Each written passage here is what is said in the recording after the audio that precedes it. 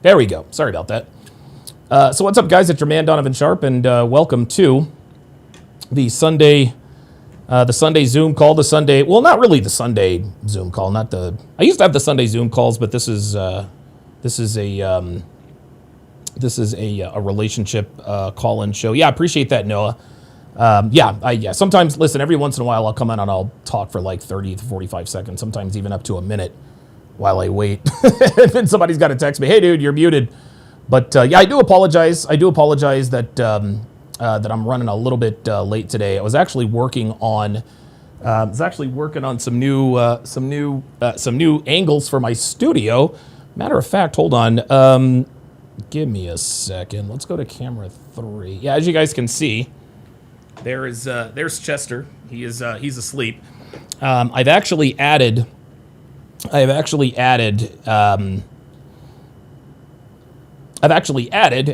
futon here in the studio. What's going on, Apollo? Apollo's in the house. Good to see you in here as well. But yeah, I got to working on. I started working on some different things regarding my studio and all that other kind of stuff.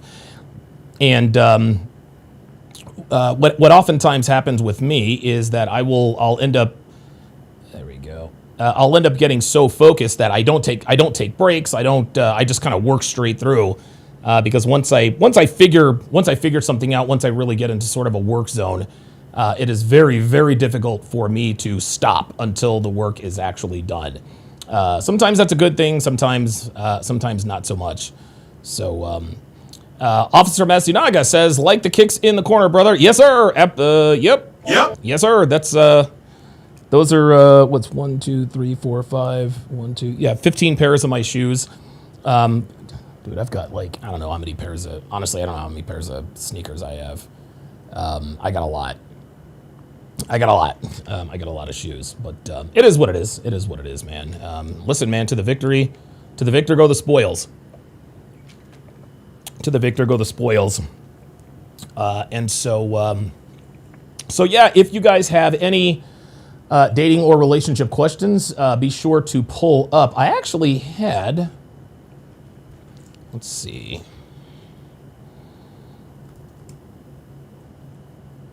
I usually have a few things queued up so that you guys can. Oh, here we are. All right, very good. Yeah, I've usually got a few things queued up just so that you guys can sort of listen to some of my past consults to sort of give yourself a kind of a little bit of a head start. But I think I have found. I'm gonna go back to the one with Dasher. The one with Dasher where he swore up and down. He thought. Here we go. All right, we're just gonna. I'm gonna rewind it a little bit. Give me a second. There we go. I'm gonna rewind it a little bit. But yeah, just like True Flight says, make sure you guys hit that like button. Make sure you guys hit that like button. And guys, I do this just about every Sunday. It's normally 1:30 p.m. Pacific time. But I got off. I'm off to a little bit of a late start. But these particular shows do tend to be hit or miss at times, and so because of that, there we go. Sometimes So listen. Sometimes these call-in shows. Sometimes they're action-packed. Sometimes they're not. It is what it is. I don't take offense to it. But all right, very good. So what I'm going to do now is while we're waiting for people to pull up and while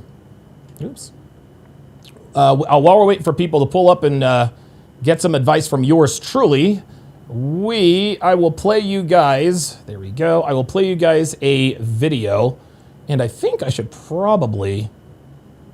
There we go. Excellent. Okay, very good. Excellent. Okay. Good stuff. Officer Masanaga says, I'm going to go to the Pepper Mill later tonight. Give me some hearty food and gamble. Get me some hearty food and gamble a little bit. Yeah, Devin and I, this is weird. So Devin and I, we actually went to the Pepper Mill a while back. It was a couple weeks back, and it was kind of a weird experience. But I've been there before. It's a decent casino. Anywhere's better, I suppose, than the Cal Neva. Hashtag if you know, you know. You know how that goes. And so to business, guys. So what I'm going to do, guys, is I'm going to play the I'm going to play some of my best consultation calls here, including this guy who said I fell in love with a virgin and it ended badly. And I remember that you had told me that you met. If I can remember correctly, oh my God. If I remember correctly, you did tell me that she was a virgin and that she was a quality woman and this and that and the third, but you weren't sure, and I had my doubts. Okay, so give me some updates. What has gone on with this girl? So this was a couple years back, right? You did talk to me, and I do remember. I don't remember all the details, but he's already laughing. That's not a good thing. So tell me what happened. What transpired? So. Uh-oh. So now it's over, obviously. Obviously. Yeah. Wait, hold on. Before you go on, did you fuck her? Like, did you get to have sex with her? No, of course not. Oh, nah. Oh, you didn't smash. Okay, all right. Well, we'll take it from the top, man. How did you meet her, and how did it go? Yeah, we met at the bus stop because we live in the same neighborhood. Yep. So we met in 2022. Sorry. And summer 2022. And so we met in 2020. So yeah. You're surprised I remembered. You're surprised I remembered you, aren't you? Yeah. I remember you. Dude, I remember you because I remember I was like, dude, I don't know. You said you had a snowflake. I'm not 100% sure, but go on. So, okay. Sorry, my English is not really on point, but I will try to do my best. Real Rain 89, who was actually on last Sunday, says, I took what you told me and seriously cut off the reconciliation talks, and I actually feel a lot better because of it. Good for you, man. Good for you. Listen, feel free to pull up anytime if you want to let me know how that conversation went, how she reacted, et cetera, et cetera. But yeah, man, good for you. I'm glad. And clearly, it was the right thing for you to cut off all those reconciliation talks because, like I told you last week, the only reason why she wants to quote unquote reconcile with you is because she's run out of options. I'd actually like to know. You can either pull up and tell me real quick, or you can just put it in the chat. How did she take it? It's all good. So yeah, we met in 2022, and summer 2022. You talk about this. You talk about it, and many other channels talk about this. It was summer 2022. All right, very good. Looks like all right. We've already got someone in the pull up studio. All right, Tense Warren, you were on live with Donovan. Where are you calling me from today? Yeah, hello. I'm from New York. Okay, Tense Warren in New York. All right, Tense Warren from New York. What's on your mind today, man? So I'm not in a relationship right now, but I was dealing with something like a few months ago. Okay. I'm gonna be quick. I just wanted your opinion. No, talk to me and take your time. Listen. Take your time, man. Like, we're in no rush here. I want you to give me all the pertinent details. Yeah. So I met this girl like online. Mm-hmm. She was like we were pretty much like close. Like she was an hour away from me, so okay. I just said, let me just try it. Okay. It was going pretty good. Like I would like talk to her all the time. I would say when I call her, she always pick up. Okay. When I'm not talking to her, she'll be asking me like where I am. So okay. I'll be it sounds good and stuff, but like, when it's time to meet up, for some reason, the first time she said it was a family emergency. So I said, okay. Oh boy. It's like the first time it's fine. And the second time. So wait, hold on, back up. You said it was a family emergency. Were you guys supposed to meet up or link up and something? And she told you the family emergency, or was it just random? Yeah. Like we were supposed to link up, and then and then she said, okay. Link up with her. Yeah, she didn't respond to me, and then the next day she said it was a family emergency. Oh no! So she did not. Yeah. Okay, so you were supposed to meet up with her. Okay. You didn't hear from her until the next day, and she said, "Hey, look, sorry. It was a family emergency. That's why I essentially didn't show up." Okay, keep going. Yeah, and she was saying she felt bad. So again, I built a report, for the next 2 weeks, and like that second week, I chat again. Then like she was telling me, she told me 2 days before we were gonna link up that she was on like that time of the month, and that is really bad for her, Ay, ay, right? ay, ay, ay. And then she just didn't text me for that entire weekend. Oh, So boy. I thought it was just like okay, that weekend, so and so, but like after that weekend, she didn't text me at all, like throughout the entire week, and I was so Oh, boy. confused. So Right. I was actually like, oh, some of the people I know, like how do like women periods work? Because she was saying it was really bad. So I was just assuming that maybe, I don't know. I gave her that benefit of the doubt, but I just realized you wouldn't ghost someone for like a week. No. Yeah, you wouldn't ghost someone for like a week, and then I had her on Snapchat too, Snapchat as well. So Okay. I checked her online status, and like she was online. So Oh, after boy. that, I blocked her pretty much. I Okay. blocked her. But I just wanted to ask you, like, it was going good. It didn't seem like I did anything wrong. So I don't know why she was like doing all that. Okay. Let me ask you this. Ten Sworn. Have you hooked up with her yet? Have you had sex with her? What's the status of that? No, it was like No. That's a no, yes or no question. Have you hooked up? Have no, you fucked her? So you have not had sex with her. Okay. no, All right. no. Okay. Okay. All right. Go ahead. I'm sorry. Yeah. So no, I didn't hook up or anything. Like, all this stuff happened like in a span of a month, pretty much, because I met her through like an online app, and then like I said, she was close to me, so I said, why not? She already seen what I look like and everything, but I was just wondering why it was like that. Yeah. So I wanted your insight because you're pretty good at like kind of reading these type of things. Yeah. Ten Sworn. She was never into you, dude. Ever. Like she was never, ever into you.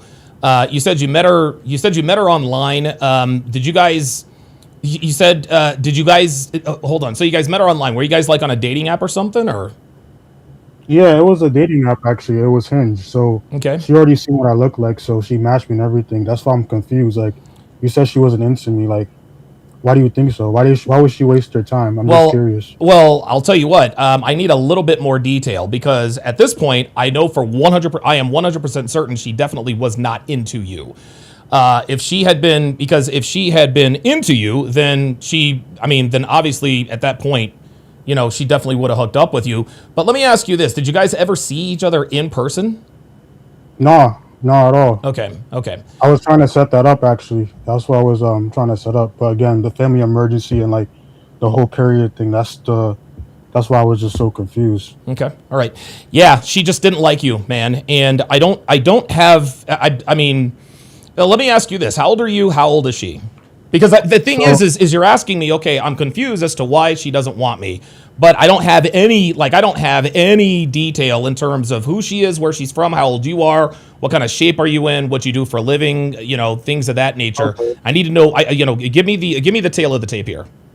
okay, yeah. So to start with my age, 24. Okay. We were both from New York. What else you want to me? Okay. I'm working right now. Currently, I'm working a regular 9 to 5, nothing serious. Okay. What else should I tell you? What was the interaction with her like? I mean, and I can tell right now, and this is not to make fun of you or anything like that, but you have a very monotone voice, right? Did you Hmm. ever talk to her on the phone or? Yeah, all the time, Okay, all right, actually. Yeah, all the time. okay. And how did those conversations go? It will last, like I would say, hours, pretty Okay, much. That's all why I right, was just so confused. okay, all right. What kind of things did you guys talk about? Just regular conversation, pretty much. Regular conversation. Well, tell me. Be Again, specific.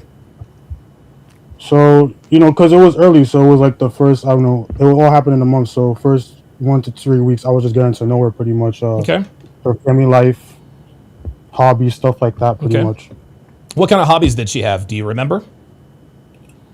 So she didn't really have any hobbies actually. She was a cashier. She was a Oh, cashier, pretty much. okay, all right. And And so, she was in school. She was in school. She was in and school. she was in school. What was she in school for? Let me see. Let me see. I think I don't remember. I don't remember honestly. I don't remember. But she was doing college actually. Okay, She was so doing yeah. okay. Um, oh boy.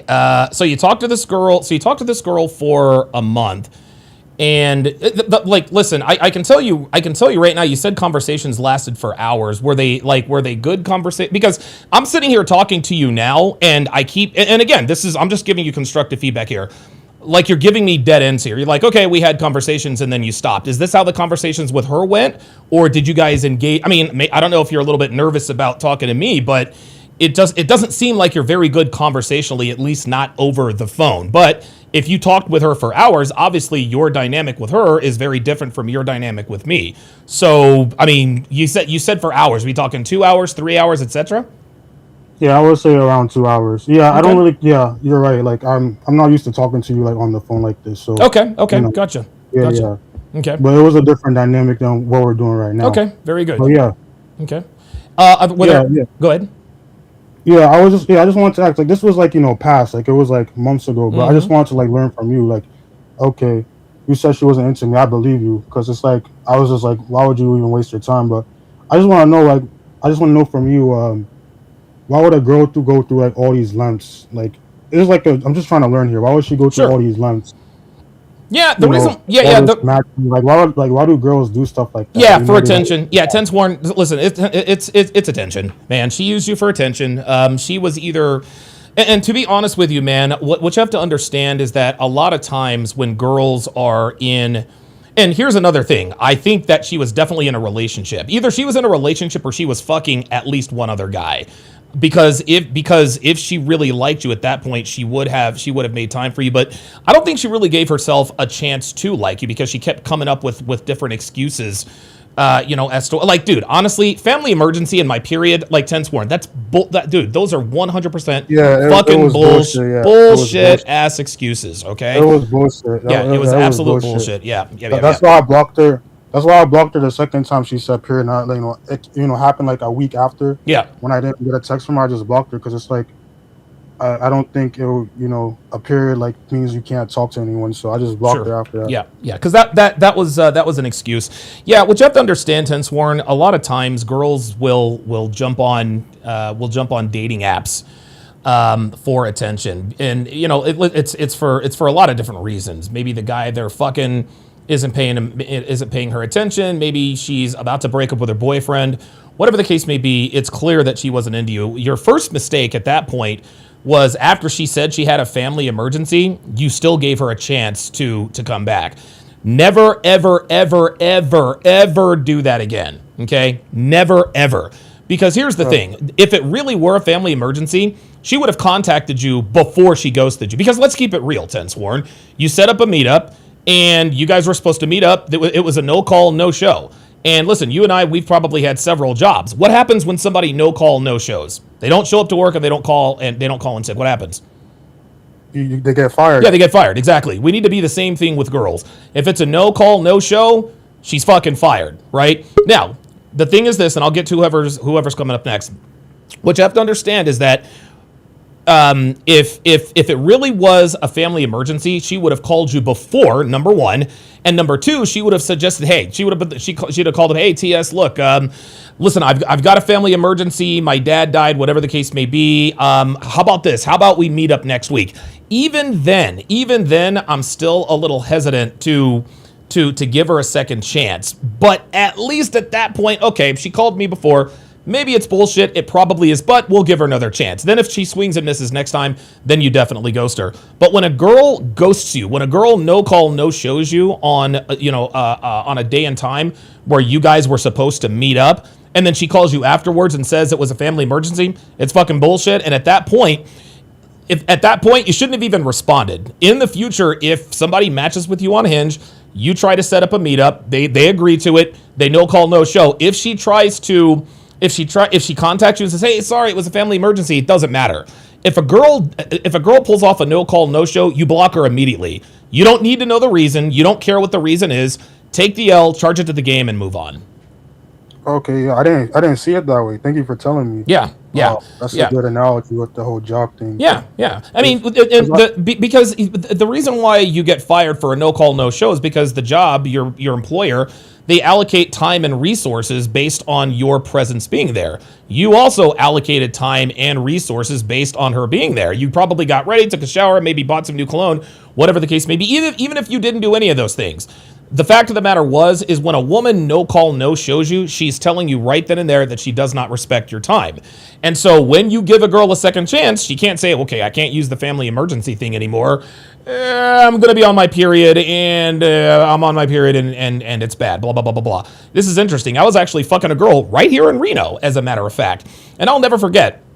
She actually texted me on Thursday. She's like, hey, I'm on my period. Do you still want me to come over? I'm like, yeah, sure. And I told her, I was like, you got other holes. And she laughed and she chuckled. She came over and, we did what the hell we had to do. But again, when a girl no call, no shows you that is grounds for immediate termination and dismissal. She is showing you she does not respect you or your time. Now, the answer to your second question, I guess, is just a little more in depth. But there's really no need to go into it. You're asking me, wait, why do girls do X, Y, Z? Listen, I could give you 10 different answers, Ten Sworn. It doesn't fucking matter, okay? What matters is the girl ghosted you. She no called, no showed you. She gave you two bullshit ass reasons. It doesn't matter why. It matters what. And it was funny. I was actually breaking down the Fresh and Fit. I think it was last week sometime, and there was some scenario where they asked the guys where if a girl cheated on you, what would you do? Well, I would leave her. I'd break up with her. And then one girl says, okay, but would you at least hear her out? Dude, fuck you. Dude, hear her out for you cheated. You know what? My girl cheated on me, but let me hear her out. There's nothing to hear out, okay? There are certain things, Ten Sworn, that women will do where there's no need to hear them out. Cheating is one of them, and no call, no show is definitely one of them. That list encompasses many, many different things, but you have to understand that when a woman shows you very clearly that she does not respect you or your time, you gotta go. Don't even give her the chance to explain. Okay, got you, bro. Got you. Thank you. No problem, man. Take care. I learned something new today because I was just very confused. Like, I just saw okay, she's doing all this, but then this happens. But yeah, thank you for telling me. Yeah, no problem at all. And in the future, don't believe what women say, man. Believe what they do. Got you. All right. Nice one. Thanks for calling in. Yeah, Ten Sworn. Listen, man. This happens. This happens, man. Unfortunately, girls like to use guys for. For just attention. A lot of times maybe she just needed somebody to pass the time. Maybe she was starved for attention, whatever the case may be. I mean, they made plans. He actually made plans with her twice. First time was a family emergency. Second time is she's on her period. I think we all know that that's bullshit. Apollo, what's going on, brother? How you doing, man? Hey, Don, what's going on? I'm doing good. How about yourself, man? All right, pretty good. I'm in feel like in the dark ages now. The football season's over. Oh, my God. The combine's coming up. The draft will be coming up in Pittsburgh this year, so yes! I'm excited. How you feeling about that? Are you gonna go?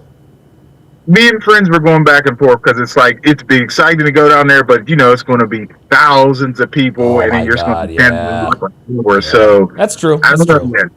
That's very, very true. Who do you think the Steelers are? I have heard that they're thinking Ty Simpson to the Steelers at 21. I hope not. I think. Oh, okay. He had 15 starts. This was his only season of playing. Yep. Again, usually quarterbacks that have that few starts, it doesn't go well. Yeah. And we have other areas of need. They still want to see how Will Howard's going to develop. The quarterback we drafted from Ohio State that won the national championship. He sat behind Aaron Rodgers last year, Mason Rudolph. Yeah.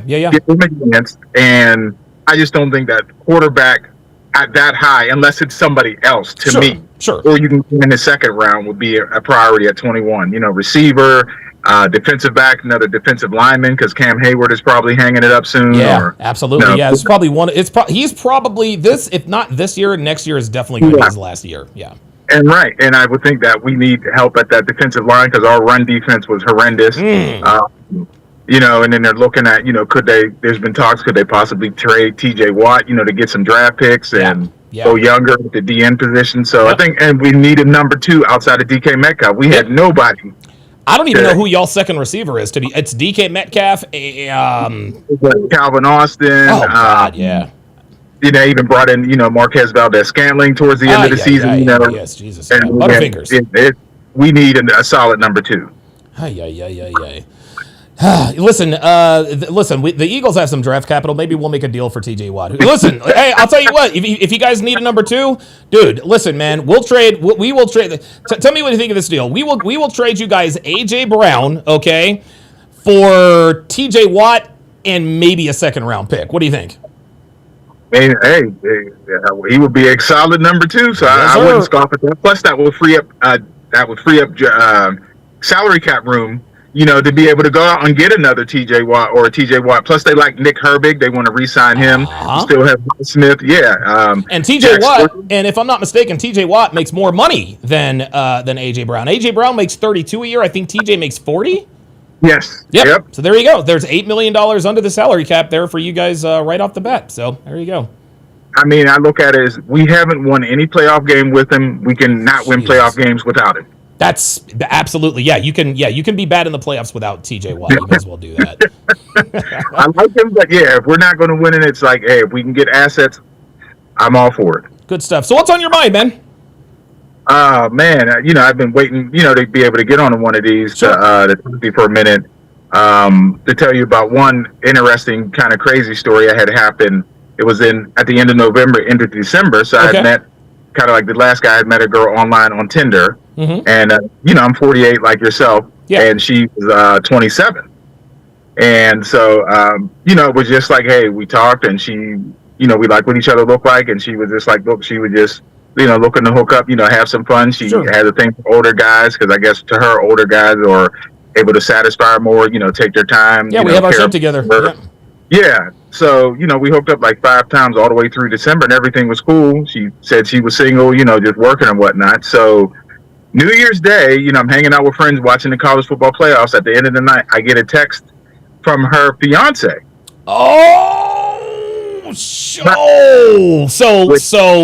So number 1, she has a fiance, and number 2, he got your number somehow. Holy shit! How did that go?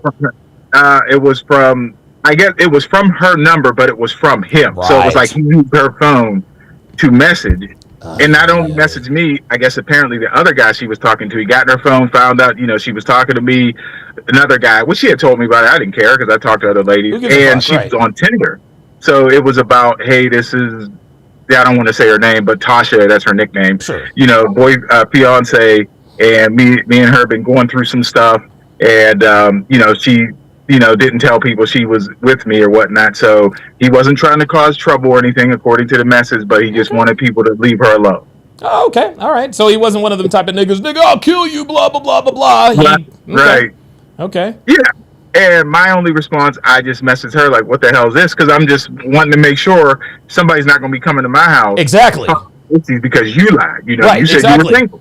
And here's another and here's another thing. This is and I have had other guys, boyfriends, husbands, fiancés text me from a girl's phone that I was fucking about. Yeah. And the thing is this. I would say 1 out of 3 women I was fucking, I knew was in a relationship. But I wouldn't be surprised if I figured out, like if I were to somehow just magically get the number. I think most girls I probably hooked up with when I was in Vegas were in relationships. They just did a very good job of hiding it.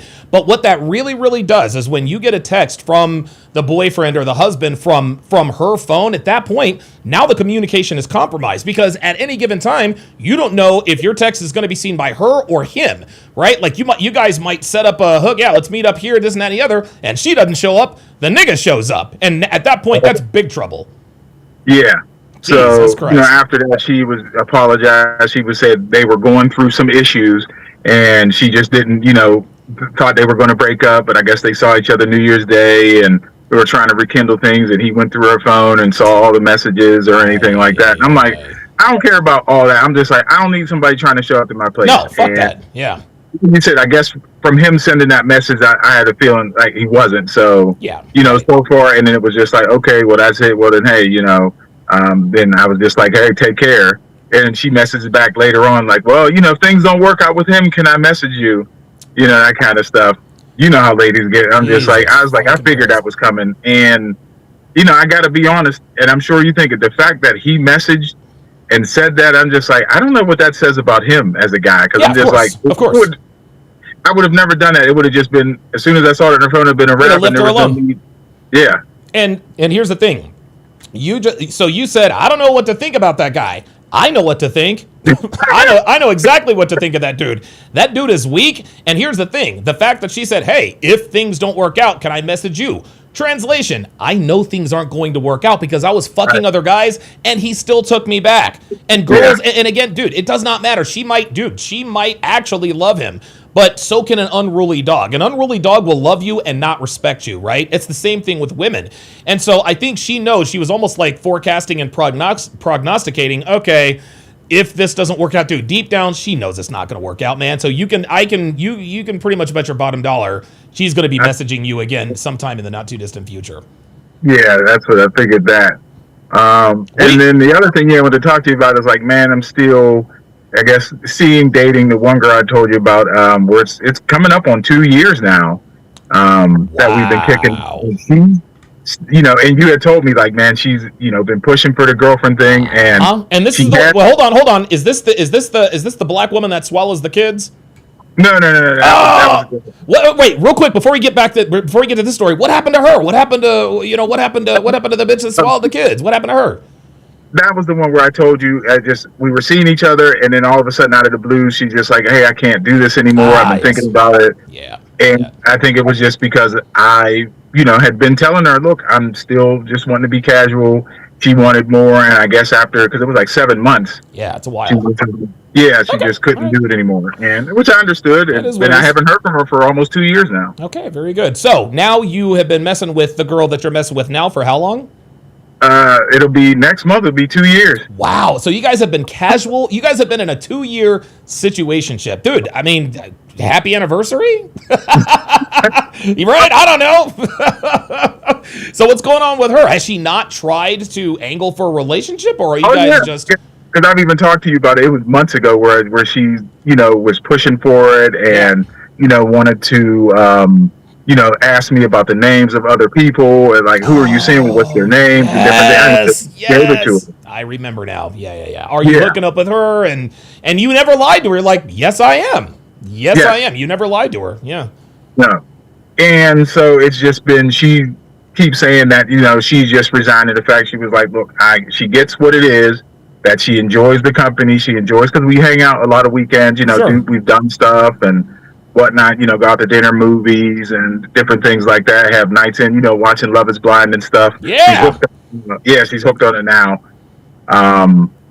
And so, but it's just, I'm not ready for a committed relationship, because I still like having my fun. Not as much as I used to, because I'm 48 now, going on 50. Yeah. But I'm just not ready for that commitment and monogamy. Right. And I'm just trying to figure out, you know, should I, because I know at one point you had talked about like, you felt like this would probably come to an end because she probably gets, you know, sick of it after a while. But how do I just keep going with it as it is until things just stop? Or should I want to end it if I feel like, am I wasting her time? Number one, who gives a fuck about her time? Okay. Like, dude, seriously, fuck her time, man. No. You worry about your time, all right? Because again, I guarantee you. Now, this is the interesting thing. Law number 37 of the 49 Laws of Sharp states, never feel sorry for a woman who gets fucked over by a guy because she has done that same thing to 36 other guys.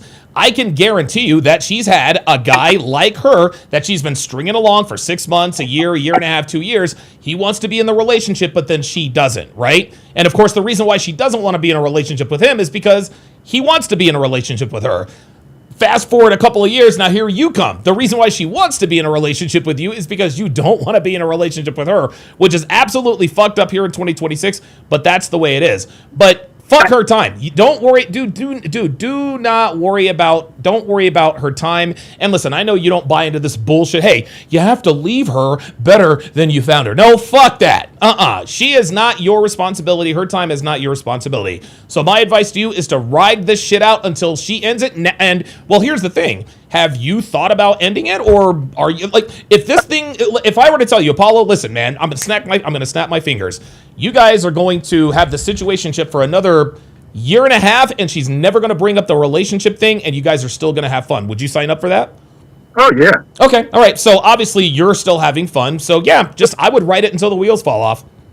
Okay. Yeah. Yeah. And yeah, with that, I mean, she's just like, look, I know you're still out there fucking other women and stuff. I don't ask you about it. I don't, not anymore, because she did before, and I told her, And she don't found ever out. Yeah, and so she does it. And she was like, I know, I trust you. It's just, she just says she's enjoying, the time. And I guess when she gets to that point where it's not enjoyable, she end it. My only issue was that, why I was saying, am I wasting her time, is that because it feels like she wouldn't end it, would just keep going, and because she keeps saying, I keep hoping maybe you'll change your mind. So that's why. Yeah, no, I understand, and that's the human side of us, right? You know what I mean? Like I remember when you were seeing the girl Katie, right? The human side of you said, you know what? We've been fucking for a while. She did take me to a preseason game. Let me get her a Mother's Day card. And that of course ended very, abruptly after that. But that was your human side, right? And listen, I've done simpy shit. I've gotten side chicks and situationships, Valentine's Day gifts in the past. Like, I've done that in the past. That's just your human side. And the reason why I tell you, and it might sound heartless for me to say, hey, listen, continue to string her along, and if she wastes her time, she wastes her time. But in the end, man, you only have to look out for you. And I understand that you don't want to, you don't want to be a bad guy, right? You don't want to. It's almost like we don't want to be bad men, because you're clearly not a bad guy, right? You're just out here having fun, just like the rest of them. But you can't worry about, man, if I string her along, is she going to miss her husband, or is she going to miss out on finding the one? No, you can't worry about that. She is a grown-ass woman who is having sex with a grown-ass man who are making grown-ass decisions. And at some point, and here's the thing, Apollo, she's not going to break things off with you until she finds someone she likes better. So when she actually breaks things off with you, that's when you know that she has found someone better. She hasn't found anyone she likes better than you in 2 years, man. In 2 years. Right. Yeah. And it's funny what you just said, because, I've talked it over with people, my mother, and she said the exact same thing. Like, hey, she's a grown woman. She's making grown woman decisions. That's on her. You've told her. You've been honest. It's on her. Yep. And the interesting thing is women like guys like you, because you're not lying to her. You're not bullshitting her. You're still dicking her down, but you're just like, hey, look, if you don't want to know the answer to the question, if you don't want to know the answer, don't ask the question. And I tell guys a lot of times, let's just say that you only have one girl in your rotation right now. If a girl asks you, well, I kind of like you, are you seeing anybody else? Don't lie to her, or at least not yet. My go-to answer is, okay, do you want me to lie to you, or do you want me to tell you the truth? Apollo, 11 times out of 10, they just leave it alone, because they're like, okay, that makes her think, okay, he's fucking other girls, whatever the case may be, which makes her, obviously, which draws her closer too, because of course girls like unattainable guys who are not, breaking down the doors to put a ring on it. Right. And yeah, she's the one where I made the comment the one day about, asked about a relationship. I was like, okay, unlock your phone and let me see it. And then it was just, well, I don't understand. You're not my boyfriend. What do you need to look in there for? Well, if you want me to be your boyfriend, then this is the standard. So hand it over. Yeah. And that told you right there. See, at that point, that told you right there that she was either talking to or fucking other guys. That's how it goes, man. And I've been saying I was totally fine with it. She's the one that, of course, saying I'm not. But then bringing up relationship, I was like, okay, prove it. And then, of course, trying to spin it. Well, if we're going to be boyfriend, girlfriend, I would do it. But if they're not, you're going to see conversations and think something of it. I'm like, if you have nothing to hide, you would be handing it over. Otherwise, don't bring up relationships anymore. And she hasn't. There you go. If a woman, and that's the thing. What she just did is she gave you a variation of, well, I'm not going to give you girlfriend benefits on a side chick's salary. I'm not going to give you girlfriend benefits on a situationship's pay. Well, sweetheart, what women have to understand is that they don't just hand out movie roles. They don't hand out roles for Phantom of the Opera. You don't just show up and say, well, you guys are not going to get a phantom effort out of me if you're just going to give me, if you're going to pay me as an extra. So, no. They make you audition for the part. Before they give you the part, they have to see and understand that you are capable of playing the part. Unlock your phone and hand it to me right now is her audition. and she failed the audition. That's why she hasn't tried to audition again. That is the quickest. That guys, let this be a lesson to you. What Apollo just said. When a woman tries to angle for a relationship, the easiest way to shut that down, be like, oh, do you?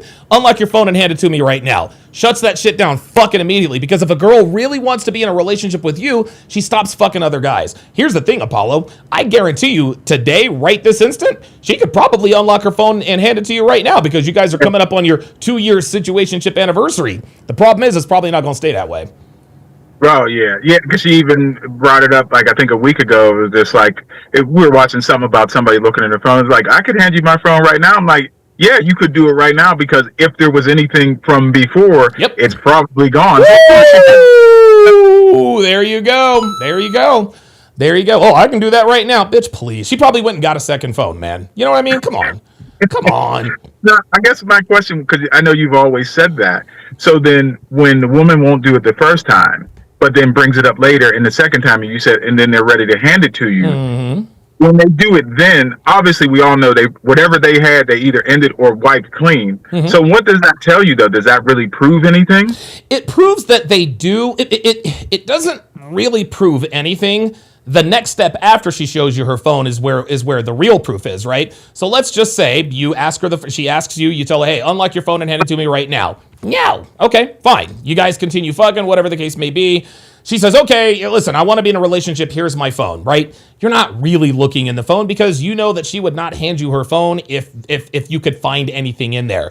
The idea when you ask her the first time, she's not ready for it, okay? And if she's not ready for it and she still hands you her phone, then guess what? You might have a shot with her, but she wasn't ready for it. That's why she didn't hand you her phone. So when she hands you her phone the second time, okay, all right, whatever. The way you do it then, if you want to find out if she's really serious, look at her phone and be like, okay, that's a start, and hand her her phone back, and then remain completely silent. She's going to say, well, what do you mean that's a start? Well, I mean, having access to your phone is not where this ends. If you really want to be in a relationship with me, you're going to have to understand that there are certain habits, traits, and characteristics that I do not commit to, and then shut up again. Inevitably, she's going to ask, okay, what kind of behaviors, traits, and characteristics do you not commit to? Funny you should ask. I don't commit to women who go to bars or clubs. We all know the line. I don't commit to women who are friends with their exes. I don't commit to women who have guy friends. I don't commit to women who go out of town for spring break. I don't commit to women who travel for work. I don't commit to women who go to girls' nights out, etc., etc., etc. She is going to, and at that point, she'll have a decision to make in her mind right there. Okay, do I really want to give up single girl activities in order to be in a relationship with this guy, or do I not? If she scoffs, that means she's not ready to be in a relationship with a man like you. So okay, so she handed you her phone. All that proves is that she knew what the next step was going to be. If you really want the proof that she's ready for a relationship, you let her know what you do not commit to. And at that point, you will find out very quickly if she's really ready to be in a relationship with you. Because honestly, Apollo, most girls aren't going to give up that stuff. Most girls are going to look at you and be like, you don't date girls who do what? You don't date girls? Every girl has social media. Yeah, that's why I'm not in a relationship with every girl. Right. And it's so far all the girls, even Katie, that she was one of the ones that said that I hit her with that, well, let me see your phone. And boy, it was, well, what for? And so any girl I've ever asked that brought up relationship, I've asked that question, it shuts it down from there. And that's been. And the rebuttal to that is, well, I mean, I'm not your girlfriend. So, I mean, why would you expect this from me? The quick, easy, simple answer is, pardon me, if you are in a relationship with me, this is part of what I require. Right. It's like honestly, this is part of what I require. And tell her, you're basically telling me I'm not going to give you wife benefits on a girlfriend's salary. Well, just tell her, listen, studios don't just give out movie roles. You have to audition for the part. I'm not going to give you wife benefits if I don't know that you can be a wife. And you've already failed the first audition because you didn't unlock your phone and hand it to me already. Okay, so you handed it to me the second time, but now let's find out what's really up. That's how it works, man. Right. So that only works, right, if they bring up relationship. Yes, you yes. Oh, yes, guys, that is a very good point. Never say, hey, you know what, Katie, I want to be your boyfriend. Oh, okay. Unlock your phone and hand it to me right now. No, it doesn't work that way because she's going to be like, no, what the fuck? You asked me to be your girlfriend, right?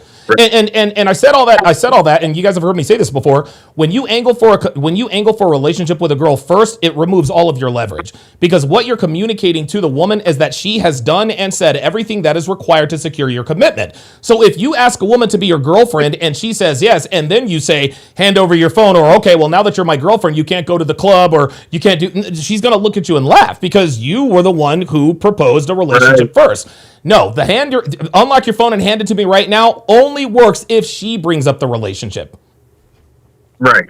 And then one last thing I want to ask. Sure, so do you think that last episode we saw on Love is Blind when Bree basically dumped Connor, do you think she's going running to Chris? I think she probably will. I don't think if she does, I'll put it to you like this. I do think she's definitely going to run to Chris, but if she were smart, she will not let us or anyone find out about it. Lest we forget, Shane and Shayna in season 2, 112, dude, 112% fucked. There is no, dude, I would bet my fucking life on it just based on what we saw afterwards. This is because Shayna didn't like Kyle because Kyle looked like a fucking troll, right? And so she goes and so she breaks it up with Kyle. She didn't even want to finish the honeymoon with Kyle. She's like, no, you know what? I'm out of here. I'm leaving. I guarantee you, she went right back to Chicago. I think that's where we're. She absolutely fucked Shane. She absolutely fucked him. And remember, when her and her fiance showed up to that little after get together, she was in there. They were in there talking. Oh yeah, there's Shane and her new fiance. And as soon as people started talking about the possibility of whether or not her and Shane hooked up, what did she do? She took her fiance and she got the fuck out of there. That's what told me unequivocally that she absolutely fucked him. So I think Bree is going to get with Chris, but the only way we find out about it is if they're in a relationship. But I don't think. But Chris just wants to fuck Bree. He doesn't want anything else to do with her except for to fuck her, because she's just not relationship material. I'm sorry, she's not. No.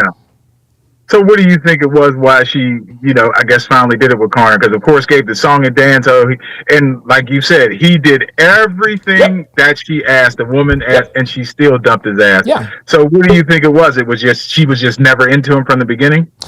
I think she was into him. I think she was into him at the beginning, but I think once I think he was attractive enough, because we saw the reveal. She looked like she was genuinely physically attracted to him, because Connor's a good-looking guy, full beard, chiseled jaw. Connor was weak-willed. He literally, he never challenged her. He never checked her. He told her she was this strong and independent woman, and I like the fact that you're in control. Like, dude, she's a frat girl. She's a feminist, all this other kind of stuff. The reason why Bree ended up ending things with Connor is because Connor has no backbone. She told him she told him, I want the mustache. He shaved off his beard, have the mustache. I knew it. It was insane. It was absolutely insane. I mean, dude, he did everything she asked him to do. And that's exactly the reason why she ended up dumping Connor. Because women don't want men that they can control. They want men who are in control. That's the main reason she ended up dumping Connor. And we all knew it was coming, dude. Yeah, the girl like I told you about, we were watching it. And she hadn't seen it. I watched the breakdowns with you, but we watched it. What did she think? And the moment I said when she said shave it and he did, I was like, this will be over. Oh, no way. He's doing what she likes. And then when she broke it off, she was like, I can't believe that bitch is dumping him. Connor is such a nice guy. Yes, she can. Yes, she can. That dude, dude, that bitch is virtue signaling. She's virtue. What she's trying to tell you is, okay, if you're a nice guy, then I'm not going to do you the way Bree did. Bitch, please. I can't believe she. Of course she can believe it. She's how old is she, by the way, if you don't mind me asking? 54. Oh, dude, yeah. She absolutely get the fuck out of here. I can't. Yes, you can. Stop it. Stop. No, I knew that. I laughed, but it was just like, I was like, well, if you had ever asked me to shave, my answer would have been no. She's asked, would I just shave off my beard and grow a goatee? I was like, no, I don't like a goatee. No. So I haven't done it. I was like, I haven't done the goatee, and you still dealing with me. Well, that's different. There you go. Exactly. And this is why you guys are coming up on your 2-year situationship anniversary. Congratulations, Apollo. Congratulations. I'm very happy for you and your situationship. Yeah, the bottom line here, man, is that the reason why Bree dumped Connor is because Connor had no backbone. He didn't check her. He was not the leader of the relationship. Brianna was. And guys, this is why we, and the thing is, is people love to come in and say, oh, this is all scripted and this. Listen, there are elements of the show that are quote unquote scripted, but the producers are not going to make these guys and girls do, say, or fuck anybody they don't want to. Remember, Ollie and Demi's fucking fat ass. Ollie never fucked her, man. Oh, she's beautiful and she's absolutely my type, and I think I just want to wait until marriage. No, he never wanted to fuck her.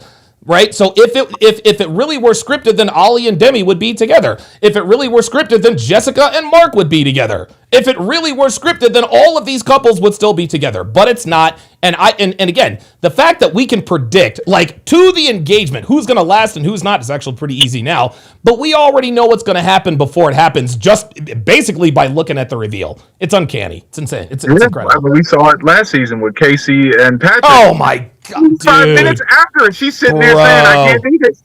Dude, listen, we knew, Apollo, we knew she was full of shit. I don't want to leave you. She even wrapped her fucking legs around this motherfucker. Dude, we never bought it for a fucking second. I was like, dude, give this bitch the fucking Oscar. We didn't buy it for 1 second. Not 1 second. We're like, dude, this bitch is gonna ghost him. And then she tried to keep the ring. The only reason why she gave the ring back is so she didn't look bad at the reunion. Fucking Casey. And then it came out that she hooked up with Joe. Oh my God. Yo. Joe for the win. Yeah. And here's another thing. Joe got out of that situation clean because, dude, Madison was a fucking hazmat spill. Holy shit. And he told her, he was like, listen, all we did really was fight and fuck. Madison is erratic, and she's probably blind by now anyway. I just wanted to ask you about that too, the whole Bree thing, because it's another thing that I lived through, did everything right for a girl and ended up dumping me, ended up banging my, neighbor's roommate. I'm taking her on dates, getting her flowers, taking her to plays that I hate, all this stuff, and only for it to come find out he's doing nothing but, getting all the goods, and she's telling me she wants to wait.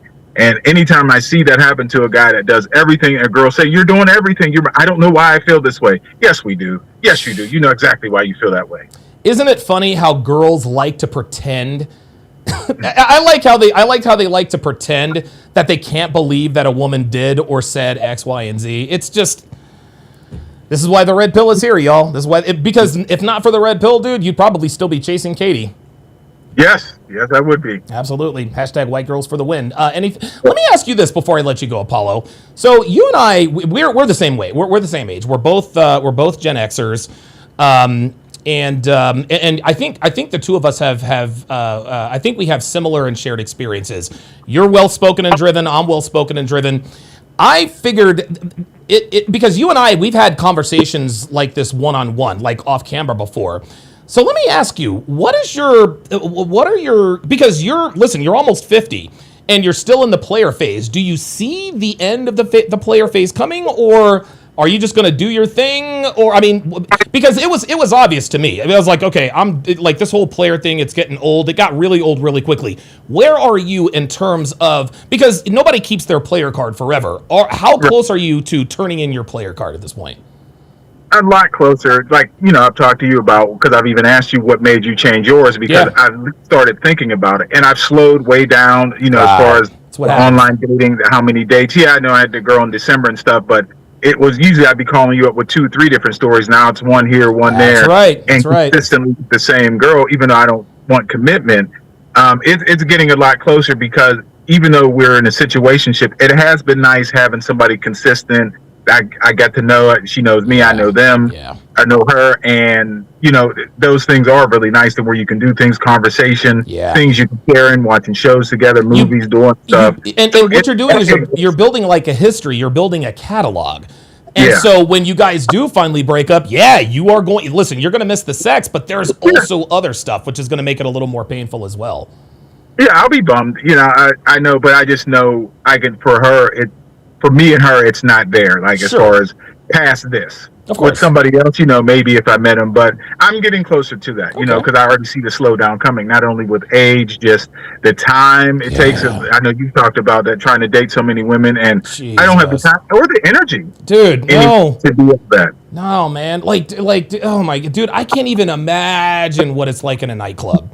Like, I can't imagine what it's like even when Devin and I do, even when we do staycations, when we walk into like Apollo, dude, I have run game on so many girls in a fucking casino. It's still, even now, 10 years later, I still, like, when I walk in and I smell the cigarettes and the bad air freshener and I hear all the slot machines going, it takes me about 15 to 30 seconds to say, okay, I'm here with my wife. I don't have to be running game or anything like that. When you're in that life for so long, it takes a while for you to sort of get used to being quote unquote civilized. But man, at this point, I wouldn't trade it for anything.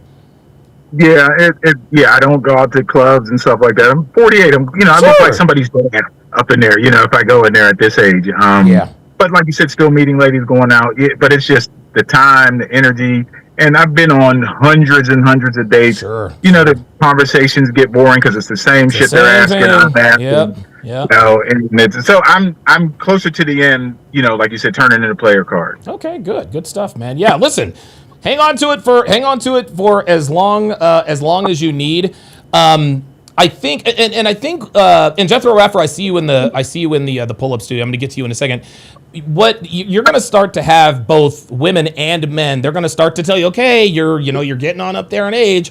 When are you going to settle down? If it hasn't started happening already, dude, do this at your own pace, because there is one cliche that I don't want to say that's true, but I think that there is some truth to it.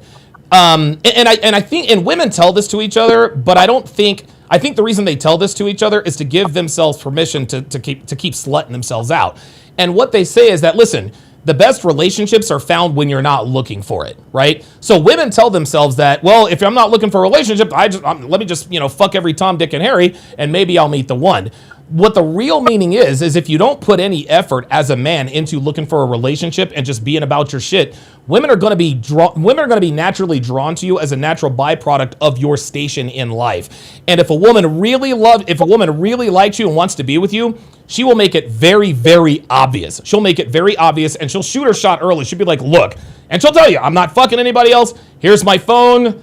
Look, I'm 31, 32 years old. I imagine that's probably the age of the woman you're going to end up settling down with. I don't have time, Apollo. We've been doing this for 3 months. I've been open and honest about me wanting to be with you. There's nobody else in my life but you. Here's my phone. What's it going to be? You're going to have at that point, and the thing is when you're coming out of that player phase, you're going to have to be ready to have those conversations with women who are showing that they are beginning to like you just outside of the situationship. So be ready. Okay. And last thing, and I'll jump off. Yeah. Like, was it hard then to go from where you had, rotation? Because I know you talked about at the beginning it was Devin and was somebody else younger. Yeah. Was it hard to go from having that to just being monogamous with one? Was it hard? No, it wasn't. No, it wasn't hard to be monogamous because I stopped chasing girls. And as a man, like girls get attention from guys no matter what. They don't have to try. They get attention all the time. So when a girl decides, okay, I like this guy and I want to be in a relationship with this guy, they have to make a lot more changes in their traits, habits, and characteristics because they get attention all the time. All a guy has to do to avoid female attention is stop trying. And that's it. I stopped trying, and girls don't holler at me anymore. It just is what it is. Every once in a while, dude, Devin and I, every once in a while, I'll go somewhere and some girl will hit on me or whatever the case may be. There was one girl who hit on me when we were in Durham back in 2020. The bitch literally asked me for my phone number right in front of Devin. I was like, Jesus fucking Christ. But no, it was not hard for me to stay monogamous because I literally stopped chasing women. I stopped the pursuit. And when you stop pursuing women, and look, and don't get me wrong, there have been other women who have shot their shot at me, but dude, I'm busy. I'm a content creator. I'm married. I don't have time for all. I don't have the time or the energy for any of that stuff anymore. So the short answer to your question is no, it was not hard at all. Okay. All right. That's just the one thing I do wonder about. Like, is it going to be hard to, even though I've slowed down to stop completely? Yeah. I suppose see, the thing is, and dude, I was so knee deep into it, Apollo. I was fucking when I didn't want to have sex. I was so locked in to maintaining that abundance mentality. I'm like, oh, fucking Mandy, I forgot I was supposed to see her tonight. I can't flake on her this time because I flaked on her last week and she's going to fall out of my rotation. So Let me just go give her some. Let me go give her some guilt dick, and just keep her in the rotation. When you're having sex with girls that you don't and you don't want to have sex at that time, that's when it's time to hang up the player card or to slow down. That happened to me long before I ever met Devin, so I was ready when I met her. Okay, all right. Well, man, I always appreciate the time, getting to talk to you. I know Absolutely. it's not always easy to catch up with you, but I always appreciate it. Absolutely, man. Call in anytime, brother. All right, thanks, Don. All right, Apollo in Pittsburgh. Damn, that would be cool. You know what? It's interesting. I would going to the NFL draft. I'm going to bring you up here in just a second, Jethro. Going to the NFL draft looks fun on TV, but now that Apollo's mentioned it, it's not. Yeah, I mean, it's a lot of people. It's a lot of people. Let me read a couple of super chats here. Hang on one second, Jethro. I'm going to read a couple of super chats here, and then I'll come right to you. Snodus with the $5 super chat says tuition payment. Appreciate that very, very much. Real Rain 89 with the $2 super chat also says just paying tuition. Appreciate that very, very much, guys. Trini Boy 32 also paying his tuition. Maybe I need to open up a school. Saber 89 member for 17 months says women dry up to men that fold for them.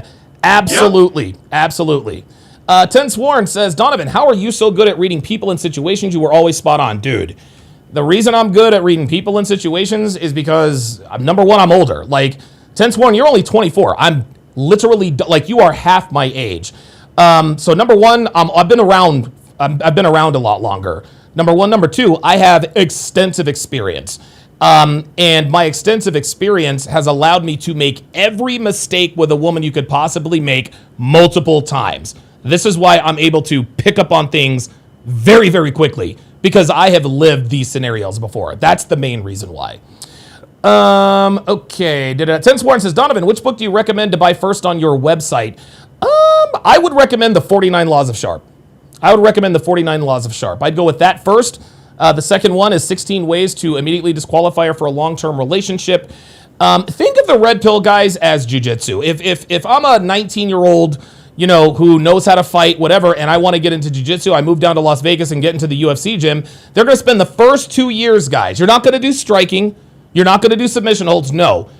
The first 2 years in jiu-jitsu, is as far as I remember it, in terms of training to go to the big time, it's all defense. It's all defense. How to get out of the side guard, how to keep yourself from getting exposed, how to take punches, how to slip punches, how to defend when someone tries to shoot at you, how to slip out of someone trying to put you in the rear naked chokehold. The first 2 years is learning all about how to stay out of bad situations. So my recommendation, as far as datingwisdom.net, get all of the literature that teaches you how to stay out of bad situations. The 49 Laws of Sharp, Dead Bedroom, The Cure for a Sexless Relationship, 16 Ways to Immediately Disqualify Her for a Long-Term Relationship, How to Stop Female Manipulation. That's exactly what I would do. Then once you go through those books and commit those to memory, that's when you can upgrade to Womanese, How to Build a Quality Woman from the Ground Up, Dating Wisdom A to Z, etc., etc. Because if you try to jump right into Dating Wisdom A to Z, you're not going to know shit, okay? Before you get into the Dating Wisdom A to Z or How to Build a Quality Woman from the Ground Up, you got to read. You've got to have the 49 Laws of Sharp. You got to read How to Stop Female Manipulation, and you've got to get your hands on Womanese. Those three right there. If you don't have those three in your base knowledge, you're going to fall flat in some of the other advanced stuff. So just keep that in mind. Derek the Trader with the $23 super chat. Good stuff. Says, Donovan, recently women want to use me for bedroom fun, then ghost me. Not sure if I'm doing something wrong, or is this simply what modern women do these days? It's what modern women do these days. And the thing is if women are only using you, see, here's the thing. See, Derek the Trader, he's in a situation where, see, most guys have the opposite problem that Derek has. Derek is like, these women only want to use me for sex. Well, Derek, most guys are in the situation, well, women only want to use me for free meals and attention. You're very, very fortunate that these women are using you for sex. But the short answer to your question is yes, this is what modern women do these days. Sad but true. Derek the Trader, a.k.a. Chad of Arabia. Okay, Jethro. All right, man. I got you on, dude. How you doing today, man? I'm not doing too bad today. Not too bad at all. Good stuff, man. Okay, so let's get into the personality test thing. So one thing that I discovered, and I watched all 27 minutes of that video, was that and it was crazy. So I learned that if you have if you are an extrovert in one trait, then you are automatically an introvert in another. So for example, if you're an extrovert in problem solving, then you're an introvert in analyzation.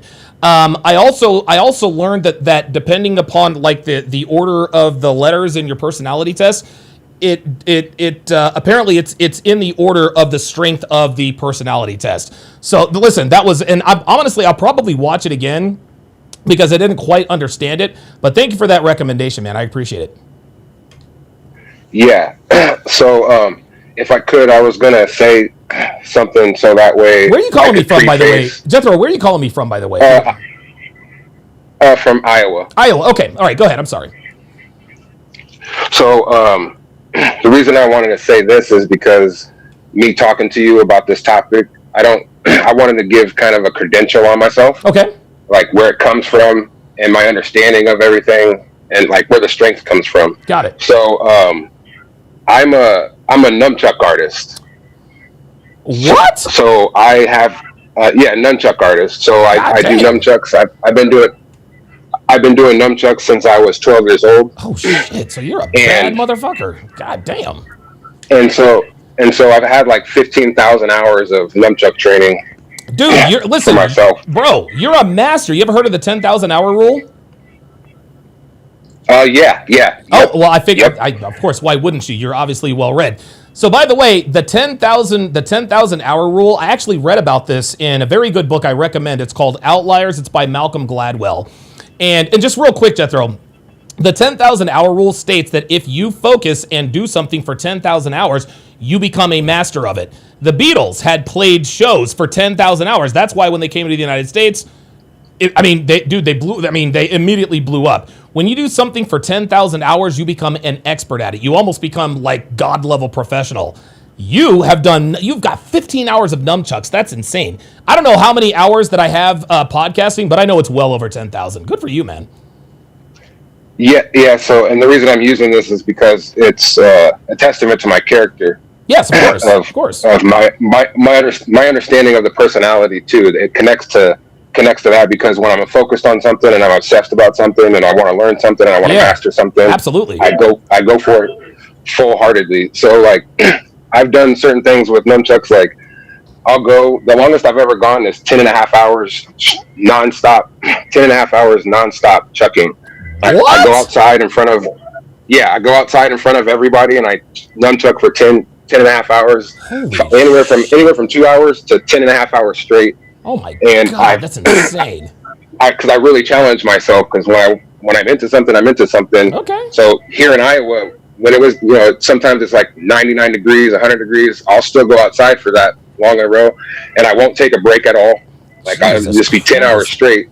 Oh my God. I wanted to kind of like test how people like my neighbors are. So this is what I did a little experiment is where I'd work outside for that long period of time while they were at work. And then they'd come home and they'd kind of be like, all right, like he's been out here for a long time. And then when they would actually have a day off at work, I would go in the morning and I'd start and I'd nunchuck all day. So that way they realize that, I come home, he's nunchucking for a long period of time. But then when they're off work, they're like, whoa, because they hear my nunchucks because I hit a strike bag or whatever. So they'll hear it. So then they know like, oh, this guy really is out here for 10 hours straight nonstop. Like I don't even take, when I challenge myself, I don't even take breaks. I barely drink any water. I don't stop. I don't rest at all. God but damn. It's because I like nunchucks so much, but it's also the strength of like my character and like what I want to put into the world. So I transferred like my nunchuck and my obsession with that into like personality. Shit. And I want everybody. That's why I'm so big about personality. And I came on. I was like, hey, have you take the test? And I actually went and met Dan Inosanto. Who is a while back? Dan Inosanto, Bruce Lee's right hand man, the guy who Bruce Lee gave Jeet Kune Do to. Oh wow! Holy shit! It's Bruce Lee's. Yeah, Bruce Lee's successor to the Jeet Kune Do. Wow! Oh, sorry about that. Jesus Christ, man, dude, that is incredible, man. That is incredible. Oh, and by the way, Jethro, I'm gonna add you to the list of people that I would never fuck with. Like, bro, like you've got what, 10,000 hours? You got 15,000 hours of fucking nunchucks. I think I'm gonna leave you alone. If you and I have a problem, we have no problem. I'll just put it to you that way. And the reason I was also saying that is because the thing is, if somebody was like, "Oh, you couldn't do that," like I actually could put it on. I haven't done it on purpose, but I could literally put it on a video, and I can back up what I'm saying. So Okay. like I can actually like, oh yeah, 10 hours straight. Like I can actually put it on video, and there's not a question about like how I can do it. But that it's kind of my card into like eventually I want to do like YouTube, but I've just been building up and doing other things in my life. But once I get going and I actually get going, I'm going to actually, do it, make a channel and that forth. But I'm also going to make a personality channel. Okay. With my knowledge of personality. So that's why it ties in together. Is like, I just wanted to say like, this is my work ethic, and then talk to you about the personality. So that way you just had a kind of understanding of like my mindset and, what kind of character I have. Okay, good That's stuff. why I expressed that. Okay, very good. So what's your assessment of my assessment? So your personality is extroverted thinking, introverted intuition, extroverted sensing, and introverted feeling. So when I talked to you, the first time I talked to you, I had asked you before you had asked me, "Oh, what do you think my personality is?" I was already like, because I like to guess what somebody's personality is before I have them take the test. Okay. It's kind of like evidence. Okay, I got you. Kind of like evidence, like, oh, I'm gonna see what I think you are personality-wise, and then have you take the test. Okay. Like I do that with, I've done that with my exes, people I've messed with, my family members, my sisters, their husbands, their boyfriends. So throughout the years, 5 years, I've had anybody in my circle, people in my past, I have them take the personality test and try to guess and see where they are and what personality they are. Okay, very good. Give me 1 second, Jethro. I'm going to come right back to you. I've got a quick. I've got to run a quick DNA test. Yeah, we've got a dumb nigga alert. The dumb nigga alert. The dumb nigga alert. We've got Ludwig Genti, 1482 says Betty wears a bandana. Look, dude. Look, man. Look. Ludwig, my guy Ludwig. Like this conversation is for grown-ups. Okay, this conversation is for grown-ups. All right. I'm glad you're here. I'm glad you're here.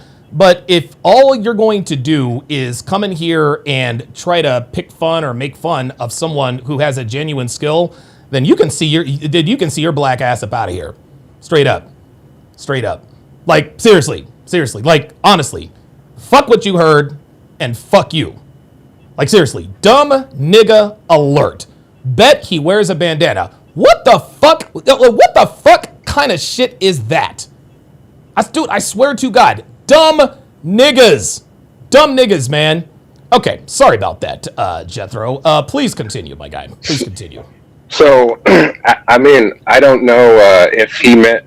I mean, he might not have meant that as a diss. No, he did. No. He did because he came in because no. Listen, his first comment was LMFAO.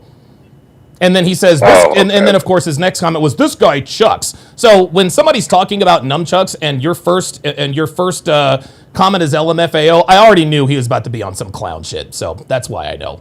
That's my skill. And the only reason I had said something about his bandana is because the actual person who inspired me to do nunchucks was Michelangelo. It wasn't Bruce Lee. It was actually Michelangelo. When I was a little kid, I was like, "Oh yeah, I like Michelangelo. That's my favorite turtle." Turtles, absolutely. So I emulated him, and that's who I take after. I really like nunchucks, and I started when I was 12. Wait a minute, am I about to take the L here, Jethro? Do you wear a bandana? No. Okay, good. All right. Because I was gonna have to apologize to that guy and take everything back that I ever said about him. So never mind. So fuck you, Ludwig. So that's also why I was kind of saying that. Like, I understand where he was coming from, but also I have an afro. I have an afro, a really big afro. So like back in the day, I did have a bandana on at some point. Oh my, bro! Do you know how fucking gangster that would be? an afro and a fucking bandana doing, bro, Into the Dragon Part 2. Let's go. Exactly. That's why, like, one day, like I said, I was going to make a YouTube channel, but I just haven't figured out how I want to set it up yet. Bro. That's the only reason I haven't done it yet. Oh my God. Oh my God. If you look anything like Jim Kelly, you got to lean into that, dude.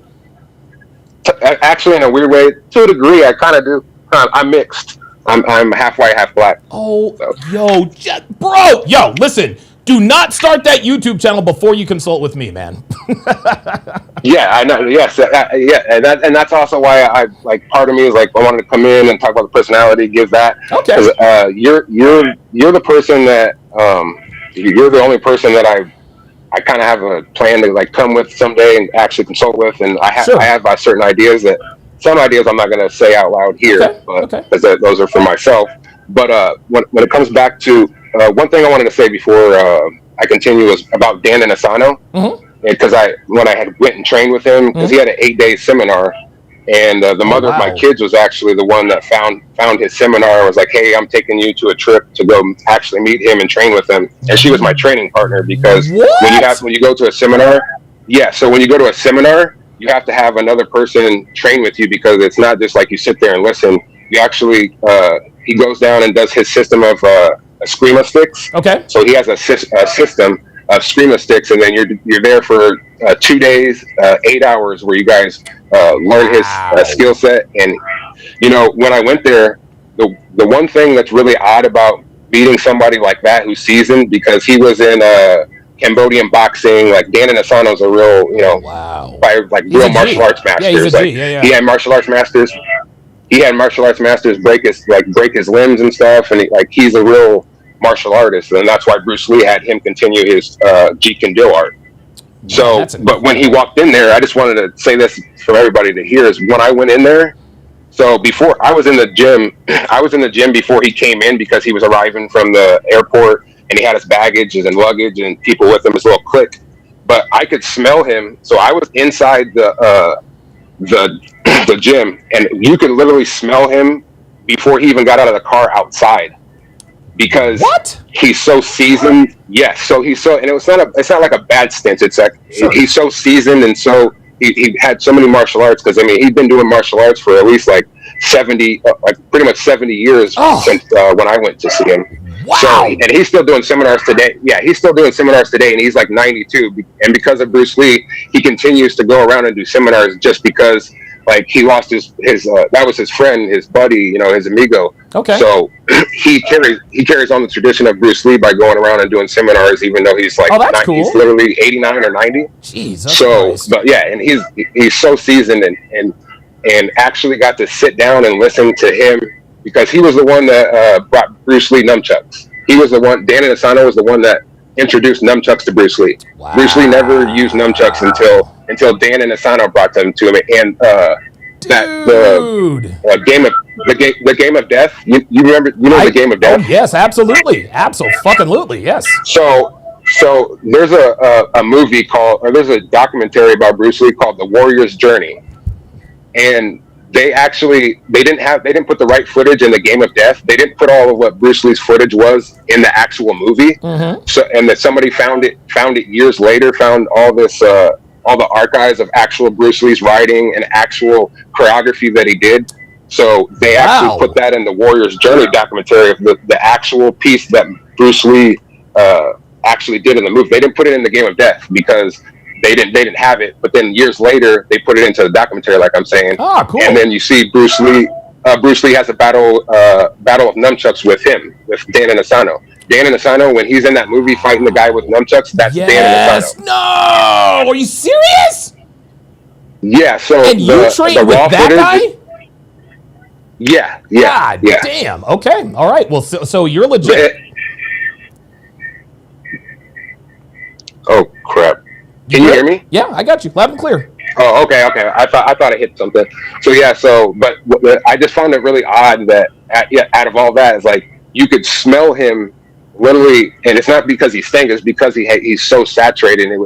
Your energy flared. My energy flared up on my arms just by smelling him, because he's such a potent guy. Like, okay, and he's up there. 80 years old, and he's showing you katas, and he's showing you, you know, Jesus. for 8 hours a day with this other big Chad guy, and he's like demonstrating stuff, and it's like, it's just amazing. It was amazing experience to be able to hear him talk about Bruce Lee, like not from like, you know, books or videos, Sure. like actually hearing it from the horse's mouth, pretty much.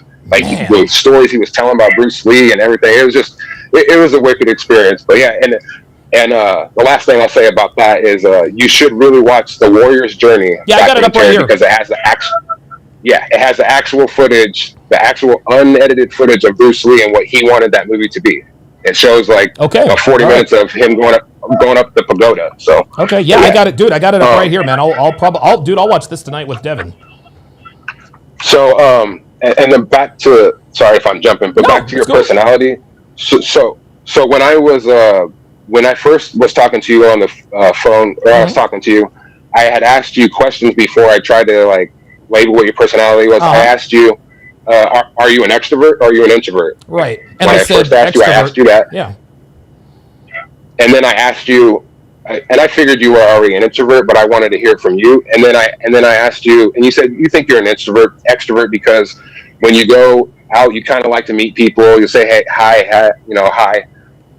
But then you'll also like kind of be in the house kind of by yourself. You don't actually like go out all the time and try to meet people all the time. But you knew you're still extra. Yeah, and you know you're still extroverted. Sure. So the thing about that is, I asked you even before you took the test. I asked you, do you think that you were an introvert that was more extroverted? I had asked you that, like just to make sure. What did I say? What was my answer? I forgot. You said no. You were. It was on a lower level, but you were like, no, I'm not. I don't think so. Like because we were going through. I was asking you like, do you think you're the introvert that's more extroverted? And then you're like, nah, I'm extroverted, but then you kind of pulled back, like, maybe I'm a little introverted. So I will say this about this: on your test results, the actual test results you pulled up, it said that you were only 52% extroverted. Huh. Wow.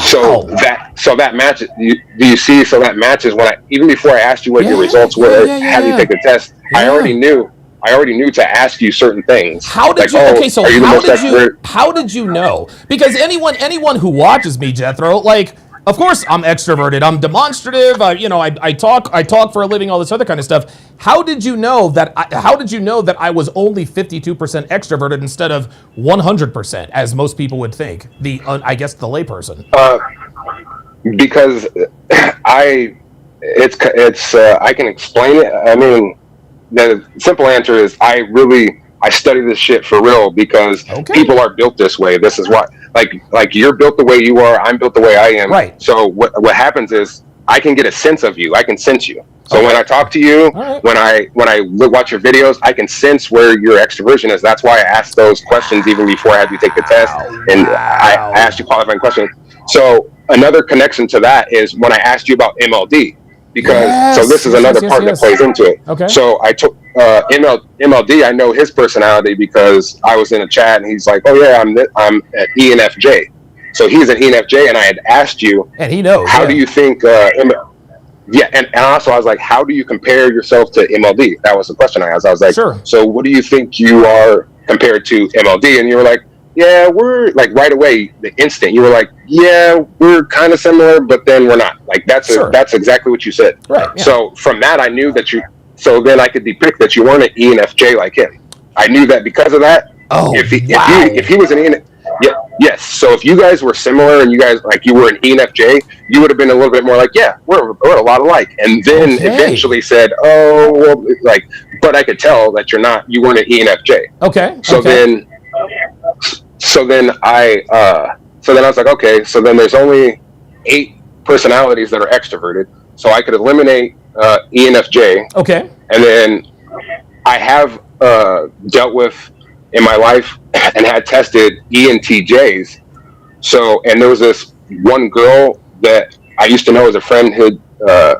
She was an old friend of mine from back in the day, and like my dad knew her dad and everything, so we're really good friends. But I hadn't seen her for a long time, and she showed up at my house randomly like a year ago. Okay. And I had certain things like I courted her to a degree or whatever, but I was like, okay, I want to know what your personality is, because she's kind of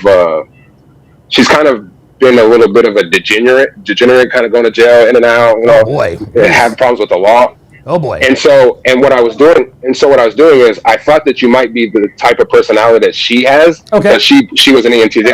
I didn't know she was an ENTJ, but then I was like, okay, I'm gonna have you take the test. Okay. So I had her take the test, and when I was saying like, what personality do I think Donovan is? So a linkage of like your past with like, going to jail, and Yeah. like your temper, Yeah. and like, because I watch you, so I understand Sure. what you're saying when you say that. Right. So I compared, so I compared your energy, because in my mind, I keep a record of everybody in my head, Okay. what they are, the personalities, what I know about them. So I was comparing. It's like, okay, well, Donovan's kind of been, and she's kind of that way too as a female, and she's an ENTJ. So then the night before the results were read, I said, what is Donovan's personality, to myself? And then I said ENTJ, because I was going in my head thinking about her and like how she was. And then I was like, okay, he's not an ENFJ. I don't think he's an ESFT or nothing like that. I was like, Okay. I can sense that he's more of an ENTJ. So then I was like, I told myself he's an ENTJ. And then that's when I was like, okay. And then when you read me the results, I was like, oh no, that's weird. I was like, I'm really good that you're an ENTJ. And even the questions that I was asking before, I knew your personality, and I linked it to her, and linked that like she kind of had a bad past in a certain way. Yeah. And then I was like, okay, you guys seem similar.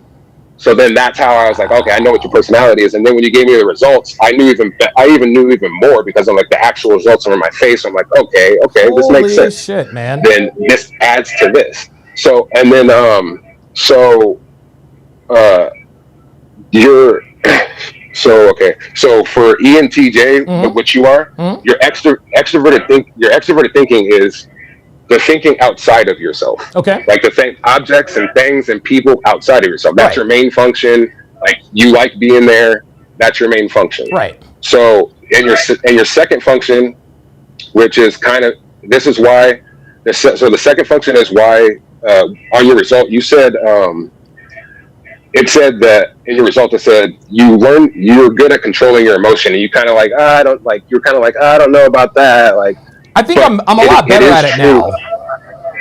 Yeah, so that's the thing is, so early on, because of your function was extroverted thinking, and then your second function, introverted intuition, which introverted intuition is a very, very strong function. Like, there's other functions that are decently strong, but Sure. introverted intuition is a very, very strong function of Why all is the that? personalities. It's almost the most.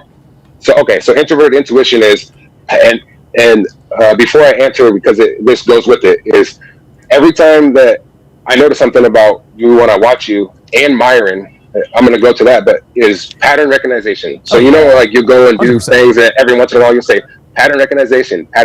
Yes, When you say that, Yeah. it's because one of your function is pattern recognition. Yeah. It's a very strong function, which is your second function. Wow. So the function under your main function is introverted intuition, and I have introverted intuition as my first function. Oh, I'm an wow. Yes. So I'm an INFJ, and my first function is introverted intuition, which is and there's only two personality types that have that, is INTJ. Okay. So that's an introverted version of what you are. Jesus Christ. So Wow. you have introverted intuition as your second function. Okay. And then my function is first function is introverted intuition, and then INTJ's first function is introverted intuition. So those Okay. functions are pattern recognition. So it's like you have to, like, over time, you literally have to obey recognizing patterns. Like, Yes, of course. that function is specifically like, so say a girl does something to you over and over. Yes. It takes a long time for it to happen, for you to actually put it into action, what you're learning and pattern recognize. You can't just be like, oh, I recognize that pattern. Okay, you can't, because you have to keep recognizing it over and over Right. and over and over. And then it goes into yourself. So then when you get older, then you don't need to work on that function as much. It's easier. It's like, oh yeah, It's pattern second recognition. nature. I recognize this pattern. Yeah. I'm going to take action on this pattern that I recognize. Okay. So, and that's introverted intuition. So then the next function is extroverted sensing for you. Oh. Extroverted sensing. So And that's the T. and that's the extroverted sensing. No, the T is your extroverted thinking, which is your first function. Okay. T for you, yeah, the T is your first function. Okay, all but right, the got third function is extroverted sensing. Okay. So the thing about it is, I did this too before. I knew to ask this too. I asked you about, even before I knew you had this, I said, do you sometimes put things down, or maybe your keys, or maybe, you know, put it on a desk and you're like, oh, I just put it there, but then I go back and like, oh, I can't remember where I put it. All the time. So, okay. So, and I had asked you that before I even had you take the personality test, because I could sense that. I could sense you have extroverted sensing. That's so crazy. And you do, because this is the thing. My fourth function, which is my weakest function, is extroverted sensing. Oh. So I understand when somebody has extroverted sensing like you do. So I could misplace my key somewhere, or like, oh yeah, and I'm like, oh my goodness, I can't remember, but I just put it down not that long ago. I have that problem too. Okay. So like, so it lines up and connects. And then your fourth function is introverted feeling. So introverted feeling is how you feel inside. Okay. Like the feelings inside of yourself, like not outside of like what of everybody else is feeling. Like extroverted feeling would be the feelings of others. You absorb their emotions. You're empathic. Okay. Yeah. So introverted feeling is, what do I feel? Okay. My values. Like, but it's your weaker function. So pretty much you have to work on that. Like anybody who has whatever personality type you are, you have to work on your function, your last function actively, because people don't like to work in their last function, because of course not. They'd rather stay in their higher functions. Yeah, and it's harder. The key is that much at the T. Yeah. So, but here's the thing: is you get hard mode benefits though if you understand yourself and you work on your last function. Wow, you get hard mode benefits if you skip that out. And that's what I do. I work on myself. It's not easy. It's so hard to do this and like be in tune with yourself. But that's why it's so important that people understand what the personality is, because it's the same as like if you don't know what your value is as a man, or if you don't know what your value is as a woman, what happens when people try to interact with you? Oh yeah, you miss everything. So that's why I say, like I always say this: personality and your if you're a male or female, that's two sides of the same coin. Okay. So if you don't work on your personality, you don't know what your personality is, you're always going to be like, well, I do this and I think I should do this and it's not working for me and I feel wrong, I feel depressed. Well, you don't know how you work. You don't know what you need to work on, then you're going to feel depressed. Wow, dude. Oh my God. So my first I'm already losing the terminology. So my first function is what? Extroverted thinking. Extroverted thinking. My second function was the introverted. I've already forgotten. Jesus Christ. Intuition. Introverted. And my third function, that's the weaker one. Well, so the fourth function obviously is the weakest, but yeah. So the third function is weaker, obviously, than the other two. Sure, of course. So that's why, like for you're like I'm weaker at it. Like my function is at the end, the actual fourth function, and extroverted sensing is also. To a degree, it's taking action. So it's like taking action in the real world instead of like, oh yeah. For me and you, to a degree, yeah. It's like what happens is when it comes between introverted intuition and extroverted sensing, they're pretty much like a loop. So, and this isn't how it always works, but so it goes. Your first function loops with your third function, and your second function loops with your last function. Wow. So you take your like introverted intuition, you collect all this stuff, but then if you work on your weaknesses, like for me or you, like the extroverted sensing, then if you work on your sensing, then you can be in your head and recognize these patterns, but you can actually bring it out to the real world because it's extroverted. Extroverted sensing, it means it goes out into the world. Wow. Good Lord, man. Holy smokes. And so, and the reason I understand this is because it's different than just the 16 personalities. I've been trying to do this for 5 years or so. I'm going to try to take it further. I'm trying to be like Carl Jung number 2. Like I'm trying to be the second Carl Jung. Like, God damn. I'm trying to listen, man. You appear to be well on your way, dude. Holy moly. And so there was one thing too is I tried to predict this for a long time. I kind of stayed away from it. Okay. But I was going to predict Myron's personality without just go straight forward. And Fresh had said something when you played a video last week. Mm-hmm. I think it was last week, maybe the week before, about when you first went on Fresh and Fit. I mean, I've seen it plenty of times, Sure. but when you first went on Fresh and Fit, and I know exactly Fresh what you're was going to Myron, say. and you You're guys- going to say that Fresh. I remember this. I remember because I remember when he actually said it. He said that Myron and I behind the scenes are very similar, and he's right. Yes. Yeah. Okay. Yep. Okay. So this is good. See, and this is the thing is, even though like I'm talking about personalities, because you're older than me, and me and you have introverted intuition, so we're kind of linked in our energies are kind of linked in a certain way. That Okay. introverted intuition is very, very, very powerful. So I am going to say something about that because I think that Fresh said that. It's funny you said that. It's really funny that you caught on to that. So when Fresh said that, he inadvertently made me automatically be like, okay, Myron's an INTJ. Huh. I'm like 85%. So he's the opposite of your personality by being an introvert. So he's an INTJ. He is I'm pretty 1,000. sure- And listen, Myron is 1,000% introverted. The only time he shows Yeah. extroversion is when he's on camera. Like behind, and Myron's the same guy on and off camera, but off camera he just doesn't talk as much. Like and dude,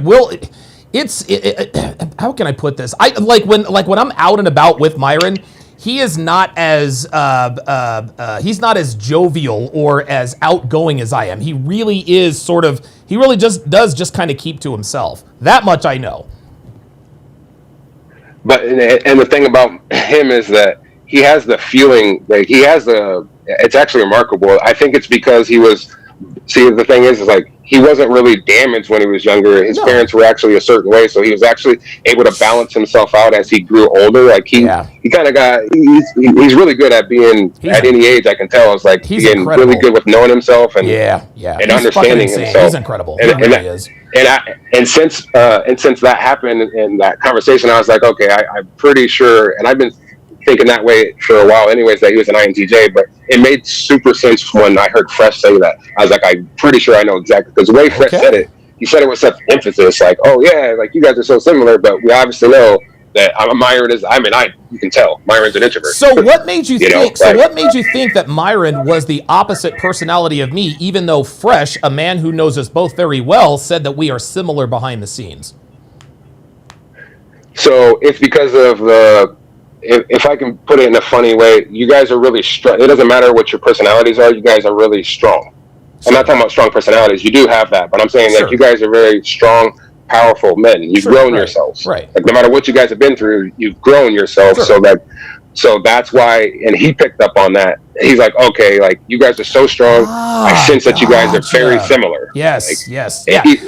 We're both for whatever like Fresh, we are both. Listen, we are both self-made men. Like that's the way I see it. Yeah, and so like in my other endeavors of like what Myron is like I didn't think that he was because there's a such thing as an INFP. INFPs are the dreamy. They're the most dreamy of all of the personality types. They can kind of like sit in their dream world. If they get damaged or whatever, they can kind of sit in their dream world and like live in that, and like that's where they want to be because one, they're introverted, but they're very dreamy personalities. INFPs are very dreamy. So like, this is incredible. My buddy, so my buddy's a INFP, and what I try not to like badmouth, but like I've noticed that INFP men are kind of like the weaker personalities. Oh, I don't know why yet. I've been trying to figure out why, because the reason I say that is like I have two friends. One's a girl and one's a guy, INFP. And my buddy, we grew up together. You know, we used to play hide and go seek like around the neighborhood. Like I've known him. I know his kids. All his kids being born. Like I'm like not just like, oh, I'll see you a couple years, like actual best friends for 25 years. But the problem is I know what personality he is, and I see the situation he is in, and it's almost like, man, me and my buddy can never, like, my buddy is an INTP, and INTPs are like super logical. Okay. personalities. Okay. They don't have emotion. Just like INTJs to a degree, like Myron's personality, I think is INTJs and INTJs and INTPs. They're very, very logical personalities, like very logical. Like Okay. you try to give them emotion, they're like, man, forget emotion. I want logic, like facts. Like Okay. I don't care about Gotcha. your emotion. They're built like that. So my friend, the INFP, he has a girlfriend that he's had since he was 17. She already had a kid she's white and was adopted by Asian parents from Laos, and she got with him. She already had a kid. I think the kid was like a couple months old. Okay. And ever since then, he's followed her lead. Like he didn't make the first move. Like she had to make the first move. Oh wow. And so it set the tone. He already had a baby, and this is because I'm 39 now, he's 39. Okay. So back when we were 17. So, but the thing is how his life turned out, and with him being an INFP, this is my knowledge of it, is so they had a relationship. They've still been together. His dad died like 3 years after they had got together. So around the time that his father died, they were having a kid. Okay? Oh wow. So like his father had brain cancer and he was dying. Like they were in the house. God, and that sucks. he was dying, and so he thought that he was going to have his first grandbaby. He thought it was like, oh yeah, I'm going to have my first grandbaby before I die. Well, it turns out that his girlfriend had slept with a dude from work and had a kid by him. Oh my God! Oh my God! So what happened was the first baby daddy was Asian, and he was a drunk, and he beat her. And then she got into the relationship with him. She was the more aggressive type because he's just a 17-year-old man, and you know how it is. Like Sure, women yeah, have more dating market value at that age. Of course, man. So that happened, and then he had to find that out. And at the time, me being friends with him, he's so dreamy and like ashamed of it that he didn't let me know. And me, I didn't question it because I didn't see anything wrong. He had put on a really good face, like, oh, we're in love and this and that. But so the years went on, and then I got with the mother of my kids, and she noticed. She was like, I don't think that's his kid, because I hadn't known it until many years later when she's like, hey, I don't think that's his kid. And I'm like, what are you talking about? And then everything started opening up, and I'm like, oh, he's been hiding this, and this is why, like, his woman tells him like, he's like, I don't want to go anywhere because she wants to do this or she wants to do that. Like, he had that mentality. Then I started seeing it, and I'm like, oh, okay, like he's not good. And so many years, it's crazy because he's just like, oh, I love her, I want to stay with her. So he's been staying with her the whole time. Well, come to find out is they have 7 kids, like in total, Jesus. 7 kids. And so what happened was, he stayed with her. He had another kid with her, and then he had another one. And then he had another one, but that one had Down syndrome. Yeesh. Oh, that sucks. And then so this is one of the craziest things right here. So it was like 5 years ago. Mm-hmm. They've been together since they were 17. Oh no. She had a kid with an African dude. While she was at work with. She had another kid with an African dude while he was at work. Oh my God. And so let me get this straight. She is with this dude, and she has 2 kids from 2 different men that are not him. Yes. Oh my God. And a 20-year span. Oh Jesus fucking Christ. And on top of that, the second kid that's not his, that happened like 5 years ago. So I'm telling you, man, you can't make this up. So what happened was, she found out she was pregnant, and then a week later she had the kid. How did that? Okay, so she didn't know she was pregnant until the week. Wait, how does that happen? Is she like small? Did she not show? How did that work? Yes. It does happen. I forget what it's called, but yeah, no, it happens with like, pregnant, and you don't know you're pregnant. Yeah, it happens. The baby is premature and everything. Oh my God! But so it gets it gets even a little bit worse. So because he thought he was good with her, like, oh yeah, even though it was a week in advance, he was like, I'm gonna name it. He's like, I'm gonna name it a junior. He was gonna name it a junior, and then the baby came out black. Oh, so then that's how he found out that it wasn't God! his. Oh my God! So she didn't. Oh my God! So she had this African baby, and she probably didn't know who the father was until she had the kid. Exactly. Oh and he was gonna name it Junior. Oh my God, dude! That reminds me of the show King of the Hill, where one of the characters it's Dale's wife, and Dale's wife is having an affair with this big Indian guy, one of these feather Indian guys, whatever this may be, and his son looks like the Indian guy, but his son still calls him dad. It's insane. Oh my God. And so that happened about 5 years ago. So what had happened was that was around the time that I stopped being friends with him, because me and him got into a big argument, and I was getting ready to mess him up because because he was like he had that weak mindset where what happened was what kind of made him, he aimed all that weakness at me. Because what had happened was I was with the mother of my kids, and I had to break up with the mother of my kids because of something she had did, and I couldn't not break up with her, even though I didn't want to. I didn't want to break up my family, so I had to break up with her. So when I went to him and he understood that I broke up with her, because like I said, we were really close. Sure. So he was all like, he reacted bad. He was all like, nobody else could tell this, but I could tell this because I broke up with her, and he didn't have the goal to break up with his woman that had 2 kids and they had been together for 20 years. He didn't he aimed his frustrations at me when he found out. I was like, how could you break up your family, but I can't break up my family? Oh my God. When he's been through all that stuff, because he has a kid with Down syndrome. So part of that I know is why he doesn't want to leave. Some of it is Down syndrome, but most of it's because he didn't grow and understand himself away from the woman that was way more aggressive, and he didn't even approach her. He didn't even approach her the first time they had sex. Like, I know the whole story. Like, she had to literally go to him like, hey, sitting on in the bed, and she's like, this is weird, but I like him, so I'm gonna go after. But that set the tone for the whole relationship, no matter what's happened.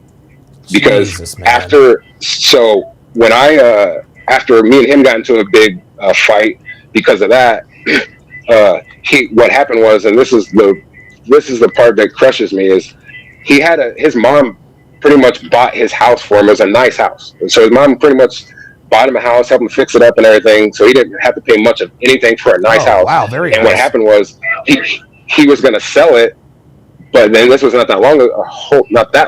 He was going to sell it, but what he should have did is he ended up still moving in with her and buying a brand new house in a better place, buying a house with her.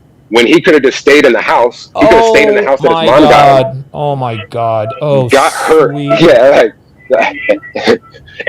could have got her a house. Like, he could have helped with her with the bills. He got her a house since he has all those kids. He could have just been like, "Oh, I'll help you pay for the house," because the house was paid off. That house was paid off, so he could have stayed at that house. I'm like, okay, I need to break it off with you because of all the things you put me through.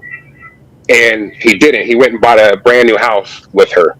Jesus Christ! My God! He's in bad. And the only reason I'm saying this story is because if anybody else is out there, plus I really want, you don't usually help. I mean, I'm not talking about you, but I'm saying in general, you usually don't go into something like that because it's hard to deal with to actually help the man. Yeah. But he has gout. He's been drinking. He drinks away his pain. He has gout. He's like a broken down man. He stays in the house. Oh boy. He has to see kids that aren't his all day, and it's so crazy. I couldn't imagine myself doing that. Like, I'm not built like that. Like, I could never, no matter how nice, or I could never. So I have a disdain for it, but then I'm at the same time, I'm like, man, dude, like, you're my best homie. Like what are you doing? Yeah, and it's just so crazy. Like, for instance, the dude that she had that African kid with, she worked with him at a Buffalo Wild Wings. She got fired because she got upset at the dude and she punched him in the face, and that's how she got fired for that job, because he pissed her off. Like there's so many things, dude. Like, oh man. Okay, so one day so listen. Let's go ahead. Let's put a bow on this. Let's put a bow on this personality thing. In the end, what do my personality results like say about Donovan Sharp / Alex Hopkins definitively? So I say that it shows that you balanced yourself out throughout your years, because you could have not. And if you would have, then you wouldn't have been able to control yourself even at this age. Because there's people that maybe have the same personality or similar, but if they don't work on themselves, then they're going to be erratic even into their 50s and 60s. You know, people you're don't just change. damaged. So. And now, so people don't change; they only grow. Because if you grow your personality isn't going to change into you're not going to change into an extrovert. Now, you might go, like I said, down 50, like you're at 52% for your extroversion, and your intuition might go up, and your thinking might go down. It just depends on the kind of work, the self work you're doing on yourself. It's the same as like if about masculinity. Like if you're working on yourself and masculinity wise, you got to be like, oh, okay, I got to engage and work hard. You got to do the same thing with your personality. You got to know what you are and be like, oh, okay, study and be like, these are my weaknesses. And, and that's why I say overall, it seems like you're pretty balanced out. Your thinking is 92%. That's pretty high. So you're really into your thinking. You're like, I want to think outside of myself. I want to, go down the line and actually have a certain etiquette to yourself, because I mean that's how I see you nowadays. I see you as like way more etiquette than maybe you used to be. Yeah, ain't that the truth? Listen, something incredible happens when you become a content creator. Is you get to see, watch, and listen to yourself all the time. And I had never, like, obviously, it's funny. We all remember the first time we heard our own voice on a recording. We're like, oh my God, I sound like that. Now it's not so shocking. Like the way I sound, the way I act, none of that is shocking to me. But I'm always, and listen, I watch and listen to every episode I do at least one time after I do it, so that I can clean up any verbal tics that I have, any sort of annoying personality traits that I have, et cetera, et cetera. And I have tried to clean some up. Some of the things that I had in the past still stick with me that I work on. Some things not so much, but it's really quite incredible to know why I am the way I am. It's really quite something.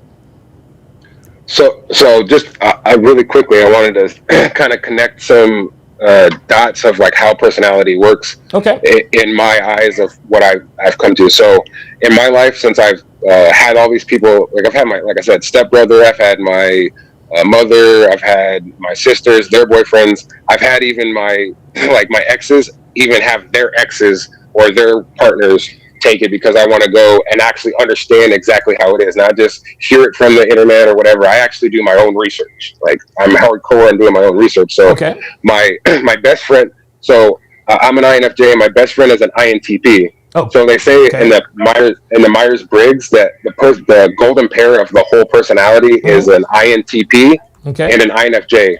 Well, my friend has been my best friend for 25 years, and we've never strayed from each other. Not that friend. We've never strayed from each other. We've always had each other's backs. We're always strong. But it's because of we're the golden pair, so we felt connected. And after I took the personality test and he took the personality test, we started to understand why our friendship was so strong. So the weird thing about that is the woman that I had kids with, she's an INTP too. I mean, I didn't like, so even before I started taking personality tests, I got with her. But it's funny that my best friend of 25 years, and then the woman that I actually have children with, I have 3 kids, but I have them with one woman. She's an INTP. Oh, so like when you, and this is the funny thing is when I broke up with the mother of my kids, when she started dating somebody else, I had her have him take the test, and he came, and he has the same personality I do. Oh, so it's funny. So she left me. But he has the exact same personality I do. So it's like the personalities, you can see the correlation. So I'll say this. I would say have Devin, like for your own evidence, have Devin take it, and then read about her personality, and then what you think, like since you've known her for a while, you can go in and be like, okay, this is true about her, and then she can say, this is true about you. and it's your own evidence. Like you can figure it out for yourself. You go, oh, okay, I understand it now. Because as a person, I can say certain things and be right, or you could say certain things and be right, but you have to go do the work. Like if you don't do the work, it's not going to matter what I say or what somebody else says, or if they're right or wrong. Like it doesn't matter. Like you have to do the work to understand. Okay, good stuff. All right. And so, yeah. All right. So let's get into your relationship situation. So what's going on? What's going on in your relationship that you need a little bit of counseling with? Okay, so my kind of counseling for my relationship is I'm really decent with my relationship, but it's my kids. It's because I have to be a certain way, and I have to approach what I'm going to do between the mother of my kids and how I'm going to say what I have to say. I have to approach it correctly, but I have to say it and I have to do it because I have to have a kind of like end of life. Like it's not like, oh yeah, not like that kind of end of life, but I have to have the end of life conversation with her in case I'm not here and she's got my 3 kids. Right. Because you know how the world is and how single mothers are if they're not with the fathers. Absolutely. And the fathers are doing certain things. Yeah. I don't want my kids.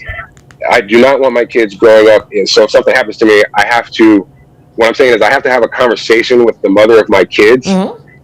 I have to red pill. Like I can't just be like, hey, like I have to have a red pill conversation. You're gonna have to, yeah. So she understands that if I die, then she has to carry that on, even though she's a woman. So I gotta I'm trying to have a conversation. It's very difficult, but I was hit by a car like 2 years ago, and ever since then, I could have lost my life, and my kids were not ready for me to be outside of my life. Of course not. Or for me to be outside of the life. They're not ready yet.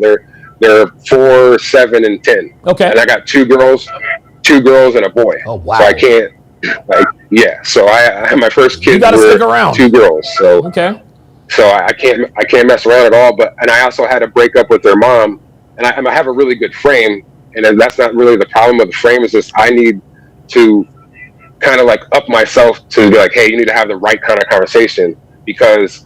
So the thing is like, I have to pretty much, like I said, project being like a father into her, but only to tell her like, if I die, you have to like, no matter if you're a woman or whatever, for our kids, you have to change. And you have to understand what I'm saying to you is very accurate, and that if it literally has to activate if I die. Okay. I could pass away, and my kids are.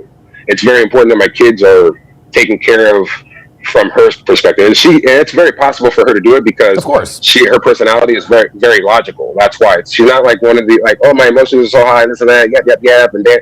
But the mother of my kids is very logical. That's why I had children with her. There's a purpose. There's a specific reason why I had children with her. Okay. But she's very logical, and I can't do. You know, these women are. She's an introvert. I can't do that. So okay. I just have to have the conversation of like I'll give you an example of what I mean. So my mom and her mother, my mom and the mother of my kids. My daughter wanted to dye her hair, and I was like, no, I don't want you to dye your hair. So like, oh, Daddy, and my mom's like, why don't you let her dye her hair? And then their mom's kind of like, oh, I want to give it to her as a gift. But in my eyes, I'm like, I don't want you to start now dyeing your hair. Yeah, and then it moves on to piercings. Then it moves on tattoos because the way men will look at her. Yeah, men will look at her a certain way. Now, if I try to say that to my mom's pretty base. Like but she's still a woman. Sure, my mom is decently base. Okay. But she's a woman. Sure. So she kind of like me and my mom kind of argued about it. Like, men, who cares how men see it? It's not about that. Like, you don't understand, Mom. It's like, I have to raise her to present herself to where she can find a good man and a good husband, especially if I'm not here. That's why it's important why I'm saying this. Is like, otherwise I wouldn't care. I can handle it on my own. It's very important that I get it right. So that way it's for the kids. It's not for my ego. It's not for like, I told you so. No, it's because you care about your kids. Yeah. Like specifically. Sure. That's it. Like I don't have like, even if like I broke up with the kids' mom, I'm bad. I'm the kind of guy that's very, I don't let my emotions, no matter how I feel. Like, for instance, the reason why I broke up with the mother of my kids is because my mom, accidentally, I was talking to my mom one day, and she was all like, my sister and the mother of my kids were friends. Like, they went to school together, they were friends. Oh, wow, okay. And so my mom one day said, hey, I was gonna have my sister and her boyfriend, now her husband, my sister's boyfriend and husband, like, hey, I need you guys to do something. And then my mom said, "Hey, that's not going to work out because of what happened back in the day." And I was Okay. like, "Wait, what? What are you talking about?" Like, Uh-oh. I didn't know anything. My mom was like, I was like, "Mom, what are you talking about?" Like, she's like, "What do you mean?" She's like, "Uh oh." That's what she says. Like, She "Oh didn't shit!" tell you. Like, and I'm like, yeah, she didn't What are tell you- you. what are you Yeah, what talking are you about? talking about? Yeah. and then my mom, she was like, "Yeah, she got my sister had caught my baby mama giving my sister's boyfriend head." Oh my God! And if she was giving him, giving him head, then they were definitely gonna fuck after that. Holy shit! Wow! So, and I have a pretty good, because what happened because this has happened, I found out many years later. This is after I just had my kid, and like I already had my kids. Like, Yeah. I already had my 2 girls. Yeah. So I found that out. I was like, what? And nobody told me. Nobody knows. Like, my mom didn't hide it from me. She just thought that I already knew. My mom thought I already knew. That was her thing. She thought I already knew. Right. But I didn't. She had brought that out. And then instantaneously, once my mom said that, I didn't have to think about anything, and I didn't want to. It was an overwhelming feeling like, oh, I have to end my family. I didn't, it was in an instant that I found out. It was the instant that I told myself, and I wasn't even prepared for myself to tell myself, but I knew what was happening. I was like, I'm ending this relationship. But I didn't want to, because I didn't want my kids to be separated growing up in a household. I did not want that. I grew up in that. My dad and my mom separated when I was 10 years old. They got into drugs real bad, and my dad, like, because of the crack, he started hitting my mom and getting abusive at the end of the relationship, and so my mom had to break it up.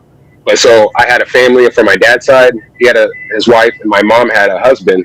So I grew up in that separation, and I dealt with it fine. I've always been a strong person. My personality's always been concrete. So let me ask you this: I don't want that to.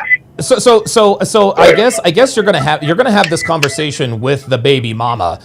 So are you asking me what kind of conversation you should have, or if she's actually going to do what you ask her to do, if the worst should happen to you?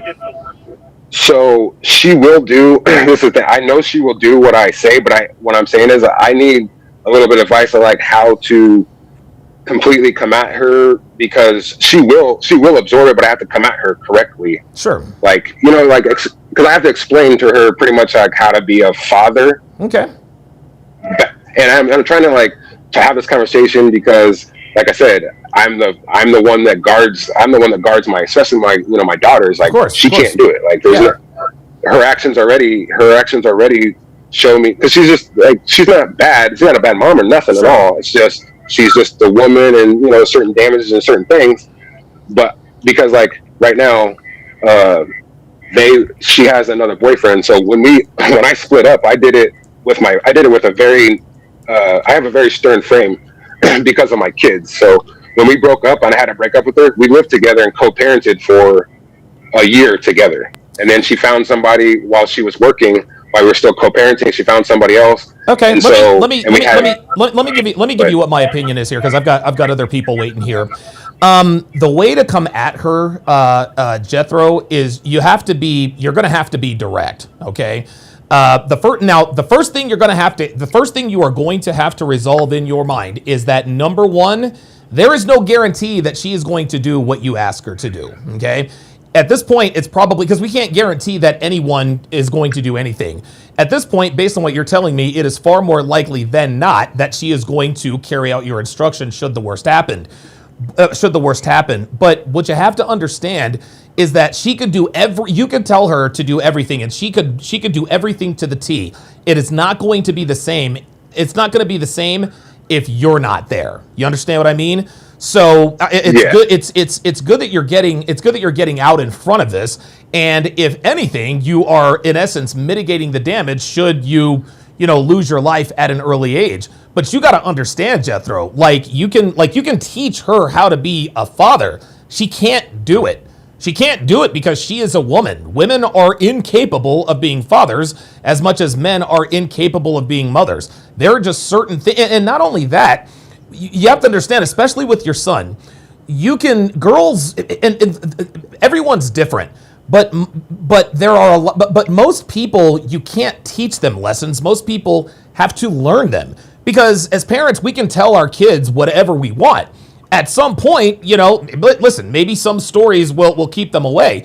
But unless they experience it for themselves, or they know someone firsthand that went through something like that, or they see something on TV that just jars them and they're afraid to do it, there's no guarantee that they're not going to make these mistakes. And of course, listen, you're a father, you understand your kids are going to make mistakes. You just want to make sure that they don't make the worst mistakes. My guess is that the reason why you want to make sure that that the baby mama is going to do what you ask her to do, should you lose your life before anybody is ready, is you don't want your girls to end up having daddy issues. I mean, dude, you're there and you got your own mother arguing about the fact that, well, why not let her dye her hair? It doesn't matter how men see them, et cetera, et cetera, et cetera. So what you're going to have to understand, Jethro, is that the approach that you need to take is very direct, and you need to let her know what the scenarios are. So, and you almost have to put it in her mind, almost kind of like to psych her out. Listen, I know that you're not, like, you and I are two very different people. You can't be a father. Like, that's just not going to happen. But what I am going to do is I'm going to give you instructions to carry out with the kids to sort of help to mitigate as much damage as humanly possible that would potentially come with me losing my life at an early age. Yeah, because the thing is I have my kid, the mother of my kids isn't going to be like, oh, you can't see him. I have a frame. I built a frame with her from actually finding out all that stuff and leaving her. And I made her move out of the house because I knew she would, move places and switch places because this is the kids' home. They grew up most of their life where I'm at. So I decided, I'm going to stay here. Usually I would let her stay in the house, but because she had somebody else, I already knew what I had to do. I had to be in a certain frame because of later down the road, something like this, or, I might need to tell her something, understand something, because I built a frame to where she will, if I die, it gets activated a little bit better is what I'm saying in the end, is that because makes sense, yeah. I hold a frame with her. Even when we co-parented and then she started seeing somebody else and she was like, we're not having sex no more. I never ever flirt with her. I never try to get sex with her. I never try to do any of that. Okay. I don't do none of that. I don't do any of that. I hold frame. And it kind of actually drove her a little crazy. Like, what? You don't want me no more? It's like, when I told you I was done with you, like, I'm out. I'm done with you. That's it. I'm not messing with you. Yeah. Because of the kids, it's different if there wasn't kids involved. But since there is kids, I've always had to have a frame of like, oh yeah, I'm built this way. Right. This is what I say. This is what I do. So, but I was gonna say I gotta let you go. I gotta let you go, Jethro, because I've got other guys waiting. But my advice to you is be as direct as humanly possible. There are no two ways about it. I would also go over different scenarios with her and be very, very, very, very specific. That would be my best advice. That's very interesting that someone would think that way. All right, Brad, you are on live with Donovan Sharp. Where are you calling me from today, man? I'm calling you from Canada, Donovan. Okay, very good. Toronto. Okay, all right. So what's on your mind, Brad, in Canada? Yeah, so I'm 28 years old. Okay. And I've struggled with this problem throughout my whole life, unfortunately. Mm-hmm. Most men, they deal with this problem by watching porn or going on OnlyFans and things of that nature. Yeah. For whatever reason, I'm somebody that would rather do the physical action rather than to watch the physical action. Yes, I am the same way, Brad. I want to be the one doing the fucking. Yeah. The fucking, exactly. And so here's my question and problem. Okay. So I've been paying for sex for like the last 10 years. Mm-hmm. Unfortunately. Okay. And I don't feel good about that. The reason why I do it is because, naturally as human beings, we want the path to like the least resistance. Of course. And we all know how difficult women are the amount of bullshit that they're going to throw at you. And, just to even get them to like potentially want to sleep with you, you're going to have to go through leaps and bounds. Right. Of course.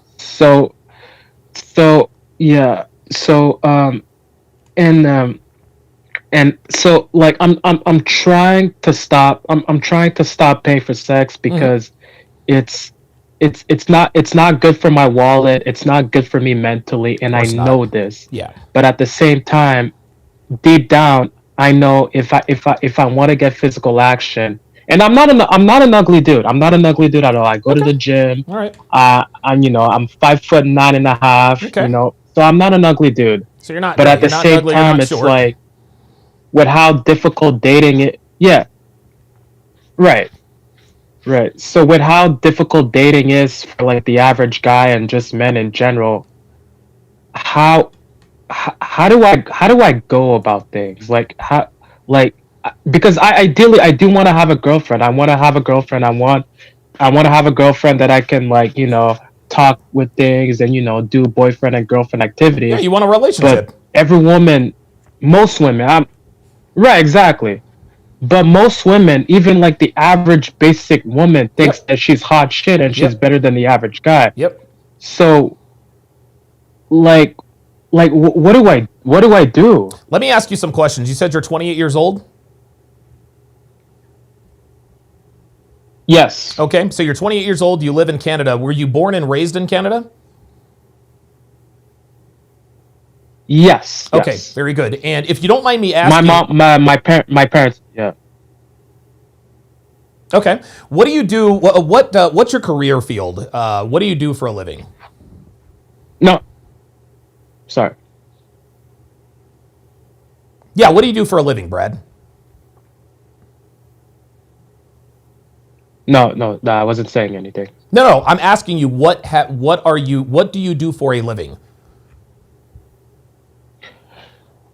Right now, I'm actually just working at Amazon right now. Okay. I'm trying to go back to school soon. Okay. So yeah, that's pretty much what I'm doing. Yeah, this is simple, Brad. And James Hancock put it in the chat. You need to move overseas, Brad. And I would actually argue that guys up in Canada, if you can believe it, you guys have it worse up there. Listen, we have it bad here in America. Canada's just a little bit worse because the women up there, believe it or not, are even worse than they are here in America. The only thing, your only option at this point, and listen, you've been paying for sex, and that really can do a lot of things to your psyche. It's not good for your mind. It's not good for your wallet, right? We understand that. Your only solution, Brad, and you're still a very, very, very, very, very young man. You're still a very, very young man. So you have time to sort of hit the reset button. Yeah. But if you are that much at a loss in terms of what to do, like the problem is girls are impossible to deal with, but I have needs. As a man, I want to, and listen, men and women, we are designed to want to be in relationships with each other. Obviously, it's very difficult, if not impossible, to get into a good relationship. I consider myself to be very, very lucky and very, very fortunate. Yeah, I'm the quote-unquote great and powerful Donovan Sharp, but the fact that I even met Devin, that was luck in and of itself. And to me, luck equals opportunity plus preparation. I was prepared to train Devin to turn her into the woman that she is today. But had I never got the opportunity to meet her, I would not have gotten lucky, right? So you have to be prepared for certain situations. But Brad, if I were you, I would seriously, strongly consider moving overseas. That's what I would do. Dude, try to, and listen, there are so many jobs now that are remote. You could do Amazon customer service. You could do Apple. There are so many jobs, Brad, that you could work right from the comfort of your own home. You save up about 6 months worth and start doing your research. I think it's time for you to get the hell out of Canada, Brad. That's the only solution that I can think of for you. Because I could tell you, make money, make muscles, learn game, hold frame. And all of those things will help you. But if you decide to do that, let's just say you undergo a 2-year renaissance. All of a sudden, you go from Brad to Chad, right? You're still, and you're going to be getting a lot more sex from girls in Canada, but you're still not going to have a relationship because it doesn't matter how hot or accomplished you are. Girls are still going to be girls, right? Listen, Jada Pinkett clowned Will Smith. Like, it doesn't matter. Gisele Bündchen cheated on Tom Brady. Now she's having it. If Tom Brady is not enough for Gisele Bündchen, then what hope do we have? your only option, if and there are some guys that'll say, listen, you got to continue to pay for sex because it's just, you have to have your needs met. The only other solution I can give you, Brad, is you're going to have to start whacking off. It's either one or the other for you. You're either going to have to move overseas or you're going to have to start jerking off to porn to get your needs met. Because paying for sex is, and fortunately for me, I've never had to pay for sex, so I wouldn't even know how to go about it or how to find the girl or how to interact or whatever the case may be. But paying for sex can really, really lead to some serious problems down the road. And I would actually tell you this. I think the adverse side effects that comes from paying for sex are far worse than the adverse side effects that comes from whacking off to porn. At least if you're whacking off to porn, you're not having to pay for it. You don't have to worry about diseases, STDs, getting caught, whatever the case may be. So you're only you have three solutions here, Brad. You can either completely just go into monk mode and not deal with women altogether. You can start masturbating to porn, or you can move overseas. Those are your only three options here in 2026, my guy.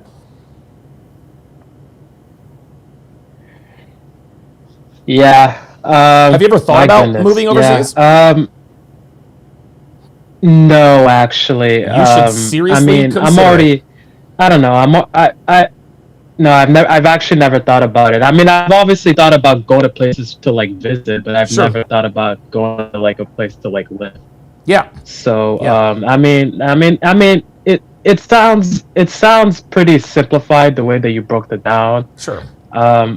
Yeah. I mean, ideally, here's the good thing about it is that this can all be solved if I were to get lucky with one girl. She meets my needs, she meets my qualities, and then boom, Yeah, that's not going to happen, Brad. It's like just to like it. No, that yeah. That it's just, and it has nothing. The thing is, it has nothing. It has nothing to do with you. It has nothing to do. Listen, obviously, we all have to self-improve and get better, and this and that and a third. But even if you were to turn yourself into the best version of yourself, the only thing that would change about your life is you wouldn't be paying out of pocket for sex. You would still be going on dates. You'd still be paying for dates. You'd still have to put up with the bullshit. So again, masturbation, move overseas, or stop dealing with women altogether. In your situation, those are your only three options. I see. Yep. Okay. Let me ask you this question. Since you've said that you've never paid for sex, do you think and I'm interested to know your response. Do you think that you're on a subconscious level? Mm-hmm. Do you think that you feel as if you're better than other men because you've never had it to revolt to pay for sex? No. You've never had it to struggle? No. Because no, of course not. Because Brad, there are high level men, CEOs of Fortune 500 companies, titans of the industry. They pay for sex too. But the reason why they pay for sex is because they do the calculation. They're like, okay, I'm a multimillionaire. The laws in this country are not going to be in my favor. Women are absolutely terrible in this country. I've got to get my needs met, and because they are wealthy, they can pay for professionals and not have to worry about it. I don't consider myself to be better than or worse than anybody who pays for sex, because I'll tell you what, contrary to popular belief, Brad, men pay for sex for many different reasons. And you'd be surprised. There are a lot of men who can actually get sex without paying for it, who choose to pay for it anyway. Because no matter what, Brad, sex is going to come at a cost, in some way, shape, or form.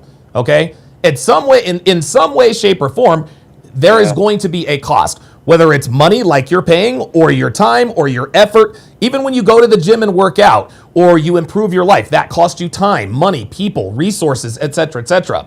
So because there is always a cost for sex, because the cost for sex is comparatively much higher than the value of sex, The only way really to break even is to go overseas. But to answer your question, no, I don't think that I'm any better or worse than men who pay for sex. And I'm not the kind of guy who's going to come on here and say, hey, listen, if you pay for sex, you're a loser. Because there are men who pay for sex who are not losers. So no, I don't consider myself to be better than men who pay for sex. Okay. Because with like how awful the dating market is, and like how like this type of content is even like getting out to like the average guy. Yeah. Like even like 5 to 10 years ago, like my buddies and just like guys in general, like even guys that were not good with women. Yeah. Even those guys would ridicule you, even if they thought that you were paying for sex. Because as men, we have like this macho, we should conquer everything, we should know everything. And I think as men, it's good sometimes to be like, hey, I don't know this situation. I don't know what to do. I'm gonna go with the path of least resistance. But like now I've noticed like a cultural shift as to like men. If you bring up the paying for sex thing with like, I wouldn't say most guys, but I would say with like at least 30 to 40% of like the male population, you're not gonna get ridiculed. You're not gonna get ridiculed as you would have at least like 5 to 10 years ago. Yeah. Because even the average guy is dealing with the bullshit. Yeah. Now, of course, dude. know? Not only the average. Hold on, Brad. Not only the average guy, above average guys dealt with the bullshit, dude. I was as above average as could be, and I still went through the ringer with girls. And I'll tell you something else. Stop. I got Chester in here. Fucking. If you want to get out, then you have to get off the couch, buddy. Because I'll tell you this: had I never met Devin, I wouldn't be living in America. Okay? If I had not met Devin, I would probably live in Mexico or somewhere in South America. But, as luck would have it, I met her and because of that, I stay in America. I know. And listen, if something were to happen between me and Devin and we break up for whatever reason, I know this is the last relationship, the relationship that I am in. This is going to be the last relationship I will ever be in with an American woman or a Western woman. Okay, if Devin and I were to break up, I would probably move overseas. Or if God forbid something bad happens to her, and I still want to be in a relationship, I'm moving overseas. Like that's what I would have done had I not met Devin.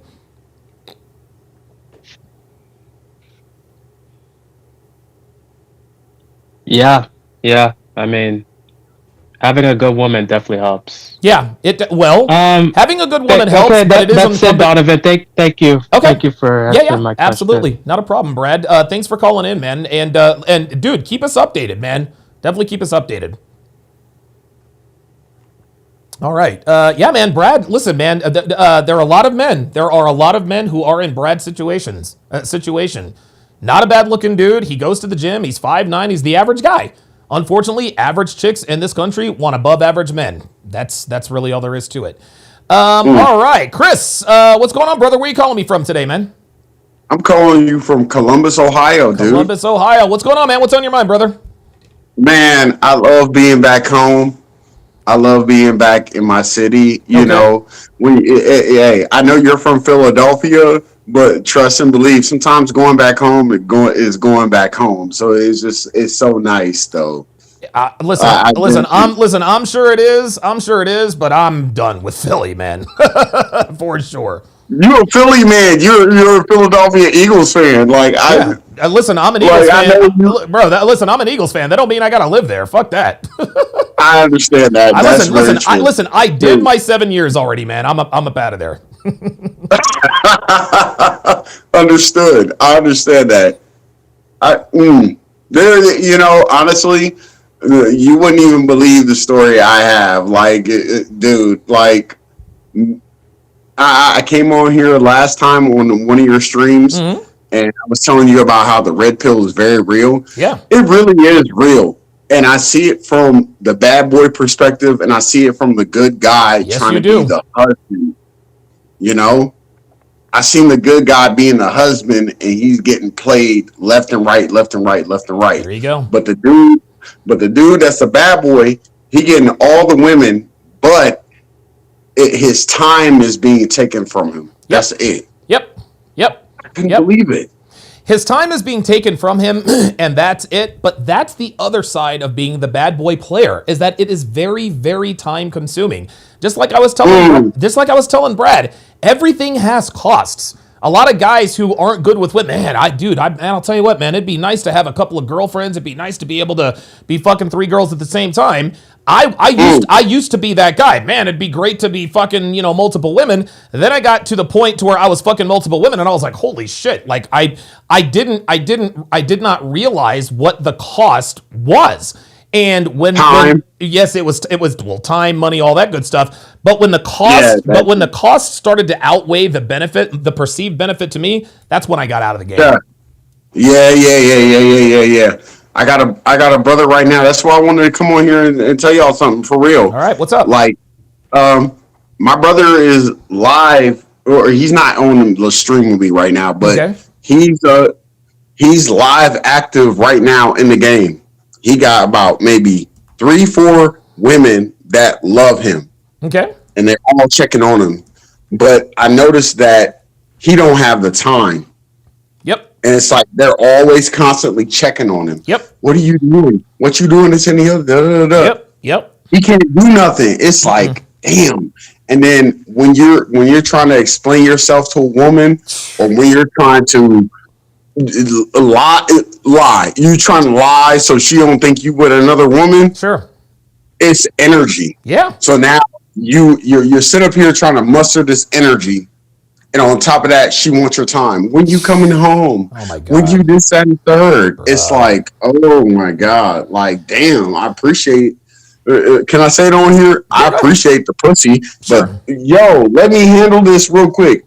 Are you gonna be home in 5 minutes? Yeah. Oh, Jesus Christ. I'm lying like a motherfucker. Neurotic women, man. I can't stand those bitches, dude. And he can't even kick it with us. So it's like, when that's time. Yes. And then energy. Because then also on top of that, I got to spend energy on you, explaining myself to you, and not try to get angry. Yep. And now after I hung up this phone, I'm not trying to get angry with my homies. Right. I don't know what they got going on. Right. But bro, I'm going to be real with you. Real life scenario story last night. Okay.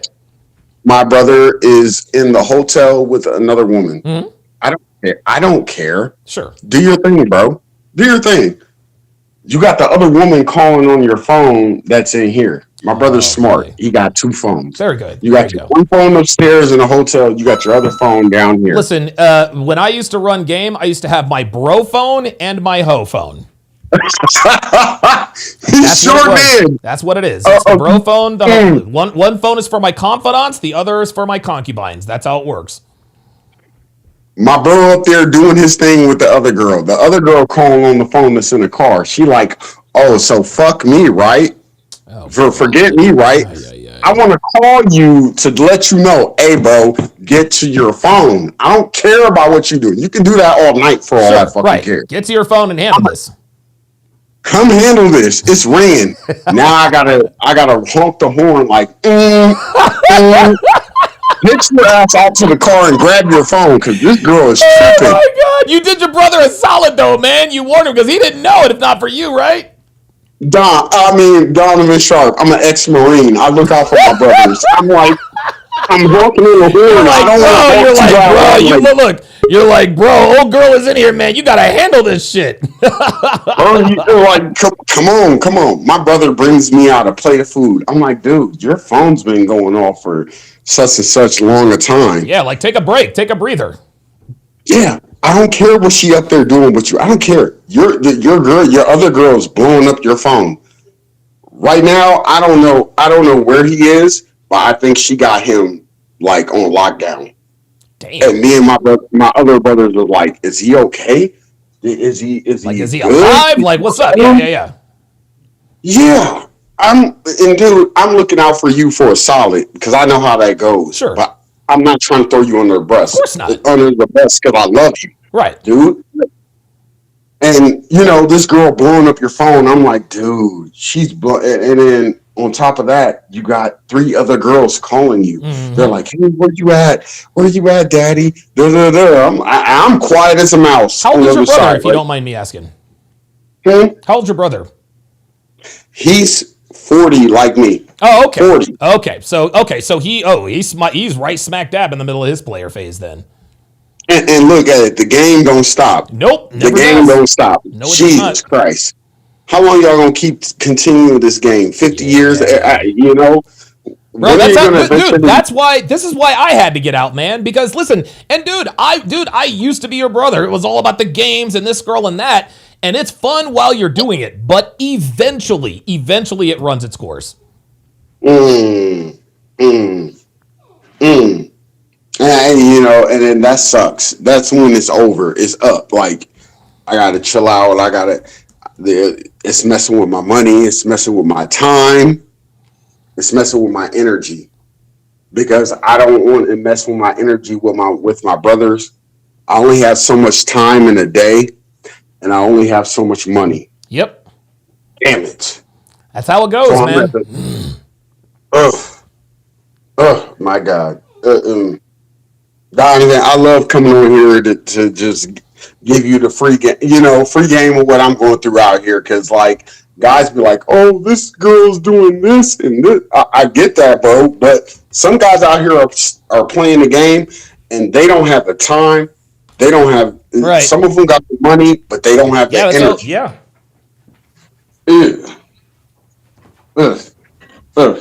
I don't mean to keep you holding you up, man. This is all I got. That's all the time I got for y'all. Donovan Sharp, Donovan, thank you. Keep preaching to these people, man. I will, man. It's like, it just don't seem like it's registering, or they don't know. That's what it is. It's not that it's not registering. They don't. Yeah, and this is why I do what I do, man. Because I do know that a lot of guys are out here struggling, and this is why I told Brad in Canada, in his situation, like, this is the situation that a lot of men are in the situation. It might, I don't know, man. Like, at this point, I don't like putting like figures on this, but. But I would listen. The majority means at least 50.5%. I think that most men are in the same boat as Brad, man. I think that at least 51% of men are they're just the average guy. They're not obese, they're not skinny or skinny fat, decent shape, 5'9", 5'8", whatever. They work a decent job, they're not bad looking, they go to the gym, blah blah blah blah blah. But again, average women in this country, they all want above average men without having to become above average themselves. There's nothing wrong with wanting an above average man or an above average woman. But men, we understand that if we want above average women, we got to become above average men. Women don't understand that. Women don't understand that. They think they're entitled to above average men because they don't realize that they're average. They think they're above average when they are at or below average. That hypergamy. Yes, you know it. Damn. You know it. And what hypergamy is what gives women permission to seek the highest value man available to her. Well, even when she don't deserve it. Well, that's the thing. And women think that women say all the time, "I'm not going to settle. I've got my standards." Well, sweetie, you're 280 pounds, you have 3 kids, and you're in your mid-30s. Something's got to give. And this is the position that guys are in, is that girls that are at or even below their level as a man are requiring men that are 8s, 9s, and 10s and make $100,000 a year. It just doesn't work out that way. And because I don't mean to cut you off, and they think they deserve Michael B. Jordan. Real talk. Are you out your mind? Real talk. And it's funny, the same girls that don't deserve Michael B. Jordan, those are the bitches that clowned him when he was in high school, calling him corny and this and that and a third. How the fuck you think you still deserve Michael B. Jordan? You want to know why? You want to know why? You want to know why these bitches think they deserve Michael B. Jordan? Because they see it on Instagram. They see it on Instagram. They see it on social media. Dude, there's a new movie that's come out. It's called Relationship Goals. It's starring Kelly Rowland and Method Man. And I haven't watched it yet, but I already know it's on some bullshit. This is a woman who is past her prime. She's a career woman, feminist, and this and that and the third, blah, blah, blah, blah, blah. And then I saw in the previews, I have everything, but I have everything I want, and I'm still not happy. chances are she probably ends up getting the man. And this is what's wrong. This is what's wrong with women is they watch these romantic comedies like with Amy Schumer or these average looking or Sex Life. Like like Sarah Shahi, average looking woman. But she's married to literally a Chad and having an affair with a bigger Chad. It's absolutely insane, man. It really is. And and sometimes I just wonder, like, man, how long is this going to continue? It's only, like I said last time I came on I was watching the video last time I was on here with you. I just want to plant seeds. Yeah. Because they to be able to tell them full throttle what the red pill and MGTOW and Manosphere is, they're not going to get it overnight. No, of course not. They're not going to get it overnight. Yeah. So I'm like, ugh. At least let me plant seeds. So at least they want to know the questions why. Yeah. Listen, you probably, I don't know if you watch my daily podcast. This is why I tell you guys, when you share my videos, there's no need to accompany the sharing of my videos with some sort of explanation as to why they should or need to watch it, right? Simply drop the link and let the chips fall where they may. If they don't answer any questions or follow-up, that means it just went in one ear and out the other. If they do ask you questions about it, that means that a video that you shared with them maybe resonates with them on some level, and they're looking for permission to continue going down that rabbit hole. But there is no need to push anyone in the red pill direction. This is the thing. The red pill, the only men who accept the red pill are men who are ready to accept it. If a man's not ready to accept the red pill, dude, Myron Gaines, Andrew Tate, and Justin Waller could all walk into his place right now. He's still not going to be convinced. He's got to go out there and see it for himself, and he has to develop a disdain for what he's going through. It's sad, but it's true. This is the way it goes. Like, to take the wool over your eyes, you got to take the wool over your eyes and see it. Right? It's like being in the Matrix. God damn it. This is the Matrix. Yep. Something, not knowing women's, motives and objectives and not knowing how to carry yourself, be able to be in the right direction. It's like you're in the Matrix and you're part of the system and you don't know.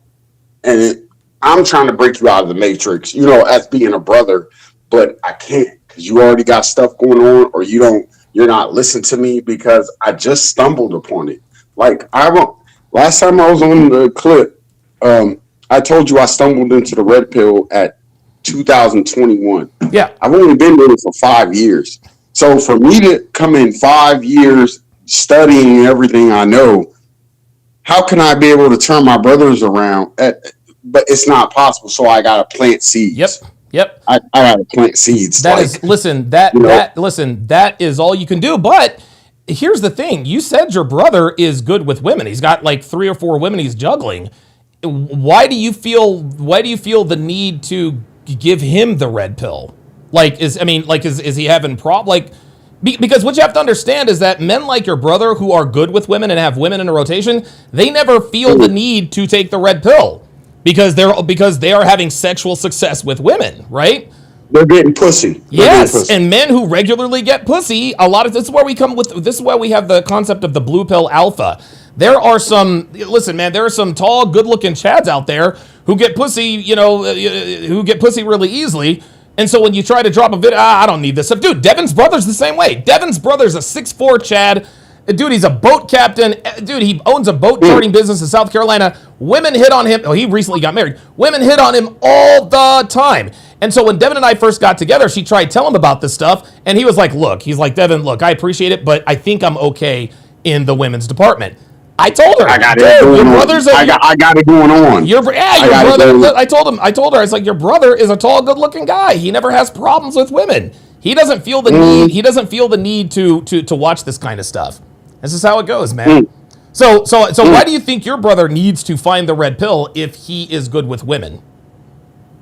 Because I feel like, bro, if you're out here doing the things that you're doing, you're juggling, you're doing your thing, right? You don't think she's not doing her same ways? So when you have questions about, like, where's she at or what's she doing, and is she being faithful to me? Dude, If she know you out here in the streets, so is she. So is all three. Yep. So is all five. Yep. That's the way it is, man. All right, Chris, I gotta run. I gotta bring up Phantom. I gotta bring up Phantom 313, man. But thanks for coming on, man. I appreciate it.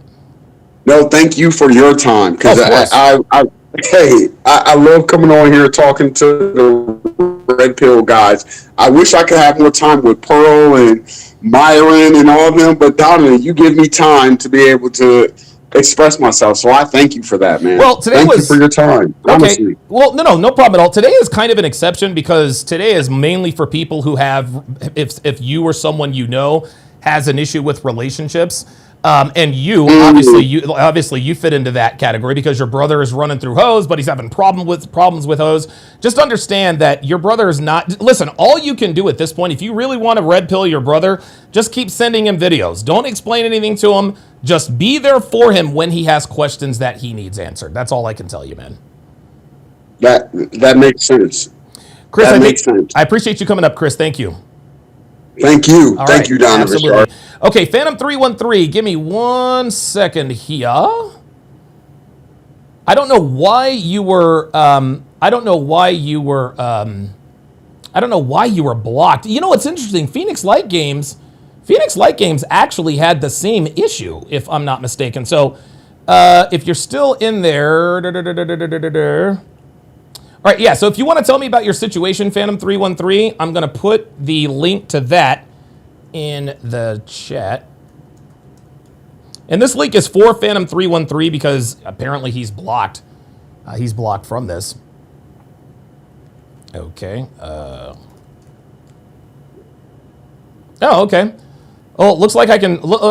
you know, the interesting thing is just so you guys know and understand, Devin and I, we are in the market for another house. And don't get me wrong. Do not get me wrong. We love it here. We love this place. We love the area. We love the neighborhood. We really, really, really, really do. This house is way too big for the both of us. It's just, and guys, listen, we have all the animals. We have 4 cats and now 2 dogs. It's just too big. We have 2 living, guys, this house is so big, we have 2 living rooms. And the living room that we use, we only use half of that. We only use half of, and dude, it's just, we have a living room, we have a living room we don't use, we have another half a living room we don't use, and then we have 2 other rooms that we don't use. It's just, this is a 5-bedroom house, okay? There's me and Devin's room, then there's Devin's office, and then there's the studio. We have 2 other rooms that we don't know what to do with. So we are really, really looking to downsize. I don't know if we're gonna. I don't know. We're gonna rent this out or Airbnb it, whatever the case may be. But yeah, we're looking to downsize, man. As a matter of fact, we're probably looking for a smaller. We're looking for a smaller house with a lot more land. So that's what we're looking for, and so we had actually planned on being out here. We'd actually planned on heading out to another part of town to do some house hunting. Jamie, I see that you're in the Jamie. Do you have a relationship question, guys? I want you guys to understand that today's show is only for people with relationship questions. I usually open it up to people who want to shoot the shit with me on Fridays. So if you don't have a relationship question, hang on to your, hang on, hold your thoughts, and I'll get back with you on Friday. I'll be waiting on Phantom 313. Let me see here. Okay, Jamie. All right, can you hear me, Jamie? How you doing, Mr. Sharp? I'm doing good, man. Do you have a relationship question or issue? You said you do a show on Friday where people get to shoot the shit? Yeah. Okay, good, man, because I'm gonna get this off real quick though, and I'm gonna let you go. Okay. Because I really want to talk about that Antoine Daniels and that Corey Holcomb situation. Okay. I had so many thoughts, and I saw a panel that you did with Tommy Sotomayor. Yeah. And I had some disagreements with him that I want to share with you. But if you have a show Friday, I will definitely call and give you my 2 cents. Okay, dude, absolutely. I'll definitely have you on so much stuff I want to say, man. Oh man, my blood is boiling, sir. All right, I got you covered, man. I will talk to you on Friday. Hold on, Phantom 313. I'm gonna open up another studio. Hold on. So he's not in the Pull Up 2 studio. Hold on, man, because I might just create. Hold on, just give me a second here, Phantom.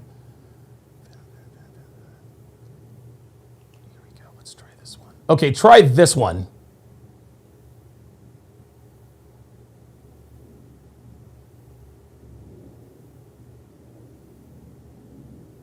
I wonder why it blocked him.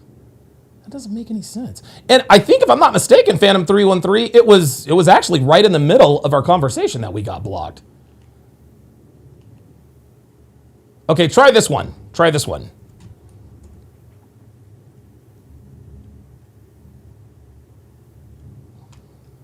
While I'm waiting on Phantom, Ark Survival says, you can see why so many STDs in the black community. The women all sleep with the same one guy in their town. There's no monogamy in the black community. Dude, there's no monogamy anywhere, man. There's no monogamy anywhere. There's no monogamy in the white community, the black community, the Indian community, the Polynesian community. It's just, monogamy. Honestly, monogamy is it's almost an outdated concept. It's just incredible. It's just incredible. Oh God, dude, I'm telling you what, man.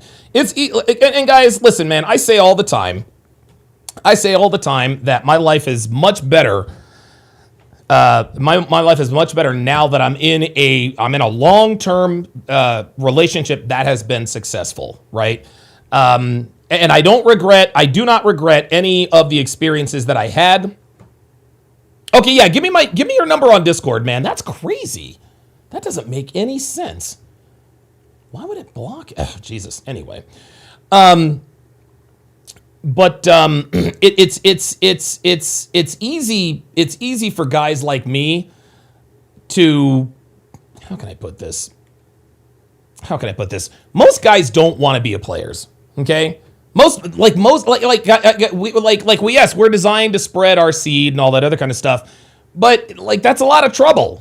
If you spread your seed too far, you're going to end up in court because you're going to miss a child support payment and all that good stuff, right? It's just things aren't the way it used to be, clearly. But the way things are, and Kevin Samuels used to say this all the time, men and women are better together. We've always been better together, man. We have always been better together. And it's just, it really is unfortunate that we live in a time where guys are calling me like Donovan. It's impossible to date out here. What am I supposed to do, man? It's heartbreaking to hear those kinds of stories, man. It really, really is. It really, really is, man. It makes me feel very glad and very fortunate that I was lucky enough to find a woman who was willing to, be put through her paces in order to cultivate a good, solid, healthy, long-term relationship. Because like I told you guys before, man, if it wasn't Devin, I'd be overseas, man. I'd be overseas. It was between Devin and a girl named Chrissy I was dating at the time. Dude, Chrissy was not long-term relationship material, man. She is, oh my God. Chrissy was, dude, this girl was so hot you can't even believe it. But dude, that was, oh my God. She was a fucking headache. She was a headache. Oh my God. I can't even imagine. I can't even imagine what my life would be like if I ended up with her. Holy shit. Let me read some of your comments before we dip out here.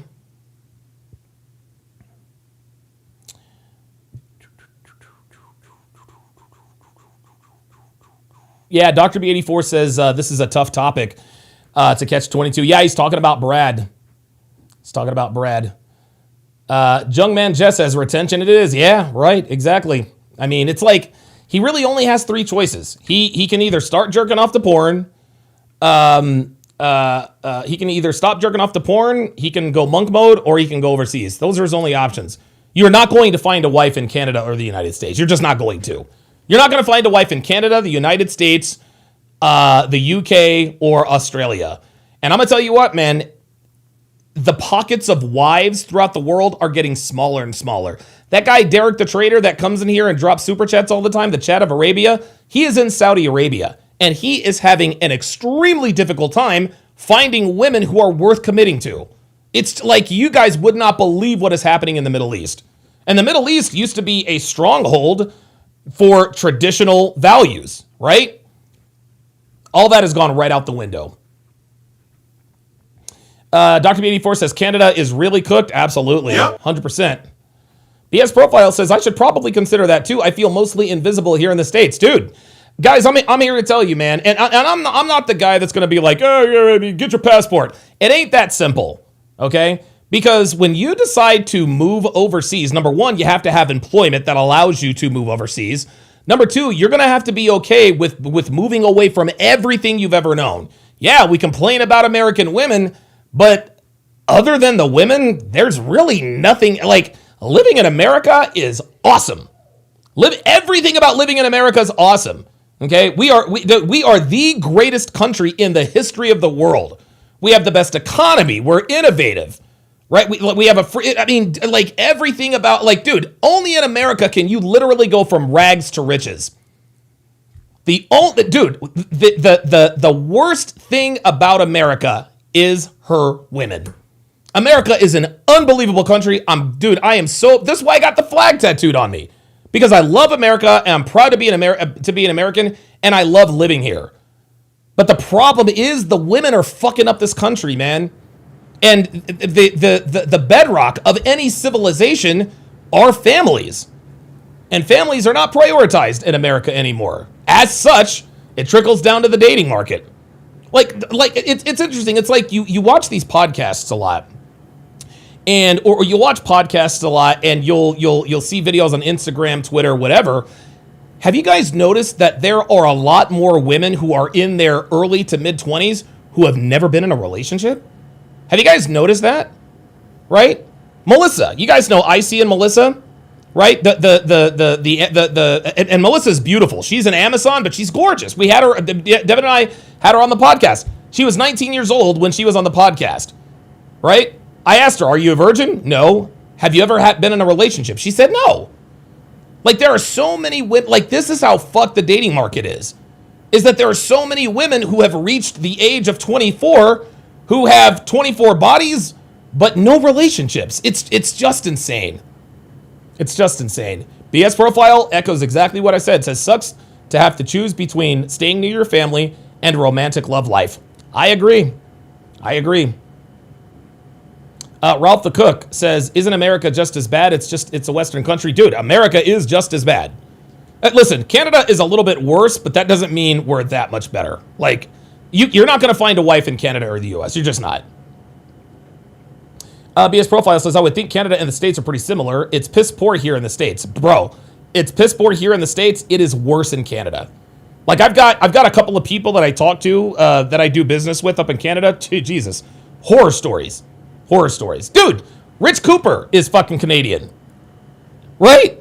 Rich Cooper is Canadian. Look at what a loser he is. That's what guys, Rich Cooper, good looking guy. He's tall, he's rich, in decent shape. Even he's a loser. That dude is a fucking loser because of the women. The women suck out there. King Life says, when you got the finances, it's nothing. Also, the chick is usually hotter, and the smash is guaranteed. That's exactly right. BS Profile says, I don't think I could ever become aroused if I paid. That's interesting. That is, oh, wow. You know, I had never thought about that. That is a very good, I had never thought about that. Oh, wow. I had never thought of that. Like, if I paid a woman, I don't know what XYZ amount of dollars, we show up to the hotel or whatever, like, can I get aroused if I know the only reason why she's having sex with me is not because she wants to, but because I paid her. That's an interesting paradox. Yeah, King Life says, let's be honest, if paying was legal, relationships would be rare. Abso-fucking-lutely. Dude, I talked about that way back in episode 156. If prostitution were legal, women would be cooked. Women would be cooked. Good comment there by King Life.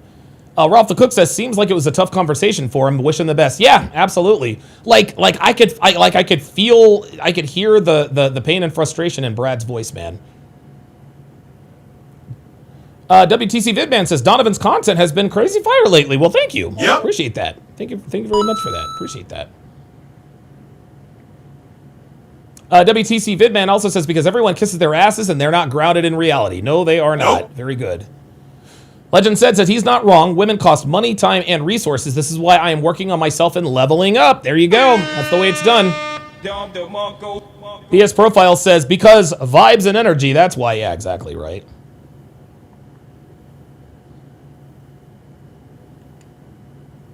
Jungman Jess says, once you see it, you can't unsee it. Absolutely not. WTC Vidman says, do you have a pool table yet? No, man. I don't play pool that much. Dude, I can't remember the last time I played pool. Oh, wow. Ralph the Cook says you should put a pool table at your house. Dude, believe me, we definitely have the room.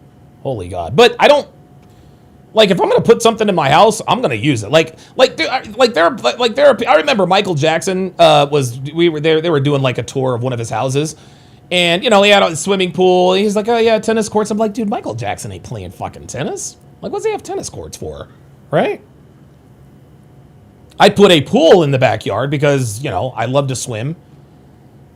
But no, I don't think I could do a pool table. Pool is fun, but it's never really been a sport that I was too into. I mean, I'll play it if I go to a pool hall, but I can't remember the last time I actually played the sport of pool. I really can't.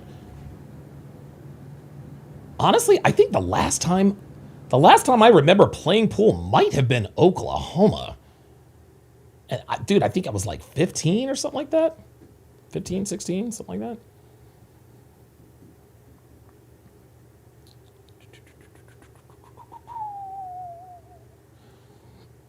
that. BS Profile says, pretty much. I have no idea where or how to meet women other than apps, dude.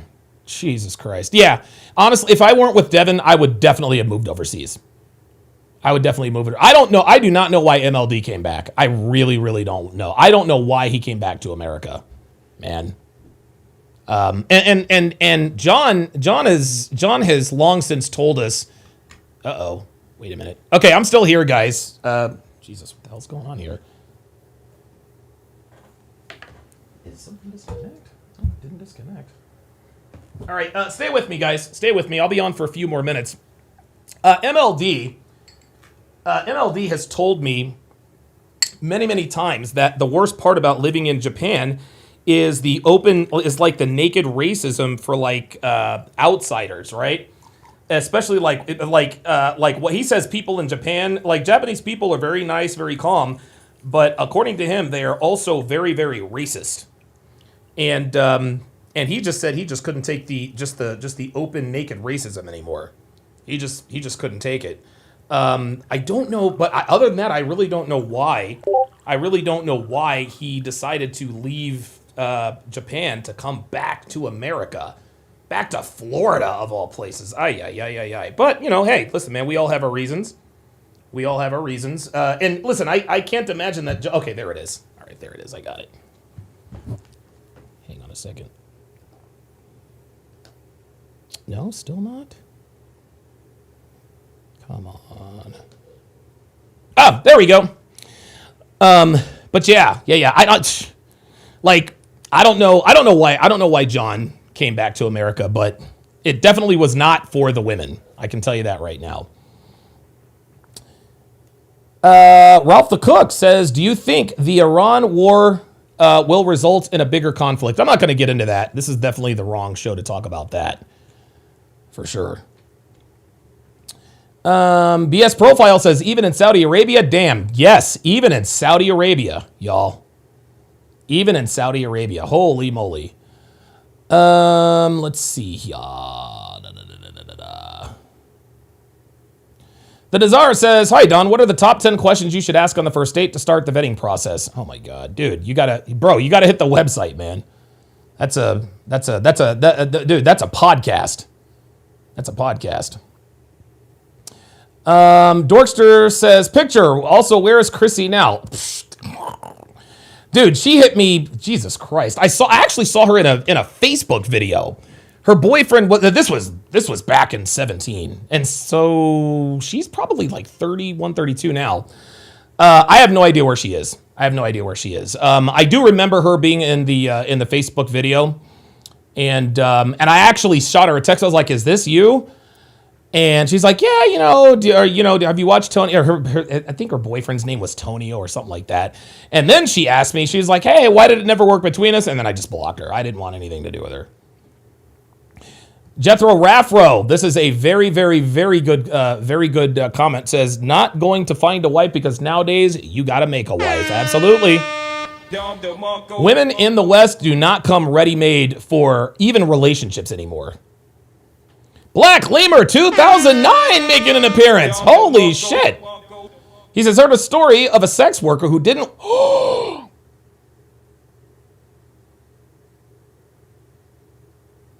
No, you didn't. He said, heard the story of a sex worker who didn't wipe her ass from the last time she took a shit, and the guy could smell it when she bent over. Oh my God! That is fucking disgusting. That is absolutely fucking disgusting. Oh! How did you even... Dude, how... That's that ass paste. This is why I always make Devin take a shower if I know I'm fucking that night. I'm like, yo, hit the shower. Scrub that ass. I'm not trying to smell. I'm not trying to see shit crumbs all over the bed. Fuck what you heard. Nolan Baptiste says, "I live in Toronto, Canada. Yeah, women are big 304s on it." Oh yeah, absolutely. WTC Vidman says, "Is Devin's brother still blue-pilled, or has he since seen the light?" He's still blue-pilled, and we were just at his wedding. Beautiful woman. Listen, he married a beautiful... Now, here's the thing. Married a beautiful young woman. I think she's like 24, 25. She's a school teacher. She's very attractive, so fingers crossed. Fingers crossed. But yeah, I mean, listen, man, when men are successful with women, when men attract women, they never feel the need to take the red pill. Even if they've got a rotation, even if they're in relationship after relationship, they keep getting hurt, burned, cheated on, used, whatever. Women are always coming on to them, so they don't ever feel the need to improve or really figure out how to deal with women. Saber89 says, "I would like a home arcade setup." Yeah, that would be cool, actually. That would be cool, absolutely. Oh boy, Coco Lay says, "Bravo 6 going dark." I have no idea what that means. Stumbo99 says, "Pool halls are going the way of the dodo. I know of one pool hall in Oklahoma. The only place to play is at a bar or some bowling alleys." Yep. Pro Special says, "Same. No clue why MLD moved away from a nice and clean Japan." His biggest reason, as far as what he told me, was that he's like, "Look, man," he's like, "I'm tired of the racism, dude. I'm tired of the racism."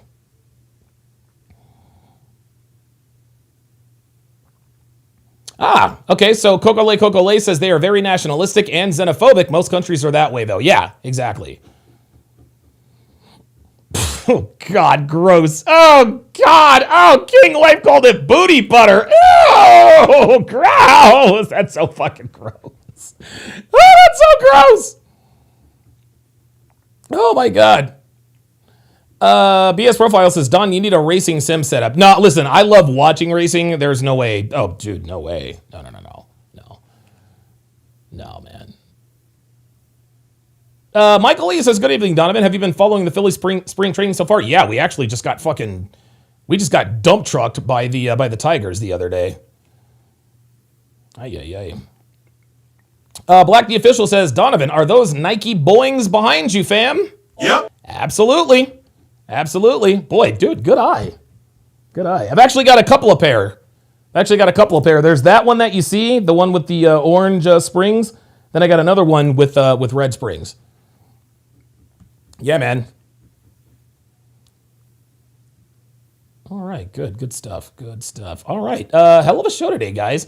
Well, I'll tell you what I'll do is I will end the show. As a matter of fact, I'll tell you what I'll do is I'll oh, wait a minute. I need to know which studio I opened up. Hang on. I'll pull up the pull-up studio.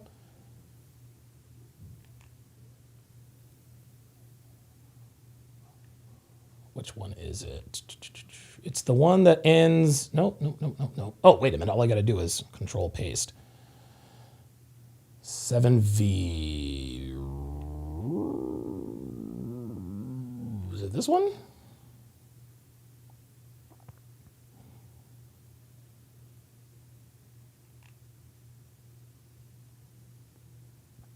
Yep, there it is. Okay, very good. All right, I'm going to keep the pull-up line open. For another few minutes. I'll leave it open as long as this, because every time we start this, we always end up, not finishing it for one reason or another. But we'll finish listening to Dasher in Toronto, and if I don't get anybody to pull up, we'll go ahead and end the show there. But the pull-up line is open. I'm only bringing people on who have a dating or relationship question. Just like I told Jamie, if you want to shoot the shit, call in on Friday. That's the call-in show where you can call in if you agree. Away we go.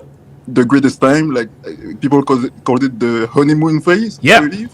The honeymoon phase. Yeah, it was a great time. Like when I was flirting with her, she was flirting back, and we were walking together in the woods. And also another day we went at the mall, and she asked me what I was looking for in a woman, what was my standard in a woman, and I just said I wanted her to be feminine, pretty feminine, and reserved, like a virgin, like never been with any guy.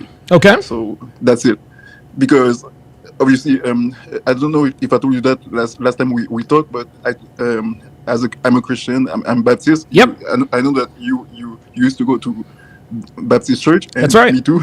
So I'm a Baptist, and when it comes to her, she's not a Christian. She's religious, but she's a Muslim. So I was fine with that.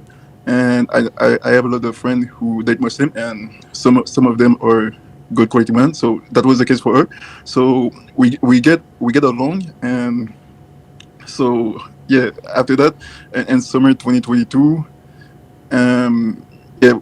we saw each other many times, but I didn't take her phone number because she told me that she had like religious strict parents who were working her. Oh, here we are.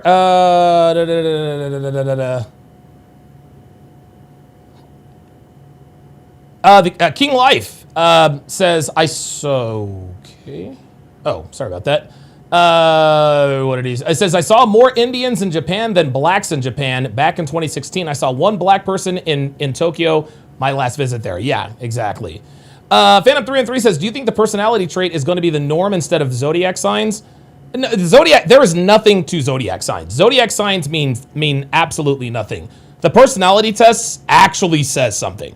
Like that is accurate. That is the personality tests are accurate. Zodiac signs are just fucking bullshit. This is why all women, you're a Capricorn. Jethro Raffro with the $5 super chat says, have you ever watched the story of Gypsy Rose? Let me complete that for you. Gypsy Rose Blanchard. It's a secret red pill gem that should definitely check out. It's very special perspective. I have seen and I am very familiar with the Gypsy Rose Blanchard story. Very familiar with it. Michael Lee says, Donovan, I can't understand. Why do black modern women like to wear hair hats? You're going to have to ask him, bro. You're going to have to ask them, bro. Her phone. So she only had girls in her phone. So I didn't really care about taking her phone number because I knew that I would see her again since we are taking the same bus. Okay. So taking the same bus. Oh boy. Okay, I'm gonna try to make this as clear and quick as possible. Okay. So in summer 2022, it was great. And then I'll tell you what, Dasher. I'll tell you what, Dasher. I'll tell you what. Here's what I'm going to do. Yeah. You called in, and I think I have found the video. What I'm gonna do is I'm gonna play the video for the audience. I'm gonna play the video for the audience because. Oops, sorry about that. I'm going to play the video for the audience. That way they can sort of get caught up on this because I had no idea it was you until I saw the Toronto Maple Leafs logo. I was like, I remember who this guy is. So hold on. So sit back and relax. Yeah. So sit back and relax. I'm going to play this video for the audience so that they can sort of get an idea as to what's going on here. Here we go. All right, this is great. So this is going to bring all of this full circle. Pay attention, folks. Okay. Just to refresh. Yes. A young virgin. It's because she's a whoa, cancel. Hold on. Sorry about that. Here we go. All right, so you guys listen. So I am watching a video of myself watching a video of myself. You guys know that I have a fantastic memory. This is this dude on the screen right now. Check it. A young virgin. It's because she's a high quality woman. You know? Yep. And I believe that she is worth the risk. You know. So yeah, that's why I disagree with you about that. Okay, so your disagreement was because when I was on with Alex with Playing with Fire, I said that if you get married to a woman while she is young, that means she's low value. Is that what I said? No, you said that if a man marry a woman when she's young, he's not high value because of the court system and all the laws about marriage, and because you teach men to not get married. I disagree with that. I believe that men should get married because I'm a traditional man, you know. So okay, yeah, you know where I come from. So okay. yeah. Okay, yeah. No. Look, I completely understand what you're talking about here. Men should not. I'll put it to you this way, and this is funny. We actually had a conversation about this on hashtag How to Relationship podcast yesterday. Is there has always been the institution of marriage has been around long before court systems ever got involved, right? 500 and 600 years ago, there were men and women who considered themselves to be husbands and wives to each other without the state being involved. Now, the organization that oversaw the marriage was the church, but the church did not get involved legally. So I would submit to you that men should not get married in a legal sense. Don't sign a marriage certificate. Don't sign a marriage license. If you really want to get married to a woman, then do private marriage. Get married in a church, have the whole ceremony. Just don't do it legally. That way, you can show the world that you have chosen a woman. The world knows that you are calling yourselves husband and wife. You don't need. Oh wow! The F1 race, the Australian Grand Prix, is at 9:00 p.m. Pacific Standard Time on Saturday. Yes. Absolutely. You don't just because the court system doesn't see you as a husband and wife. Brad Sam says, Don, what is usually the first sign a woman has emotionally checked out? When she stops sucking your dick. Does not mean that you are not a husband and a wife. Devin and I'm dead ass. When she stops sucking your dick, that's a problem. We're not married. We're not legally married. We're not private married, but people still call us husband and wife because we've been in a relationship for nearly 6 years. So what are your thoughts about private marriage? Yeah, I agree with what you're saying, but how can I put this? There's many people who still take the risk to legally get married despite of all the laws, and I'm ready to take that risk if that woman is high quality enough. You understand? So I'm not scared about the government and all the laws because I trust that woman. And he's in Canada. To not screw me over in the divorce court and to stay loyal to me until death. See, this is where you're wrong because even women with the best intentions, when they get, if you marry, now here's the thing, you obviously English is your second language, or it's not your first language. Where are you originally from? I live in Canada. I'm French. Oh wow. Oh okay. So you live in the West. Even if you were to marry, let's just say that you were to meet a high quality woman out in Eastern Europe. Let's just say she was from Estonia. She was traditional, feminine, blah blah blah blah blah. If you bring her back to the West, the UK, the United States, Canada, etc., if you bring her back to the West, you're putting your personal wealth at risk because now you're subjecting yourself to being. And here's the thing. women in the West are encouraged and incentivized to blow up their relationship so they can get all their cash and prizes. So while you might think, hey, listen, I'll just choose a woman who is less likely to screw me over, even the most well-intentioned traditional women are encouraged not only by the court system but by everything around them. So what's the point of getting legally? There is no advantage to getting legally married. Why not just have the ceremony without getting the state involved? Yeah, I agree with you. Yeah, I agree. I agree with what you're saying, I but still believe that I have but. to take that risk. I don't know. It's because of my religious belief. I'm Christian. That's all. This is what. So yeah. No. Look. I got you. So if you and listen, I've got nothing against people who are religious. So why not have the church oversee the wedding? Why not keep the state out of it? Why not have the church and whatever? Why not have the marriage in whatever church that you want to go to? You guys can make a big thing of it. You guys can cut the wedding cake. You can have the first dance and all that good stuff. Just keep the state out of it. If you want anybody involved to make it official, have the church be involved, because the church doesn't have any legal. The church doesn't determine what the law does.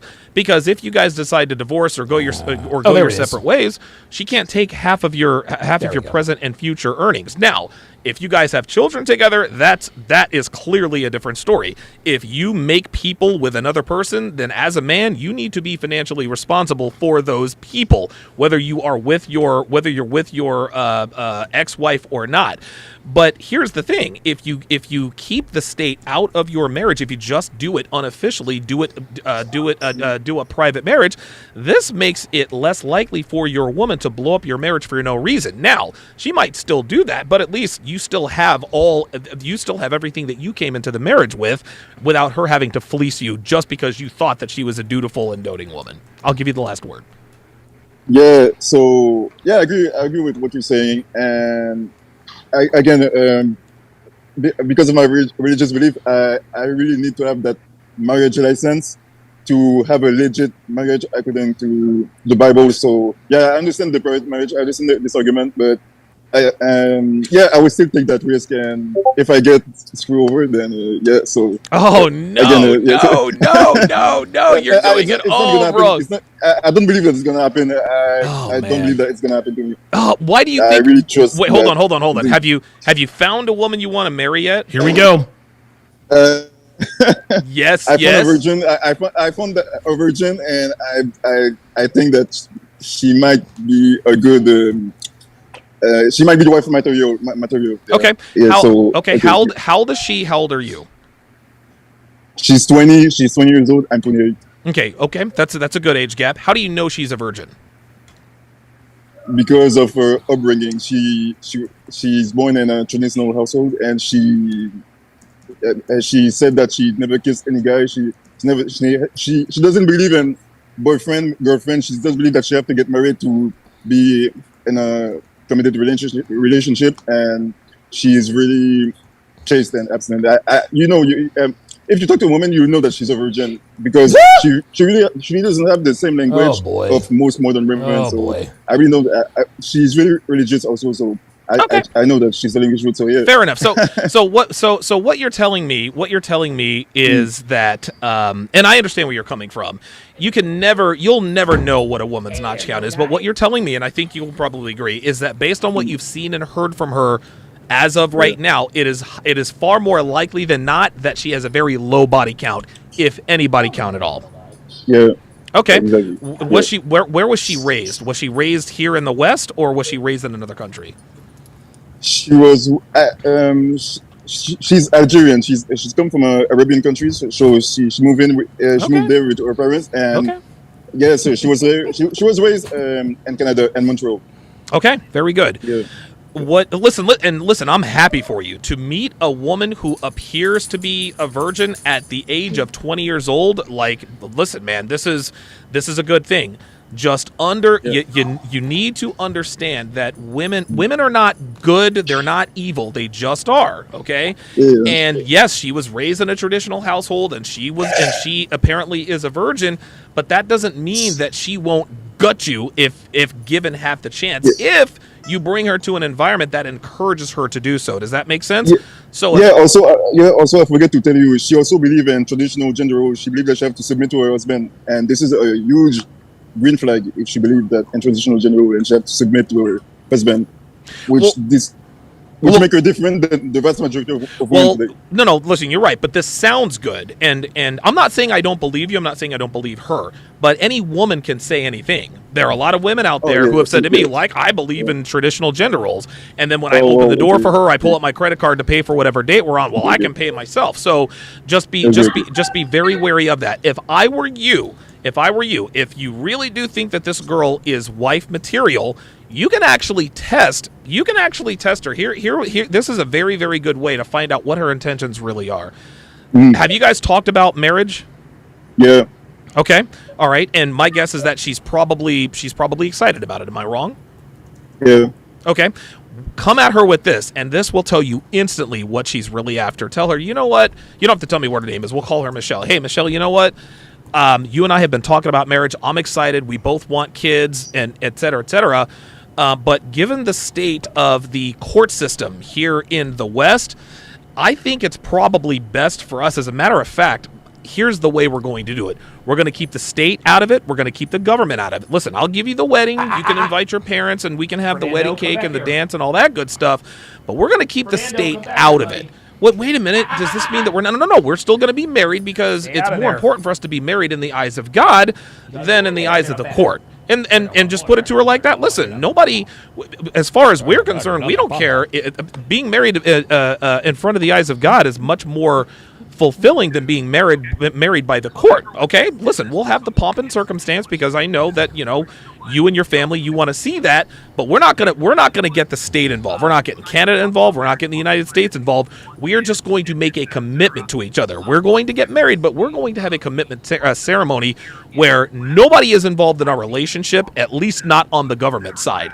If she is on board with that, if she really and truly does love you, if she wants to really have a relationship, if she really wants to marry you and have kids, she doesn't care whether or not the state's involved. However, if she has nefarious intentions at that point, she's going to make a big stink about it, right? She'll be like, well, wait a minute, why can't we get married? And tell her, look, we will still be married. Everyone, our friends and family will know that we are husband and wife. The only difference is that the state and the government will not be involved. If she has a problem with that, then you have a problem. But if she says, well, yeah, I don't care, it's just a piece of paper, I don't need to sign anything. If we make our vows in front of God and in front of a priest or a minister or whatever, I'm good with that. If she's good with getting married to you without the state getting involved, then at that point, that bodes very well for you in the future. Okay, so all right, and so that is the way our conversation started. So talk to me about what has happened since that conversation. Okay, so that conversation was in summer 2022. That's correct. So obviously, before I met her, I met all the women that I met before I met this woman were already in a relationship or were seeing somebody. Mm-hmm. So when I was seeing that woman in summer 2022, I was okay. This it's just the beginning. So she might change her behavior just after a few weeks or after a few months. So I shouldn't be quick to assume whatever. So she might be great right now, but tomorrow it might change. So, okay. So it was until 2023, summer 2023, when I see that we were still getting along mm-hmm. and talking to each other, mm-hmm. and she was still treating me just as she was still treating me the same way that she was treating me at the beginning. She was still treating me treating you well, and she was well behaved. Okay. Yeah. So when we were in summer 2023, I was okay. I didn't see any change. Okay. I didn't see anything different. Okay. She's still happy to see me. She still respected me. So in my head, I was like, okay, so I know what I have to do. I know what I get to do. And I buy a ring, and I proposed to her. And what did she say? So, oh boy. Yeah. So I went to to the shop, to the jewelry. I buy a ring and I proposed to her when we were at her bus stop. I proposed to her, and she said first she was surprised, and she said how is she going to explain that to her parents? And my answer was we figure it out later. So I asked her, will you marry me? And she said, I'm not ready yet. I gave her the comment. What did she mean when she said I'm not ready yet? So her answer was, I'm not ready yet. Oh, no. I was like, of course you're ready. So just answer yes or no. Would you want to marry me? I'm not ready yet. I have to do this. I have to do that, and I want to become the best version of myself. Oh no! No! Now hold on, Dasher, real quick. Hold on, Dasher. So you said she was raised in the Middle East. How long has she lived in Canada? She's born in Canada, but her origin or of North African Algeria. Okay. All right. So she was born in North Africa, but she was raised in Canada. Okay. No, she's born here. Her parents come from North Africa. Okay. But she's born here in Canada. Gotcha. Okay. So you ask her to marry you. You ask her to marry you, and she says, "I'm not ready yet." What happened after that? Yeah. What happened after that? She went. It was summer 2023, so she went to see the family at her country of origin in Algeria, and after that, when she came back, she was I already told you, but she was Muslim and she was wearing the veil. But then when she went back from her trip, she removed her veil, and she told me that she would never remove it, but she still remove it. But it doesn't matter. Oh boy! I don't have a problem with that. It's okay. So now when she came back, things were great. It was not. Things were still great. We were still talking to each other. We still had great conversation. But when over time and a few months, when we came to 2024, what happened is that I started to see the change in the behavior. And what kind of changes in the behavior are we talking about here? The behavior that you guys talk about and on your channel, she started to become distant. She told me that she started to become distant. And one time in a conversation, because before that, all the time we were talking, she never said that she would marry, because obviously I'm a Christian and she's a Muslim, but she never said that she wanted to marry a Muslim man. So for me, I was assuming that she would marry me. But now she said in a conversation that I heard her say that she would marry a Muslim man, and I was like, okay, I probably misheard. I probably misheard. But anyway, so yeah, over the month when we came to April 2024. Now she became more distant, and oh boy! Now I started to. I was like, okay, okay.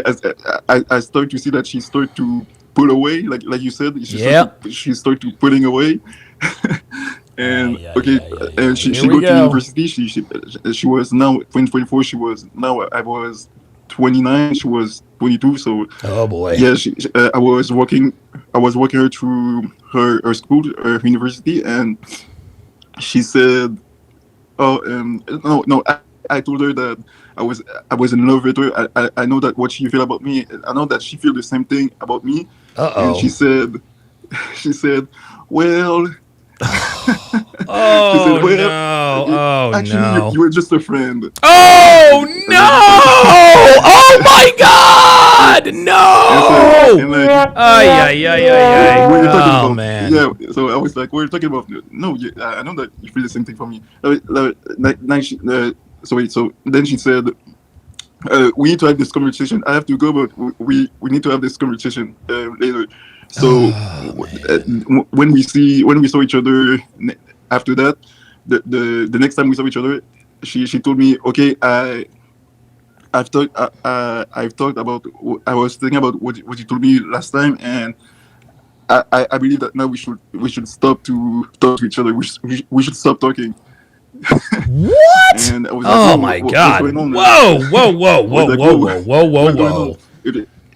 She's like, yeah, I don't feel the same way about you. Oh my God! So, You know what happened, this and right? that. Hold on, Dasher. You know what happened, right? So, You know what happened, right? Like, listen. I don't need you to finish this story for you to tell me what happened.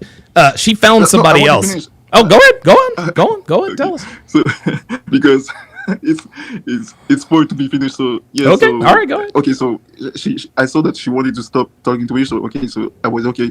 So after that, I told her, okay, hey, I misread, I misunderstood. Okay, if you don't see me somewhere, okay, let's move on and forget about what I said. She was okay, but I still believe that we should stop. We should stop talking and see each other. Okay, what's going on? It seemed like it seemed like you have a problem. What's going on? No, it's just like when I talk to a guy, it's just if I see myself marrying this guy, and I was like, okay, but you already told me that 2 years ago when we stopped seeing each other. She's like, yeah, but that was a mistake. Oh my God! I was like, okay. So again, we stopped talking, and then a few days later, when I saw her again, we were talking again, and then we stopped talking again because again we were taking the same bus. Oh, so, yeah. So then what happened then is that when it was June 2024. Okay. Now I was on the bus and she was on the bus too. So I said, okay, I'm gonna try to fix the situation because I mean I wanted to get I wanted things to go back how it was before. So okay, I tried to fix the situation. So when I came to see her, when she got out of the bus, she was going to the subway, the restaurant, the subway, and when I was working with her, I said that I was missing her and all this stuff. And she said we already had this conversation. I tried to go for the kiss because I never kissed the woman. So for the first time, I tried to go for the kiss, and and what did she do? She shoot me down. She pushed away my advance, so she shoot me down. So then she revealed to me like a bomb. She told me, because I said I'm not doing anything wrong. It's not like if you were in a relationship. And then she said, well, actually, I'm seeing someone. There it is. There it is. So she told me that. She told me that she was seeing someone just a few weeks after that. She said that she wanted us to stop to talk to each other. So I was confused. I was like, I don't understand. Yeah, of course you're seeing someone. You're seeing me. And she said, well, actually, no, I started seeing someone. I said, when? She said, recently. It's recent. And I don't believe that it was recent. I believe that this is what the cause. I believe this was the cause of why she was acting strangely. Yes. So she wasn't acting strangely at all. Listen, she wasn't acting strangely at all. She was acting like a woman who was having sex with another man. And you better believe it. And let me ask you this. Do you think she's still a virgin? Yes, I believe that she's still a virgin. No, bruh. Let me ask you again. Do you think she's still a virgin? Yes, I believe that she's still a virgin. Okay, what makes you think she's still a virgin? Well, what makes you think she's still a virgin, Dasher? Yeah, I believe that she's still a virgin. Yeah, no, you're telling me you think she's still a virgin. We both know she's not a virgin anymore, dude. We both know she's not a virgin anymore. Okay. Okay. Why do you believe that she's not a virgin? Are you kidding me? Listen, I doubted that she was a virgin the first time we talked, and the reason I know she's not a virgin is she is telling you, because remember, I asked you, how do you know she's a virgin? You remember that? This is the video I just played. I said, how do you know how do you know that she's a virgin? She says, well, the way she talks. She talks like she's a virgin. Let me ask you something, Dasher. Does she talk like she's a virgin now? I need my own space. I'm seeing somebody else. No, not right now. Or is that the vernacular of a virgin Muslim girl, my friend? No. There you go. There you go. There you go. So, and listen. Listen, man. We all take L's in life. And the thing is this is why I tell men, get as much experience with women as you possibly can. Because your lack of experience, see, here's the thing. When you were talking to her that last time, you should have known that there was no way she was going to let you kiss her. Like, you guys had conversations before. She didn't want to talk to you. She didn't want to keep talking. She told you she wanted to be friends, but you still went for the kiss anyway. That's so just... She didn't want us to be friends because she doesn't believe in men and women friendship. So she didn't want to be friends either. She would just want to go no contact and stop talking anymore. Yes, and that's not the reason why she didn't want to be friends with you. The reason why, so you're telling me that she has no male friends? She told me that she only have female friends. She told you she only has female friends, just like she told you she was a virgin. Yeah. And this other guy that she's seeing, do you know anything about this other guy she's seeing? If she truly seeing so if she's seeing someone else, it can only be a guy at university or at work. She's a nurse. She's studying to be a nurse. So she's training to be a nurse. Yeah, listen, man. And I'm sorry this happened to you, but this is I don't think there's anything you could have done at this point. You needed to have the requisite experience to deal with this girl, because the thing is this, man, this woman fell prey to feminism. Okay, yeah, she was, she's born and raised in Canada, but she had the background. But obviously she fell prey to modern feminism. And here's another question. This is interesting. My wife actually just put this in the chat. What Muslim family sends their daughter to university? Like you said, she came from a strong Muslim family. Do you have any idea why her parents would send her to university? Well, most Muslims in Canada, their parents send their daughter and son to university. So right. I think that this is the same reason from all other Muslim parents. Okay, right.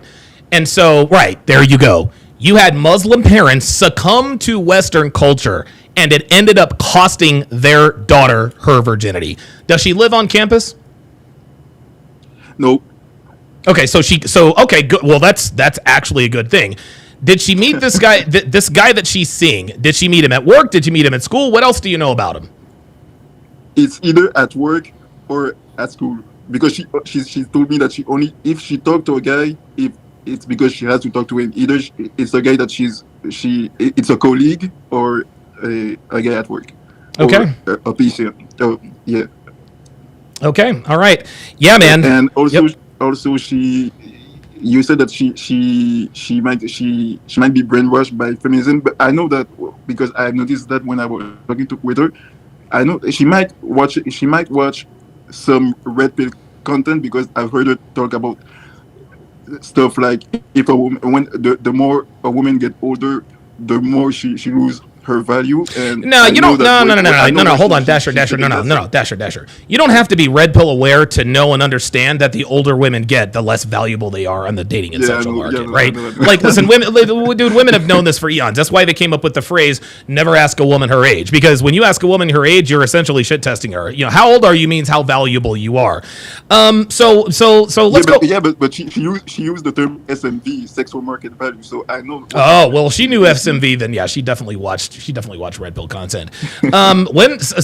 So obviously this is over. I think you know and understand that. Yeah. Wait, why are you saying that? Why are you saying that? Oh, because she told you she didn't want to see you anymore, didn't she? Yeah, but she said that, but I still believe that I'm the guy that she wants. I still believe that she wants me. Why? What makes you think that she still wants you? Well, when I think about all the good time we had together, yeah, that's in the past, Dasher. That one day she will. No, Dasher. Let me explain something to you. And you're inexperienced, so I understand me having to explain this. Once a woman loses interest in you, she never regains interest in you. Okay. If a woman is interested in you and things are like, I don't think I have ever been with a girl, okay? She leaves because she just doesn't like me anymore because she cheated, and then, a couple of years later she comes back. It never, ever, ever happens that way. Ever. Once a woman loses interest, she loses interest forever. Now, there is a glimmer of hope for you. Would you like to know what that glimmer of hope is? Yeah. Okay. How old is she right now? You said so she's 22 right now, right? Yeah, I'm 30. Yeah, you're 30. Yeah, she'll call you when she's 37 years old.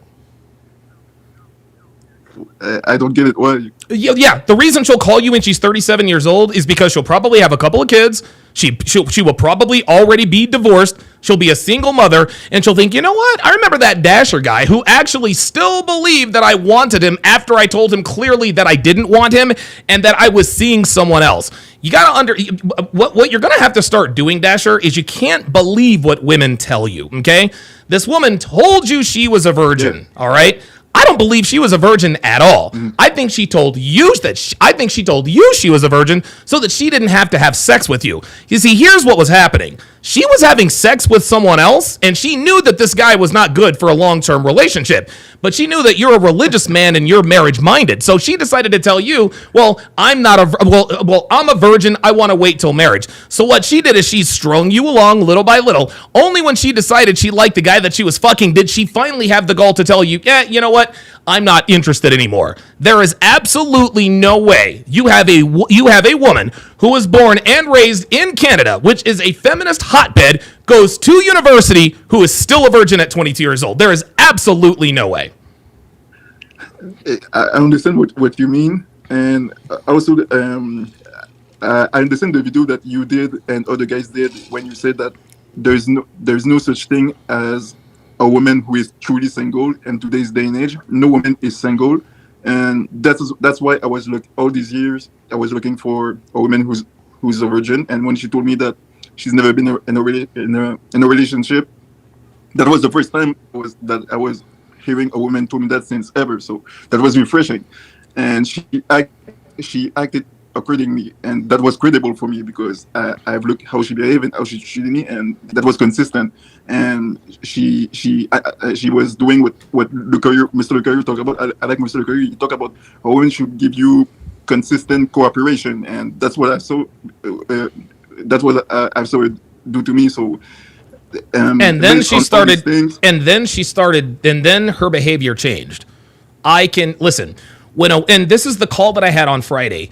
When a woman's behavior changes, okay, and you can always sense when a woman's behavior changes. When a woman's behavior changes, there is another man on the radar, okay? Not only that, always. Right. True. Not only that, you told her you were looking for a virginal woman who is looking to get married. So in order to keep your attention, she had to tell you, I'm a virgin and I'm looking to get married.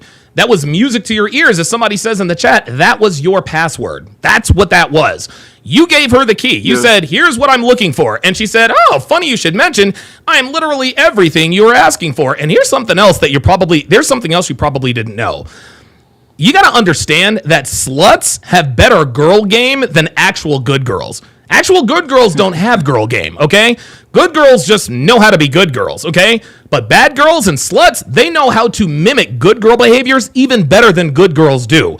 It sounds to me like you, and again, like honestly, you guys may as well be in California. You guys may as well be in California because feminism, feminism is an even bigger scourge. And dude, you're in Toronto. You're in Toronto, Canada. Toronto, Canada is the feminist epicenter, basically, of the continent.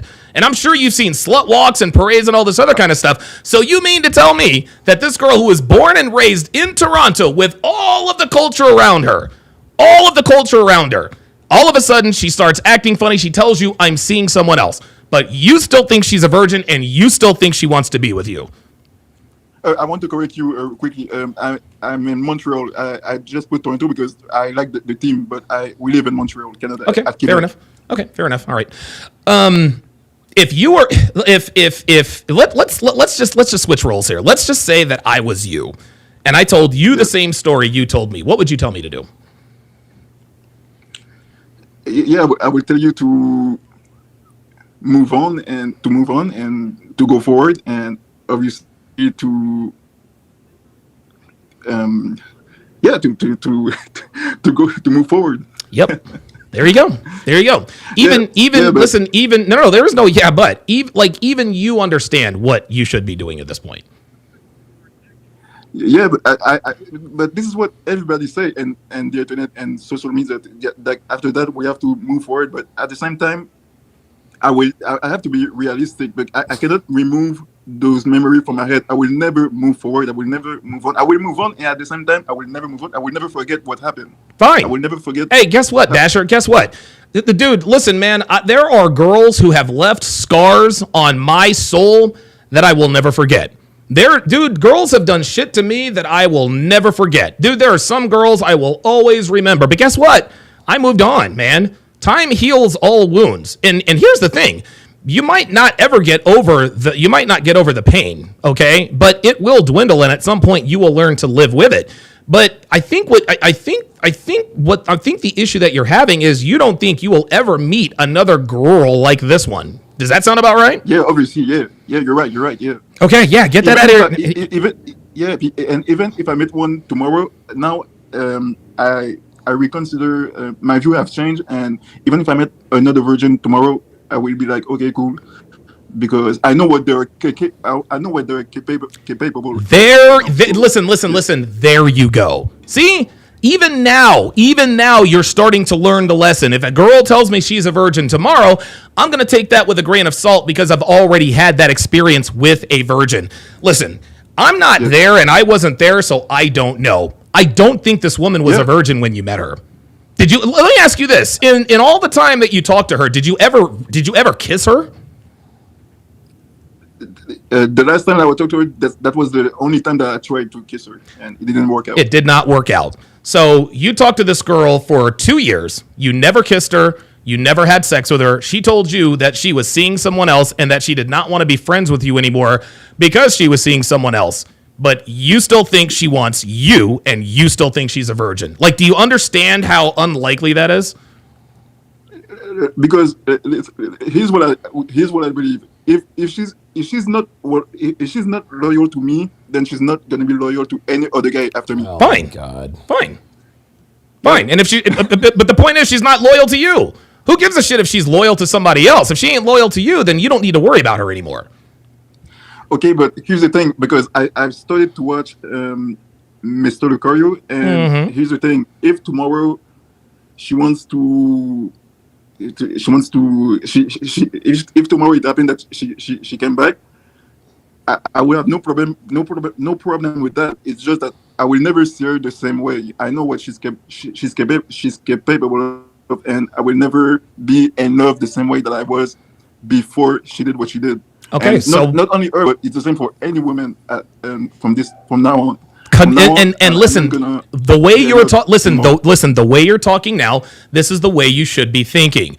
I got news for you. She's not coming back to you tomorrow. She's not coming back to you 6 months from now. She's not coming back to you 5 years from now. Okay, she is gone forever. She's done. She is absolutely done.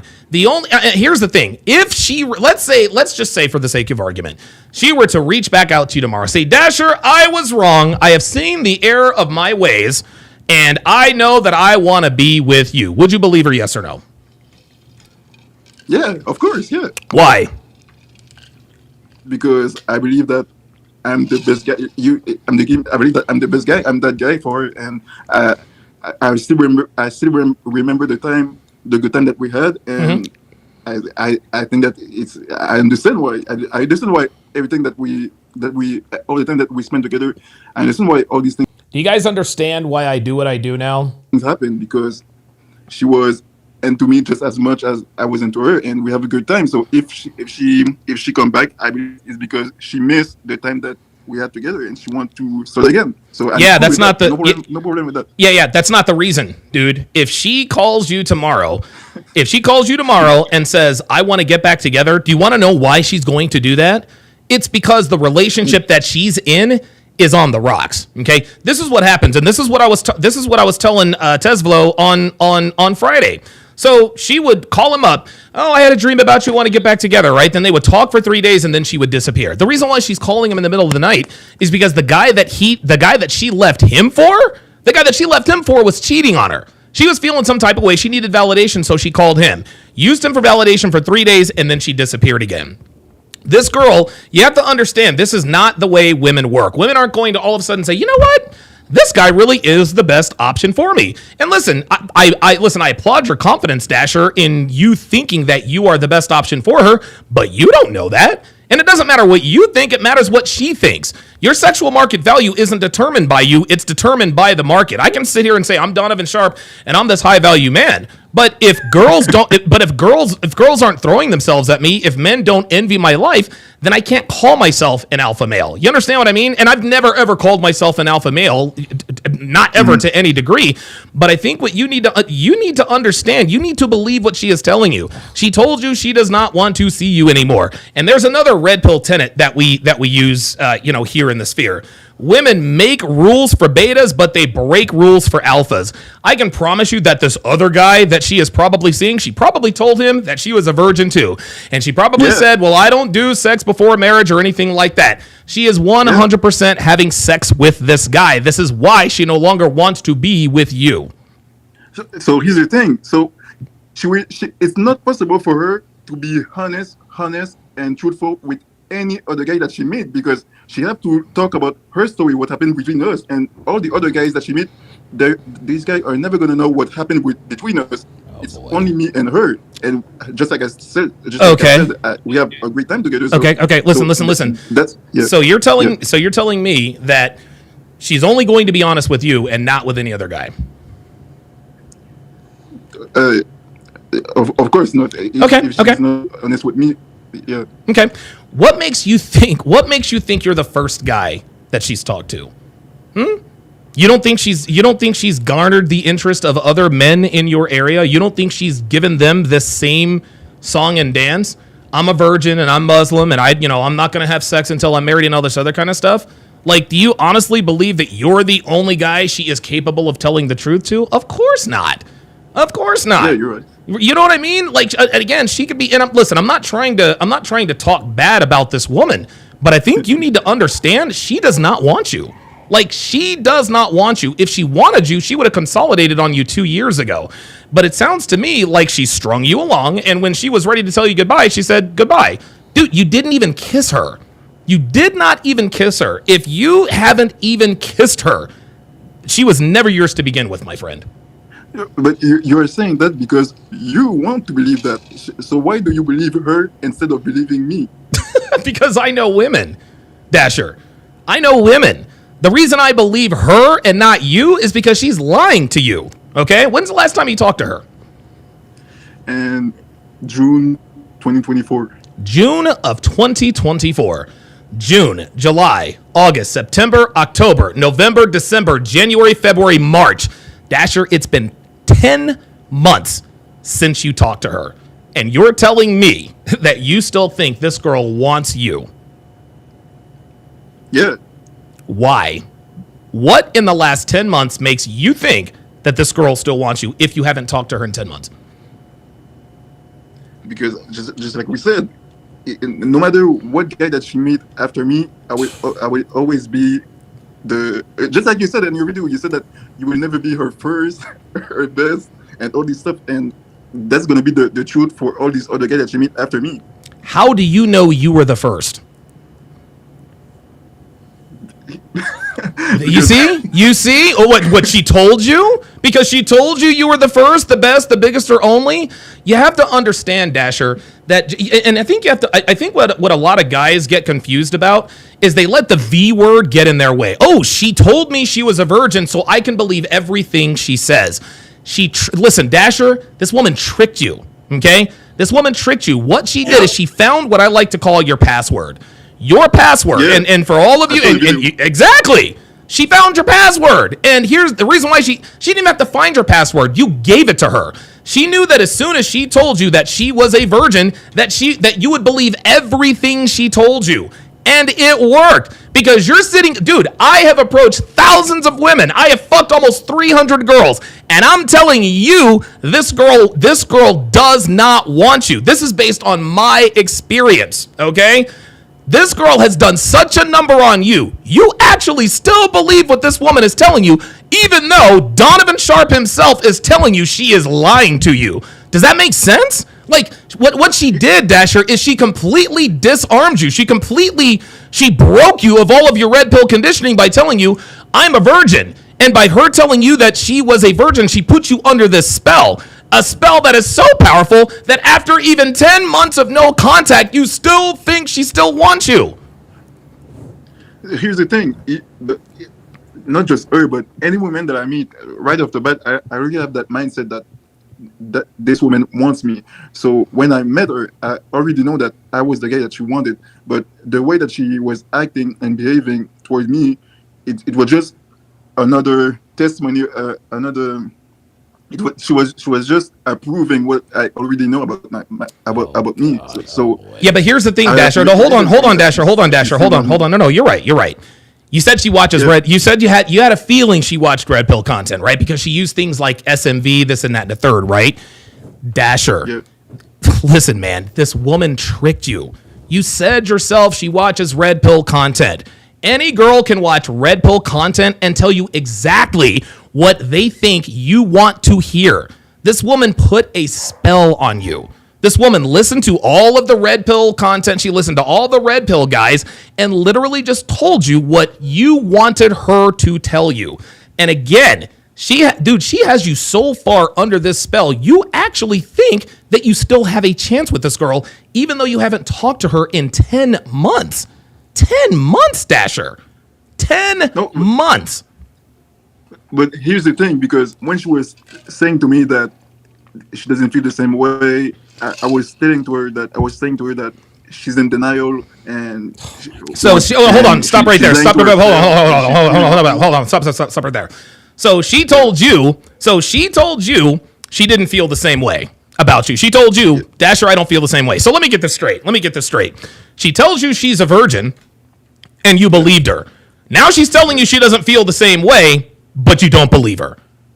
Is that what you're telling me? It sounds to see again. You're selectively believing what you want to believe.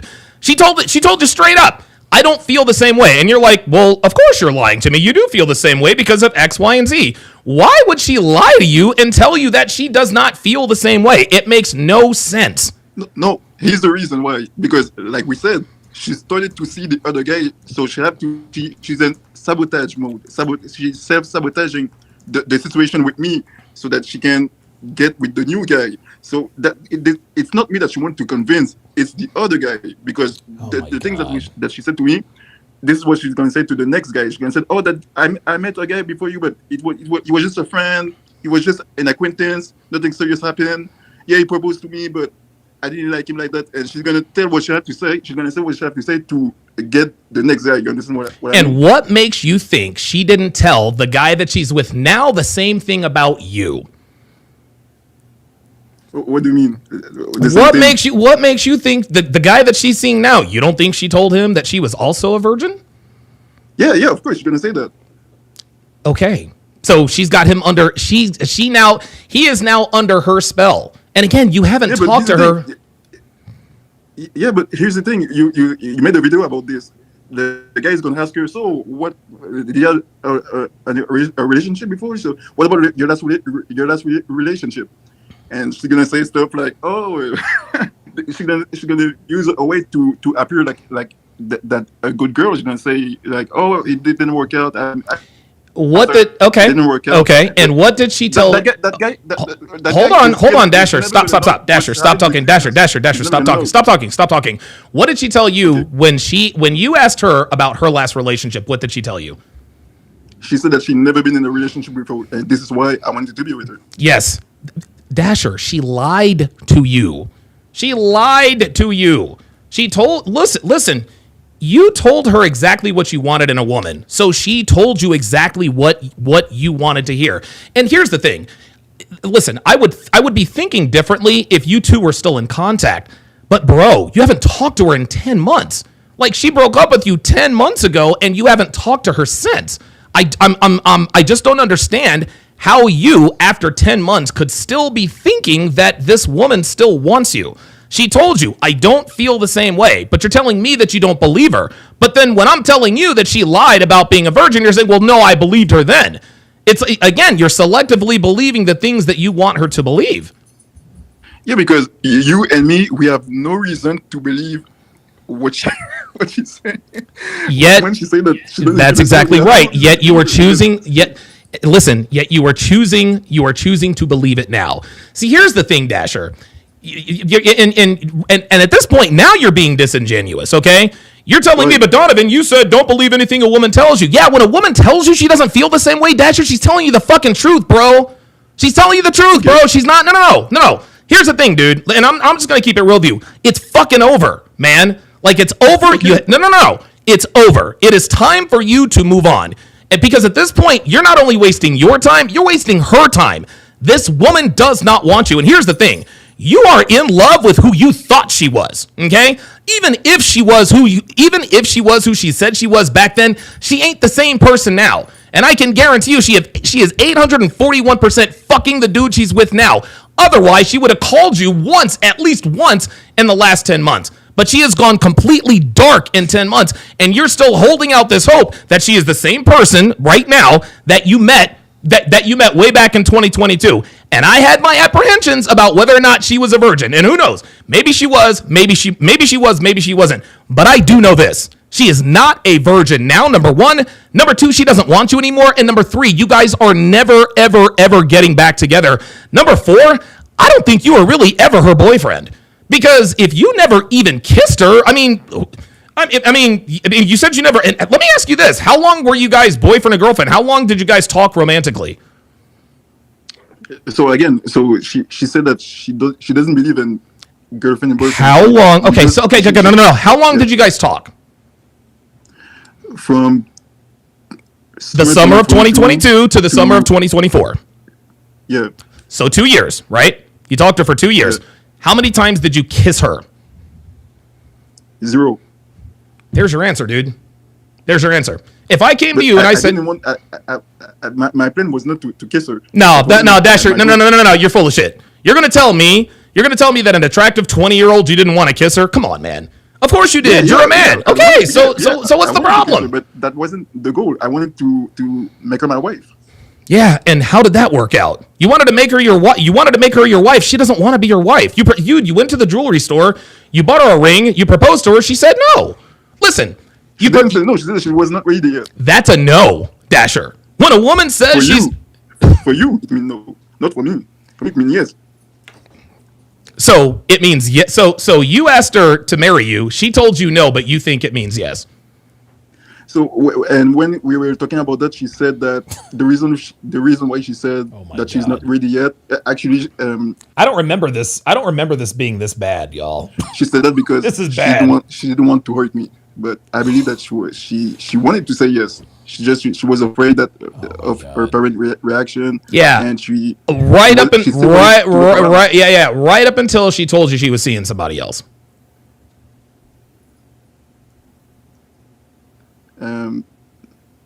No, it was when that was sorry. So let me get this straight. If she wanted if she wanted to marry you, then why did she start seeing somebody else? Because the reason why she said she's not ready yet is because she still wanted to look around. Yes, she wants to look around, which means she wants to date around. She told you she's not ready because she did not want to marry you. Okay? She told you she wasn't ready to get married because she wasn't ready to get married to you. And I know this might be a blow to your ego, but I don't think she ever wanted you romantically. I think the two of you, honestly, I think in your mind, she was you guys weren't boyfriend and girlfriend, but I think you need to understand that she thought of you as a friend for 2 years. You never made a move to kiss her. It's like you guys were friends for 2 years, and then all of a sudden you asked her to marry you, and she told you that she wasn't married. Or she told you she wasn't ready, and you guys had talked about marriage before. Then remember, you said she started acting strangely. I'm telling you, The time frame that she started acting strangely coincides with the guy she started seeing. Yeah, this is what I said. I agree. Okay, and is she still with this guy? Okay, here's the thing. It's a yes or no question, Dasher. She's still with him. I believe that. I don't want to know what you believe. No, I don't want to know what you believe. I want to know what you know. Is she still with this guy? I don't know yet. You don't know if she's still with this guy? Do you follow her on Instagram? No, I don't know. I don't know her Instagram, and her Instagram is private anyway. So she's on Instagram, and it's private. Oh, my God. Yep. Okay. Has she blocked you on Instagram? No, I've never followed her on Instagram. We were just talking in real life because we live in the same neighborhood. We take the same bus. Does she still take the same bus? Yeah. And you don't talk to her when you guys ride the bus? No. Dasher, it's over. She sent me hi, and I see her smiling at me. So, last time I saw her, she was smiling at me because I don't know. That's my when I saw the expression in her face, it was like that's my it seemed like she was that smile was saying like I'm sure that you remember the time when we used to sit next to each other and always talking to each other. And you got all of that. You got all of that from her just looking at you at the. So you got all of that from her just looking at you. Maybe it mean that. Maybe it mean that she was taking like. Because I think that she knew what she was doing. Because when she started becoming distant, I didn't understand what's going on, and it never crossed my mind. It never crossed my mind that she was seeing another guy, because in my head she was that innocent, pure virgin girl. So it never crossed my mind that it was another guy. I always thought that I was the only guy that she was seeing. Yeah, I think at the end of the day, man, this woman was not who you. It's not. This woman is not who she said she was. And even if she really were this virginal woman and this and that and the other, she is not the same now. Like, I think you need to understand this is not the same woman you told me about on my live stream 2 years ago. She's changed. She's totally different. I agree, because if you could look at what I see in my head, it seems that it's two different women. The woman that she was in summer 2022 is totally, completely different than the woman that she was in summer 2024. I don't know. It's crazy. It's really two different women. It's hard for me to believe that, but. Well, guess what? There you go. There you go. Deny that, so. Yeah. I mean, look, it sounds to me like you're in denial, you know? And listen, I get it. Like, you know, you really thought that you even told me yourself 2 years ago, you guys are entertaining thoughts of, you know, marriage and kids and this and that and the other. And in my mind, it's almost like you built up this sort of grandiose, you know, this grandiose fantasy. It's like you were imagining marriage with her, and then when you propose to her and she says she's not ready, and let me clue you in on something. If you ask a woman to marry you and she says, I'm not ready, do you know what that means? That means she's not ready to marry you. She doesn't want to marry you, Dasher. That's what this is. And I know that this is a blow to your ego, but I am having serious doubts as to whether or not she really ever saw you as a husband in the first place. Well, if she never saw me, if she would have never saw me as a husband, then she would have started to put away right in the first week or the first few weeks, because I met many women before her, and I've seen the pattern that when they start to put away, because I already know right off the bat that they are already seeing someone or they're already in a relationship, so they start to put away in the first few weeks or the first few months. But when I saw that she didn't pull away and we were talking to each other for over a year, I said, okay, she's the right woman for me. Yeah, listen, this woman doesn't want you. I'm telling you straight up. You asked her to marry you. She told you no, okay? Or she said she wasn't ready. When a woman tells you she's not ready to get married, that's a no. Number two, she told you she doesn't feel the same way about you. Number three, you haven't talked to her in 10 months. What would this woman have to do to finally convince you that she does not want you? Oh, okay. I have no problem if she say that, but I am. She's not going to tell you that. No. She's not going to tell you. You got to understand, Dasher, you're dealing with a modern woman. I don't know that you realize this, but just because a woman is a virgin does not mean that she does not that does not mean that she doesn't have modern woman sensibilities. She's playing the same games with you as girls who have slept with 30, 40, 50 guys. She's dragging you along, okay? So, again, I ask you, what is this woman going to have to do to let you know unequivocally she does not want you? Because she's told you she don't want to marry you. She told you she doesn't feel the same, and she hasn't talked to you in 10 months. There's nothing more she can do. At this point, it's incumbent upon you to understand the it's not, and here's the thing, it's not like she's sending mixed signals, right? Like Tesvlo says, hey, look, man, every couple of weeks, she's calling me up and telling me she wants to get back together. This girl's not even doing that with you. She has given you no sign whatsoever. And I know it's hard, but you're clinging onto this relationship you thought you had. She's not the same person. And to be quite honest with you, neither are you, right? So what does this woman have to do to convince you that she is finally done? Period. Okay, so yeah, if she's truly with another guy and she's gonna get married to another guy and they have kids, so yeah, she's truly done. But even if it's go that far, if she didn't met that guy or this other guy, I don't know if she's seeing just one guy or many other guy, but things might have been different if other guys didn't come to approach her and flirt with her. Yeah, but that's just it, like Dasher. that. That's just it. No. But they did. No, listen. No. Hang on. But they did. Okay. Like, listen. We can sit here and say, well, if she hadn't met this guy, then no, Dasher, bro. I'm telling you right now. If she wanted to be with you, she really would be with you. I've got a super chat here. It's actually dedicated to you here, Dasher.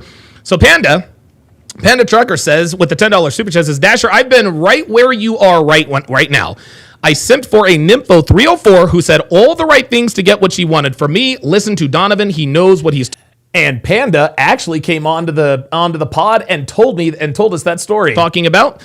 Here is another super chat. Sean Morse with the $10 super chat says Dasher doesn't understand that he was the guy she practiced her game on. Girls do this all the time. When you fall for it, they use it again on guys they actually like. This is called girl game. Mac with the $5 super chat. Appreciate that very much. We got one more super chat here. Mac, again, foodie call got out of hand. Let me ask you this, Dasher. Did you ever take her out on dates? We went on a walk at the mall, in the woods, and what other place? Okay. So that was it. But you guys have never been out like on a dinner date or anything like that? No dinner date. No. Okay. You guys never did coffee or anything like that? No, I already know that I should never get a woman on stuff like that. Dinner date. I should only go coffee date or a walk. Okay. Did you ever meet her parents? No. You never met her parents. This is a Muslim. No, because she said that if her parents knew about us talking to each other, she would have problems. So I didn't start to see her parents. So she didn't know that was in secret. But if I can say that, but no, I understand. But if a woman really likes you, she'll like. You ever heard of the William Shakespeare play Romeo and Juliet? Have you? No. Well, there are two families, okay? There were the Capulets and the Montagues, okay? Romeo came from one family, Juliet came from the other, okay? The Capulets and the Montagues were mortal family enemies, but somehow Romeo and Juliet fell in love with each other, okay? Neither family wanted them to be together, but they loved each other so much they figured out a way to, I guess, make it work in the short term, okay?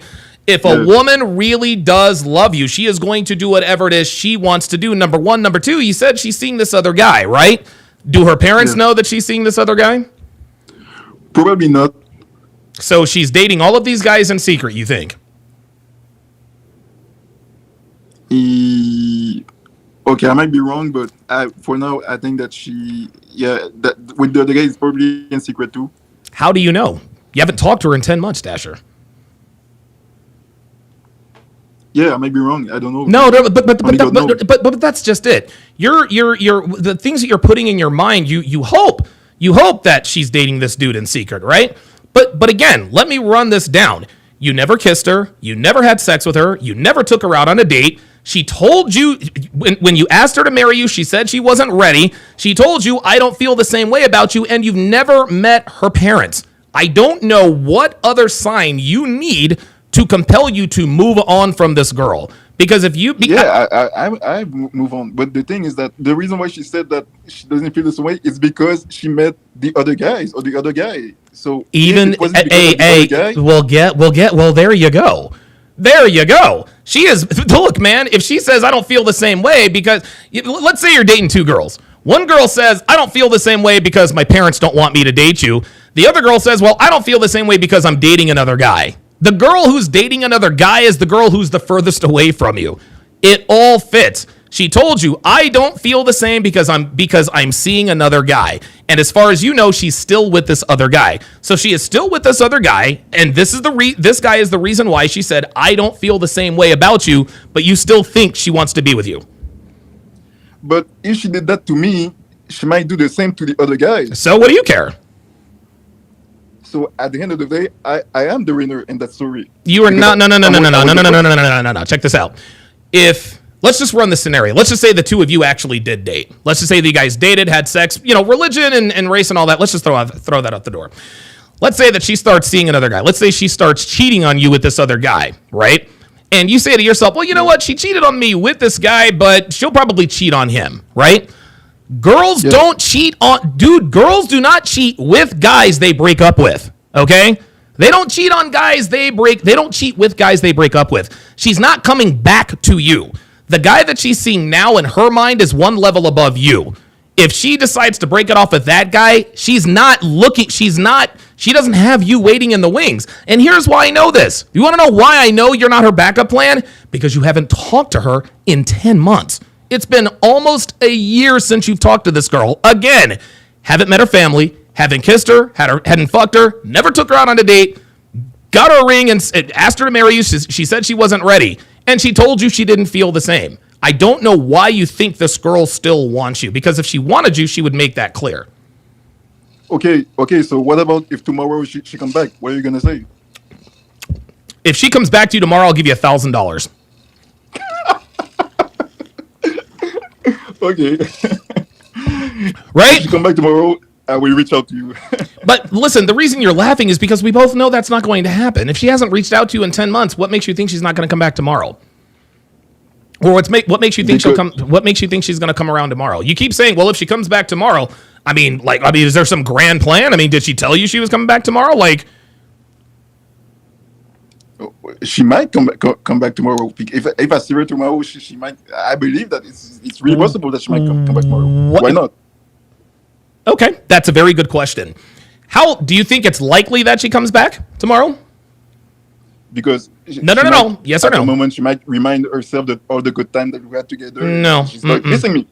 This is wishful thinking. And I know you're. See, here's the thing: you're projecting the way you feel about her onto her. The reason why you still want her back is because you're thinking about all the good times that you had with her, right? But if she really did have such a great time with you, then she would be with you now instead of still with this other guy. And here's the thing. What you're telling me is it's possible that she comes back to you. And you know what? You're right. It is possible that she comes back to you. It's also possible that I get drafted by the New York Yankees tomorrow. But guess what? It's not going to happen. As a man, Dasher, you need to learn to live your life and make decisions based on probabilities rather than possibilities. Have you ever watched Fresh and Fit? Yeah. Okay, right. No, stay with me. Got the 35-year-old post-wall woman, she's got the tattoos and this and that and the third. What do all of these women say when Myron asks them, what kind of man do you think you want? What do they tell you? Well, they say that they want men with a lot of a lot of money, a man who makes six figures, stuff like that, right? Fit, all this stuff. Right, exactly. Now, is it possible that these girls might actually find a guy that takes them seriously? Yeah. Of course, it's possible. Listen. And I want you to understand this. Anything is possible, Dasher, but not everything is probable. Okay? If you watch the sport of baseball, if Shohei Ohtani is in the box with the bases loaded, and I'm a manager, I'm not going to call in a right-handed pitcher. I'm calling in a lefty. You want to know why? Because left-handed batters have a much harder time against left-handed pitchers. Now, is it possible that Shohei Ohtani hits the ball 450 feet for a grand slam home run? Absolutely. But if I'm sending in a lefty, it's much less probable. You can't live your life based on possibilities. You have to live them based on probabilities. Because you're like, it's possible she comes back tomorrow. Bro, you probably said this to yourself for the last 10 months, and she hasn't come back yet. Yeah, okay, but here's what I said. That just like I told you, if she come back tomorrow, like I told you, I will not see her the same way. Like I know what she's capable to do, and not only her, but any woman that I meet in the future, any woman that I meet in the future, virgin or not, I know that they just like you said, like she's not yours and she's never single. So my view have changed. I'm not looking for loyalty from a woman anymore. Okay, well then you should not be waiting on her anymore. Let me ask you. I'm going to ask you one last question because I got a couple of guys on the line here. Do you think she's ever going to come back to you? Yeah. No. Let me rephrase the question. If you had to bet an amount of money that mattered to you, I'll tell you what. If I were to bet you $10,000, Dasher, I'll bet you $10,000 this woman does not come back to you in 6 months. Would you take that bet? No. There you go. So of course you wouldn't take that bet because you know she's not coming back to you. It's like you're holding on to false hope. And she has given you no reason. She's giving you no. Look, I can understand it if you guys were texting and talking every once in a while. I could completely understand why you would think this way. But again, she has given you absolutely no sign that she is even thinking about you right now, other than smiling cordially at you at the bus stop. She has let you go, but you haven't let her go. You really, really do need to let her go because I'm telling you, and you're a good-looking guy. Like, I've seen what you look like. Pause. Dude, you could be missing out on other opportunities because you're still hung up on this girl, man. Yeah, I understand what you mean. Like, I'm not gonna miss out on other opportunity, but I'm not looking for the same thing anymore. I'm not looking to get married and. Okay, well then. Okay, well if you're not looking for the same thing, then why are you waiting on her? Yeah, no, because why? Why are you waiting on her? You've never kissed her. You've never had sex with her. So what's the big deal? Yeah. I'm not waiting on her. I'm not waiting on her. I just want to say that if she come back, I'm gonna see her in a different light. Okay, all right. Well, listen. Listen, man. She's not coming back. I'm telling you right now, she's not going to. But why do you keep saying? It's not that you want to believe that she's never going to come back. It's not that this is what you want to believe. I don't understand why. Dasher, you keep telling me. See, here's the thing. You're. How can I put this? You're telling me that you believe that she's going to come back. Okay. I'm telling you that she's not going to come back. I'm not telling you she's not coming back because it's what I want to believe. I'm telling you she's not going to come back based on what you have told me about her. You asked her. No, hold on. You asked her to marry you. She said she wasn't ready. She never. You come up with all these excuses, but the facts are the facts. You never met her parents. You never kissed her. You never fucked her. Okay? And she hasn't talked to you in 10 months. This is not what I want to believe. These are the facts. You're telling me I believe she's going to come back, and I ask you why. You can't tell me why. Then you tell me, well, you don't believe she's coming back because it's what you want to believe. No, I want to believe that she's going to see the error of her ways. But based on what you've told me, there's no way she's coming back. I don't want to believe this. I'm backing up what I'm telling you. Like, seriously. Like, I don't know what more I have to tell you, bruh. Well, I believe that she might come back. I don't know. Only God knows, but she might come back. I mean, it seems that you believe that it's fact that she's never going to come back. But you were not there, didn't so how it. Dasher. With all due respect, you sound like a woman right now. You weren't there, so you don't know. No, I don't have to be there to know. You told me you bought her a ring to propose to her. She told you she wasn't ready to get married. Then she told you she was seeing someone else. Then she told you she doesn't feel the same. You haven't talked to her in 10 months. Yet you didn't meet her parents. You've never taken her on a date. You've never kissed her or fucked her. Did it ever occur to you that she never thought about you romantically? Like, was this even a relationship? Wait, but when I was flirting with her at the beginning, why did she flirting back with me? Well, because she probably did like you like that. Wait, she was flirting with me back, but she didn't like me. I don't get it. Okay, what is she doing now? Yeah, but I'm not. Now she's seeing this other guy. Yes, she's seeing this other guy because she's seeing this other guy because she likes him and not you. Okay, but here's the thing. What about? Okay, because I don't. Because if you believe that for me, then what about all the other story about all the girls out there who have new boyfriend but still go back to the ex-boyfriend or cheat with the ex-boyfriend? What about all the story or the ex-husband? What about all the story? Why do they go back if they move on? Dasher, Dasher, stop talking. Stop. Hey, stop. You were never her boyfriend, Dasher. Okay? You didn't date her. You didn't fuck her. You didn't even kiss her. That's the difference. Women cheat with familiar dick. You are not familiar. Okay? She's not going back to you because she never fucked you. It doesn't work the same way. You're not the ex-dude. You're not the ex-boyfriend. You are the dude in the friend zone who still wants her. You are the dude who still thinks she wants you. Dude, she never... Honestly, you told me yourself. You guys were in the honeymoon phase, and that's what you're basing this off of, right? Then her behavior started to change. As soon as her behavior started to change, Dasher, that was it. That was it. But the behavior started to change many months after that I proposed to her in 2023.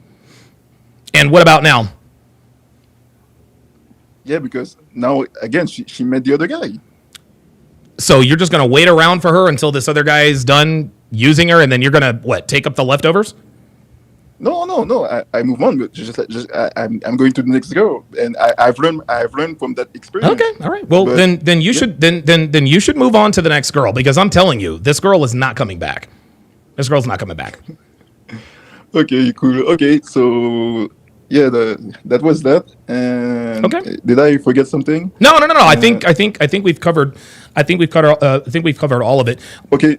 So if let's just to close, let's suppose that if tomorrow she happened to come back, do you want me to reach out to you?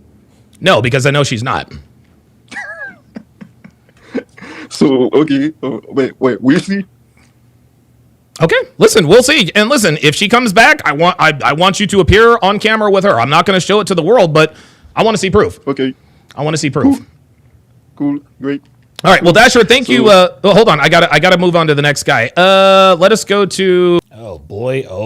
Ay. What the hell? There it is. Oh boy, that was painful. That was painful, man. Holy schmoly, man. I put in the chat that Devin texted me, restraining orders are made for this guy, right? It just, and guys, you can see, guys, this is why I do what I do. This is why I do what I do, man, because there are more men out here like this than we even realize, man. Like that dude, and guys, get this. That was a year ago. It was that I took that call in March of 2025. It's now March of 2026. If he stays on schedule, he should contact me sometime in November. I'd be very, very interested to see. Fernando, hey, Fernando, get back here. I'd be very interested to see and know how that turns out, guys.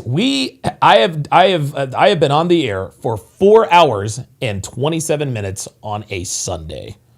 4 hours and 27 minutes on a Sunday. So I am going to take my leave. Believe it or not, I still have work to do. But thankfully for me, I have a workstation that I've set up downstairs. I'm gonna go downstairs. I'm gonna watch some more. I'm gonna eat a few tacos. Devin made tacos tonight. I'm gonna eat a few tacos. Watch some Drive to Survive. Edit tomorrow's videos, and we'll see how this goes. Thank you guys all very, very much for tuning in. I will see you guys tomorrow for TSR Live. Take care.